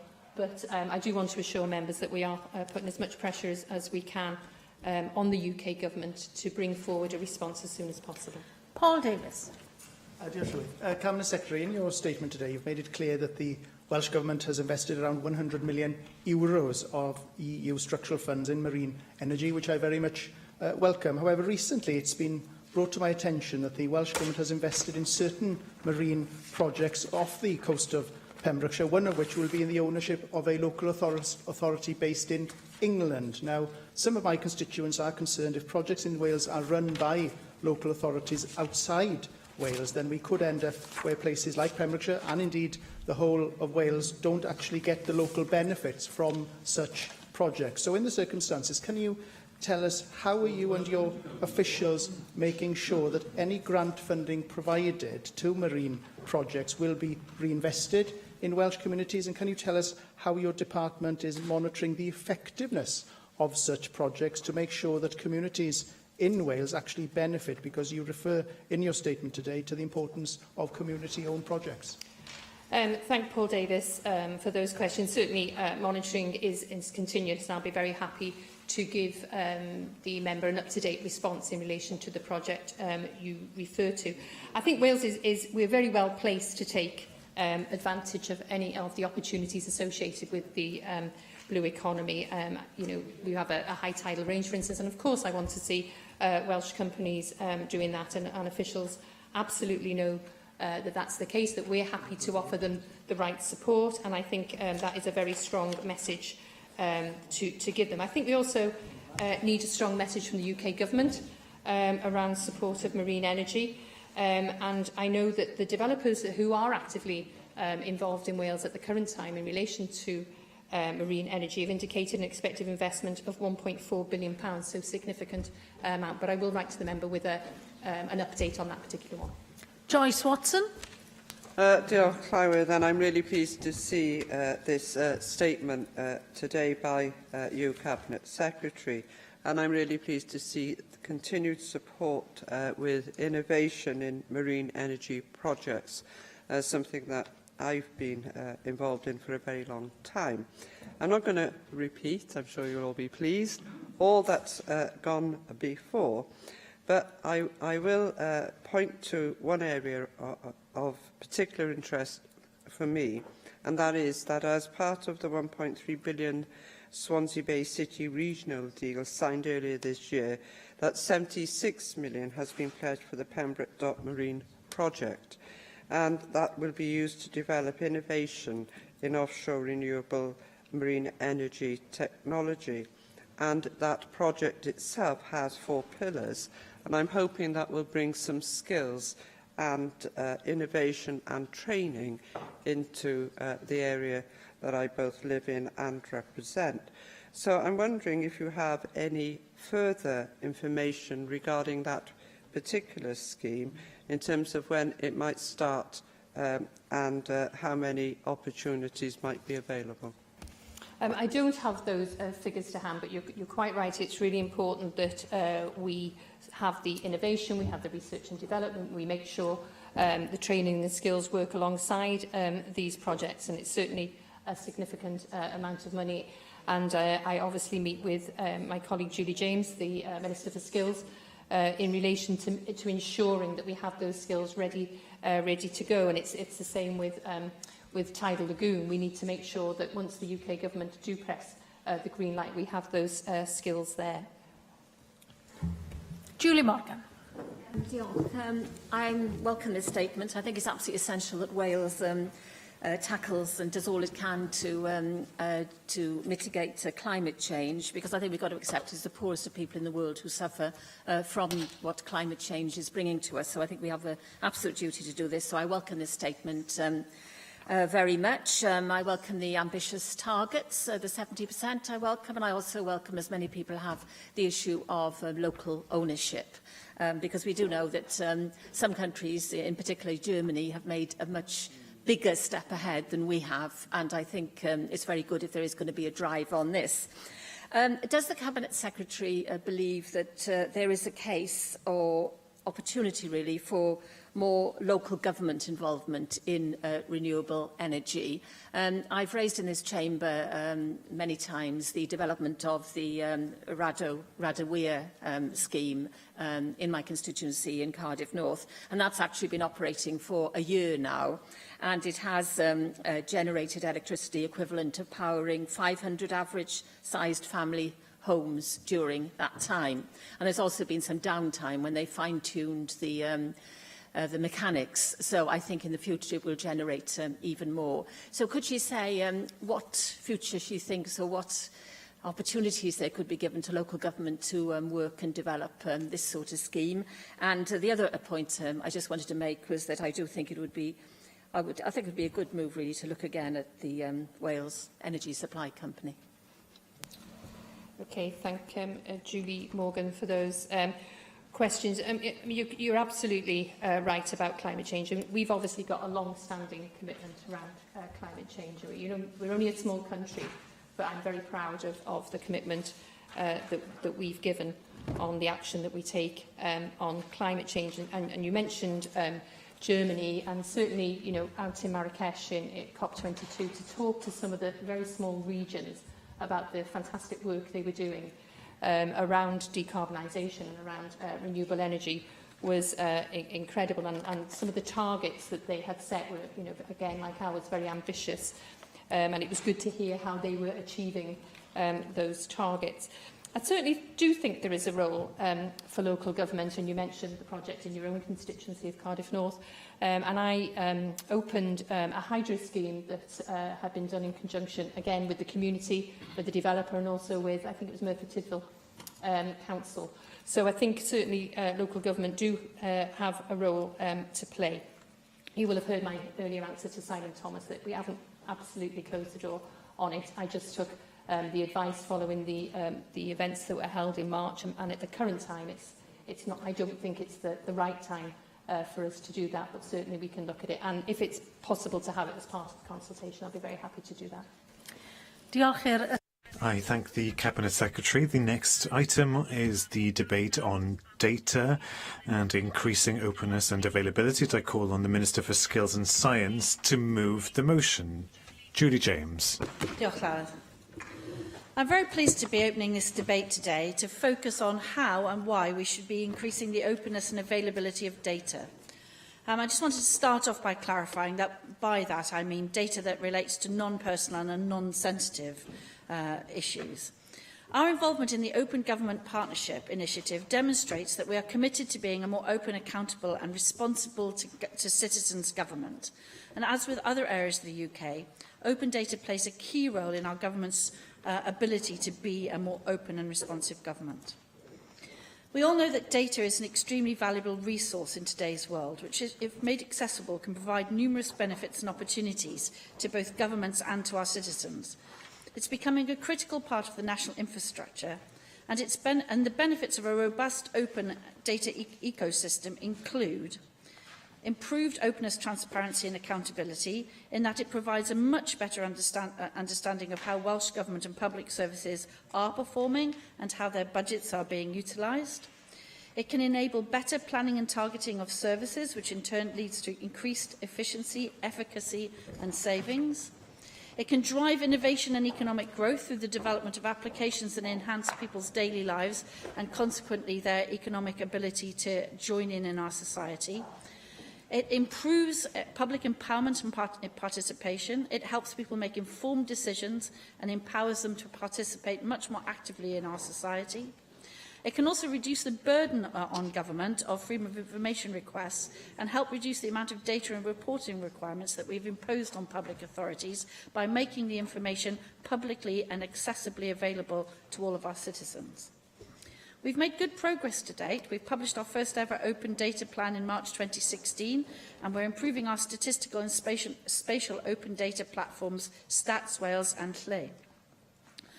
Indeed, our Wellbeing of Wales report, which was published yesterday, made direct use of the Stats Wales open data, leading to a significant efficiency in development and future maintenance of that site. And more recently, we've been focusing on openly publishing management information. However, whilst we've made good progress, there is still more that can be done, not only in opening up Welsh Government's data, but encouraging others to open up their data as well. For example, there's more for us to do on opening up access to management information. One area we're currently exploring is openly publishing public sector workforce data in terms of how many people are employed and at what level and so on. We're also going to continue our implementation of the Open Data Plan commitments. A key factor in realising the associated benefits of all of this data is to ensure that our data is actually actively being used and reused, and that's why it's important we identify ways in which we can encourage innovation in use. We are starting to see some reuse of our data. More recently, the WAO used our open data in a project to provide insight for their auditors, for example. We'd very much like to see more of this and would like to encourage those with the capability and skills to fully utilise our open data sets. I want to give members an example of what I mean by this. So we, for example, publish food hygiene ratings for all of the restaurants in a particular area. And at the moment, you might wander around and you might see those food hygiene ratings usefully placed on the doorways or prominently placed in the restaurants. But if you were a stranger to the area, you might not want to wander around all of the streets looking for different food hygiene ratings. Because we publish the information in an open and accessible format, if you look up on an app store, food hygiene rating apps, you can now get many apps, there is quite a long list of them, that will tell you where the highest and lowest food rating restaurants in the area you're standing in are. And that's a commercial, innovative use, useful to the citizen, of open data published by the government. It's not, it's just a very good use of our data that's useful to the citizens, not at any particular benefit to us, but it shows how you can drive improvement in citizen services by as simple as somebody reordering it. Now, that data would have been available before, but it would have been a hugely difficult exercise for the person to actually align all of that. But you can see a number of people have already picked up on that. So that's the sort of thing we're trying to encourage. We're very keen to see more of this, and we want to encourage those with their capability and skills to fully utilise our open data sets to make full use of it. We're really keen that we work with others to arrange open data challenge events, bringing together people from various backgrounds to highlight to them the real success that they can make in their venture of using our data sets to develop this sort of citizen service.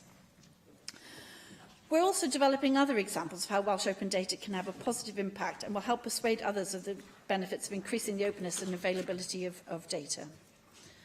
So, in conjunction with introducing guidance and adapting our processes for inquiring goods and services, we should have a real impact on the open data agenda in Wales by publishing all of that information.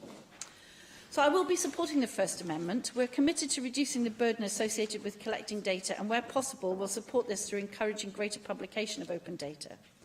We're also very keen to improve data sharing in Wales, and we're looking at how we can best make use of the data sharing provisions in the new Digital Economy Act 2017. We'll also be supporting the Second Amendment. The Welsh Government recognises the importance of ensuring that the data we collect meets our users' needs. We already regularly review our statistical data collections, consulting with a full range of stakeholders. We should also ensure information we capture from public authorities for other purposes is proportionate and minimised. Unfortunately, we will not be supporting the Third Amendment. Whilst we aim to encourage local authorities to increase the amount of data they publish openly, we need to be mindful of the resource implications this would place on them. We are, however, working very hard with local authorities to identify what data should be published openly, including determining, for example, the feasibility of publishing expenditure over a minimum threshold. We'll also be supporting the Fourth Amendment. We agree in principle that we should seek to be able to compare our performance with the rest of the UK, and indeed with other countries as well. However, this is not always currently possible due to policy divergence. And first and foremost, our priority must be to monitor data relevant to the Welsh policy context. So, I am very much looking forward to welcoming members' support of the principles of open data during this debate and embracing it across Welsh public life. And I also look forward to listening to your views on how we can encourage and drive forward the open data agenda to improve both the delivery of our public services and, of course, ultimately the lives of our citizens. I have selected the 4 amendments to the motion, and I call on Janet Finch-Saunders to move amendments 1, 2 and 3, tabled in the name of Paul Davis. Thank you, and I move those amendments as mentioned. And of course, openness and transparency are key themes that my Welsh Conservative colleagues and I have long expounded the virtues of in this chamber. A debate on increasing openness and accessibility of data is long overdue. Our First Amendment aims for the Welsh Government to work with public, private and third sector organisations to improve data sharing and reduce duplication in data collection across Wales. Time and again, as AMs, we meet with organisations, particularly in the health and third sectors, and they raise issues of data duplication or non-collection with us. A classic example was we're on our second poverty inquiry, and throughout all the workshops, whenever we've met with witnesses, they've been very concerned about how data is collected across various organisations, how it is then shared, and how the Welsh Government themselves, how they collect and store data. For such organisations, as well as us as politicians, open data, of course, is a valuable tool for policy development, scrutiny and competition. For example, the Equalities, Local Government and Communities Committee, for example, found in July this year that some of the key weaknesses of the Communities First programme actually stemmed from policies that were developed and performances being monitored in the absence of any actual appropriate data. Further to this, our Second Amendment seeks to ensure that data collection focuses on obtaining the right information to influence and deliver positive changes in policy. As noted by the Parliamentary Review of Health and Social Care in Wales, debated in the Chamber last week, data needs to be published for the public to enhance transparency, understanding and trust in the system. Our third amendment, therefore, calls for local authorities to follow the fine example set by the Conservative-run Monmouthshire County Council. They publish all expenditure, something we will be pushing for further in the forthcoming local government legislation. Llywydd, open data is essential to policy progression, service development and public accountability. Yet, sadly, there are other basic areas in which the Welsh Government's commitment to open data fails. And isn't it interesting? I didn't get my chance to ask the question to the First Minister earlier, but in FOI requests that are used because of the lack of open data, the Welsh Labour Government only responded in full to just 46% of those requests. That isn't good enough for an open and transparent government at any level. This summer, the Cardiff Open Data Institute found failings on the Welsh Government's part in relation to the National Procurement Service, stating that it has no open data plan, the work on the digital framework does not consider the government's open data plan at all. And this is a pity, because open data and procurement are perfect partners. And of course, Leighton Andrews, previous AM here, he actually has compiled this report, and I'm not sure that members were perhaps even aware of this report. This has been out and published since March of this year. How this relates to local authorities or to the people out there, you know, our electors and taxpayers, I have no idea. One aim of the plan is to increase Stat Wales' openness rating to 4-star by May this year. Yet nowhere on the website is this rating even noted. And the UK Open Government Partnership National Action Plan 2016-18 notes that work in this area needs to be ongoing until the end of the year. The Welsh Government has been reluctant to publish information relating to the sale of land by the Regeneration Investment Fund for Wales, as well as information on ministerial and cabinet decisions on the Circuit of Wales. Finally, the Open Data Plan aims to reduce the need for FOI requests and to reduce the need to aggregate data to respond to data collection requests. Yet the Welsh Government only months ago insisted on disapplying legislative measures for public bodies to proactively publish facilities time through their Trade Union Wales Act. And I've mentioned about how bad they respond to FOIs themselves. Llywydd, we are supportive of the aims of this debate and this plan, yet I am concerned that this document is just empty words and hollow sentiment. I therefore call on the Welsh Government to commit to ensuring that the yearly progress report on this plan by the Office of the Chief Digital Officer will be debated in this chamber on an annual basis to ensure all parties here are able to actually effectively scrutinise this strategy. Thank you. I call on Siân Gwenllian to move Amendment 4, tabled in the name of Rhun ap Iorwerth. Siân Gwenllian. Thank you, Llywydd, and I do move Amendment 4. I will be using my contribution to this debate today to discuss why gathering performance-related data and publishing it in a way that can enable comparisons with other countries in the UK is important, not only to enable us as opposition parties to hold the government to account, but it is also vitally important so that the Welsh Government can learn and share any good practice that exists in other nations of the UK to ensure the best possible services for the people of Wales. I will also point to how access to data is vitally important in the field of the economy to ensure that policy is developed on the basis of the best possible information.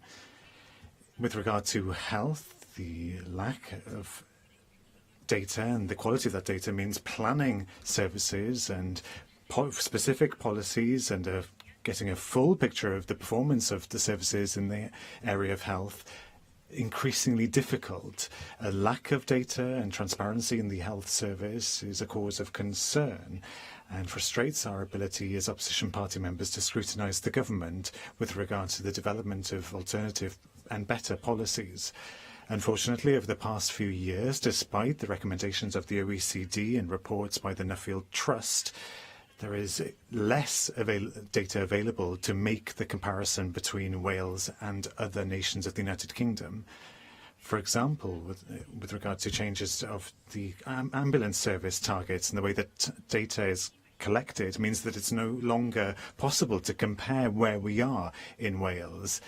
This isn't a debate in favour of restricting the freedom of governments to pursue different policies. There is a way around this. However, it is right for us to demand that data needs to be gathered to compare the effect of different policies, especially when those policies develop along different paths. We need a government that sees that information of a specific kind to meet specific needs is valuable as it puts together its policies. And this is true for all aspects of governance.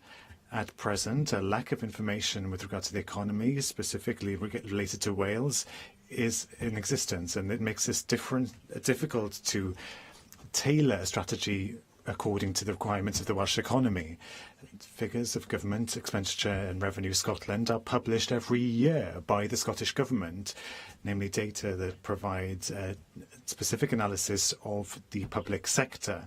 In April of last year, a Welsh version was published by the Welsh Governance Centre, and why we were pleased to see the Cardiff University publishing a specific analysis of the Welsh economy. It's vital that this isn't a one-off, and that the government itself commissions similar work on an annual basis and an official basis. This should include an input and output table and a full set of public sector accounts, similar to the publication in Scotland, because that would lead to better policies that would in turn give a boost to growth, to productivity. Before I move on, I will take an intervention.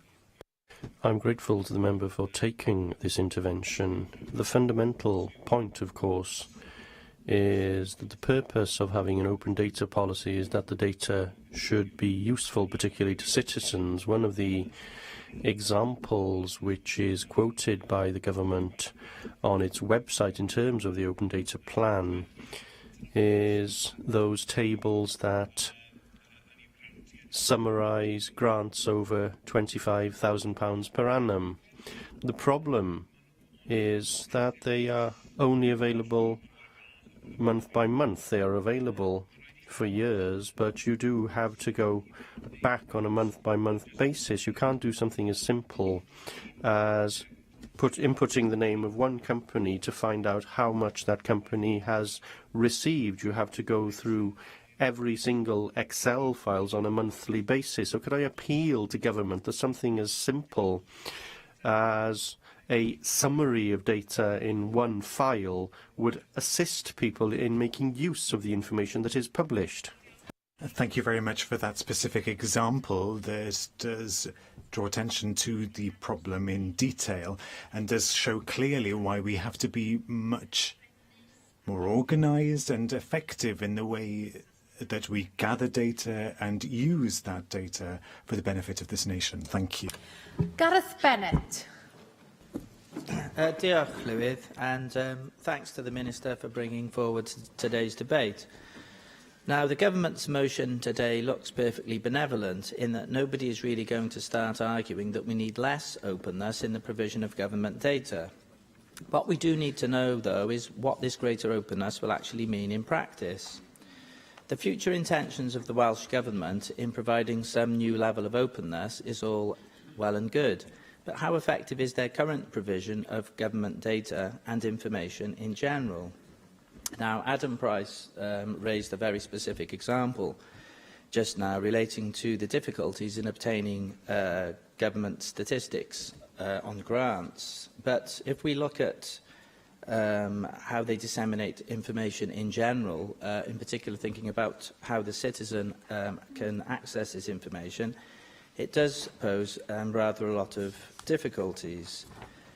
Now, in terms of government spending, the Conservatives raised this in one of their amendments. They're talking about the publication of spending by public bodies, such as local authorities.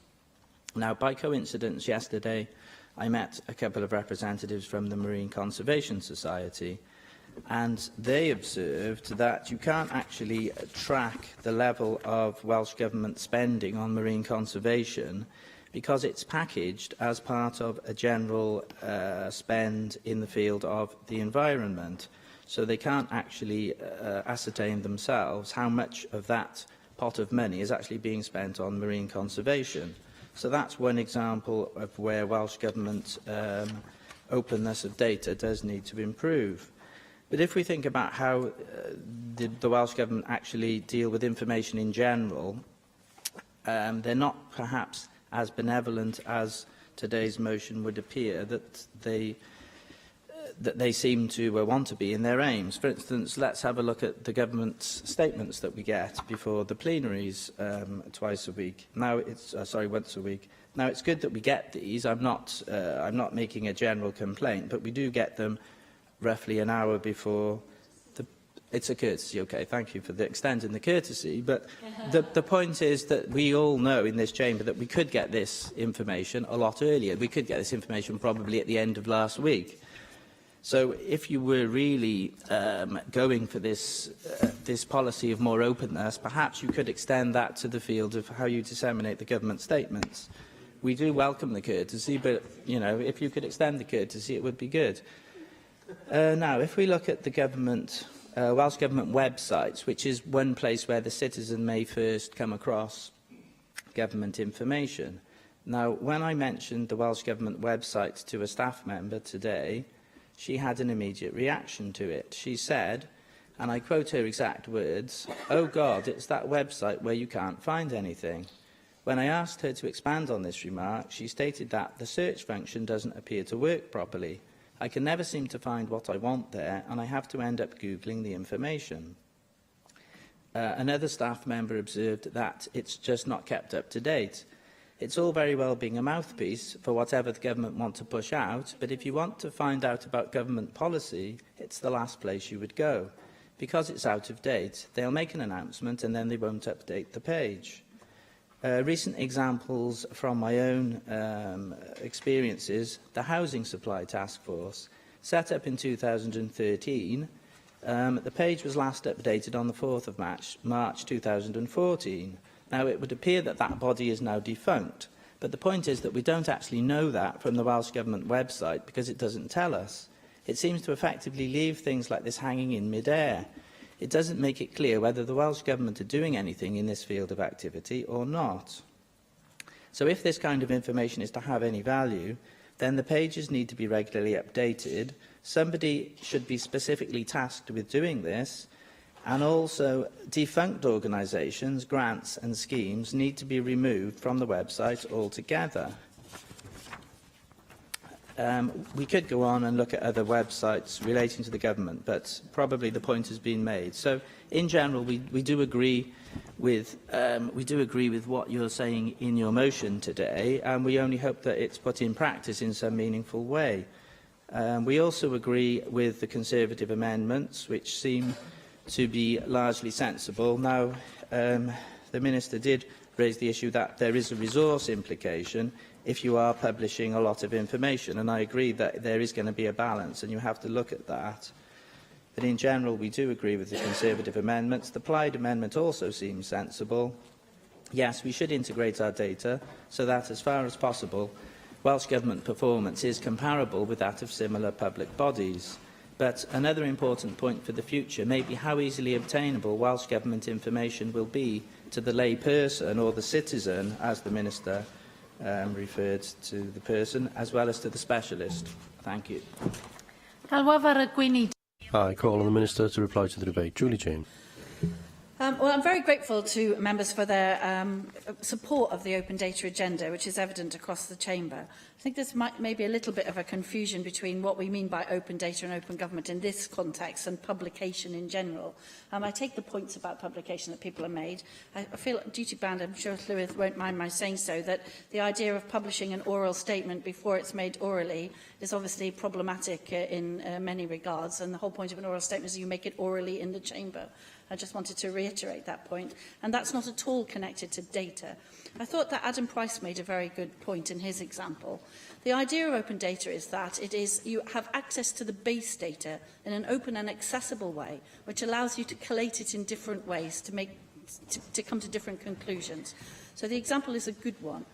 I'm not suggesting for 1 minute that the government has this completely right. And one of the reasons I wanted to bring forward this debate today was to discuss openly with members what we mean by that, and to ascertain, as we have readily ascertained, that actually everybody agrees with the agenda. There are nuances around it, but we all agree that the base data should be made as accessible as possible, and in order for people to draw a variety of conclusions from it.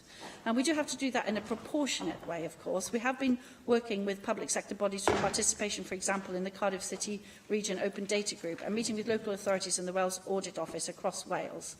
We want to encourage others within the Welsh public sector and wider public sector to open up access and reuse our data, but also make their data more freely available. We are going to be giving consideration to the appropriateness of a non-statutory code of practice for the public sector in Wales to enable us to work collaboratively with public sector bodies. Successful trials of that guidance might well lead to a statutory code of practice, but that is something we want to produce together with our local government partners in a spirit of co-production, so that we understand and they understand where we are now and where we can go to easily and fluidly in the future without an enormous cost to that, not in financial terms, but in terms of the person power needed to do it.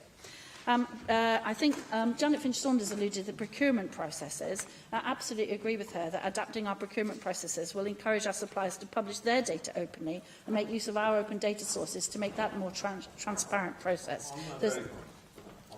Very point. I was wondering if it would be possible for the Minister to answer now, or to have a word with her Cabinet Secretary colleague, whether open data, a commitment to open data, will form a part of the commitment under the rail franchise, because there's a very real gain to be had in terms of integration between bus and train services if it is designed in such a way as data is automatically shared between different transport providers into the future. Yeah. Yes, absolutely. I mean, I think this is kind of the point of the debate, really, is that we need to look backwards a little bit at our systems. But as we develop new systems, we need to develop them in the spirit of open data in as far as that's possible and permissible and doesn't reveal any personal or sensitive information. So I think I can absolutely say that, and we need to design those systems in the first place. And after all, we're in a change in our culture and practice in our society about how we use data and how we regard it. And we need to make sure that we fully realise the benefits of the data sets available to us in planning services and reviewing their efficiency and effectiveness, and then rewarding ourselves, if you like, with the improvements that come from that renewed use of data. So I think that's another very good point. But I was saying, in terms of the procurement process, for example, one of the things we want to encourage is not just the open supply of data from the government in terms of what it procures, but actually open data from our suppliers in terms of where they are procuring from, what their processes are, so that people can put two and two together and make five in terms of the applications that can arise from that.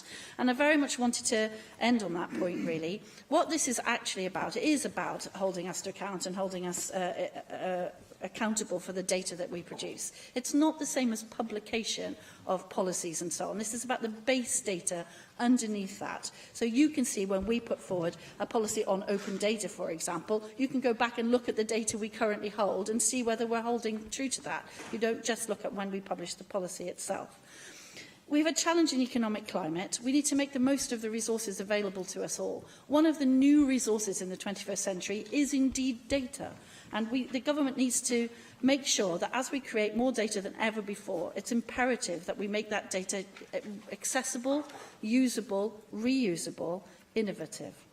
So I'm very, very grateful that members embraced the agenda, that we started the transition, if you like, from understanding the base data that we're talking about here, how it translates into our policy agenda, how we can publish that in a reusable form that will drive the innovative businesses in Wales that we need for the future, and also drive the public service improvement that we'd all like to see. Diolch, Llywelyn. A question you. The proposal is to agree Amendment 1. Does any member object? Amendment 1 is therefore agreed in accordance with Standing Order 12.36. The proposal is to agree Amendment 2. Does any member object? Amendment 2 is agreed. The proposal is to agree Amendment 3. Does any member object? I will defer voting until voting time, and that brings us to voting time. And we will move immediately, therefore, to a vote on Amendment 3, tabled in the name of Paul Davis. Open the vote.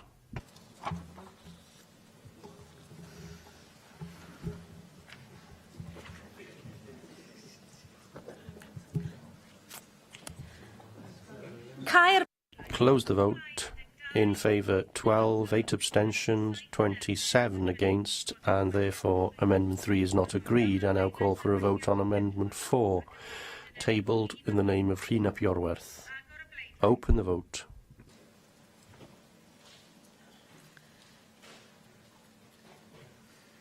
Caer.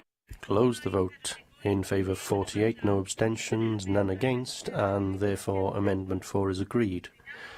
I now call for a vote on the motion as amended, tabled in the name of Jane Hutt. Open the vote.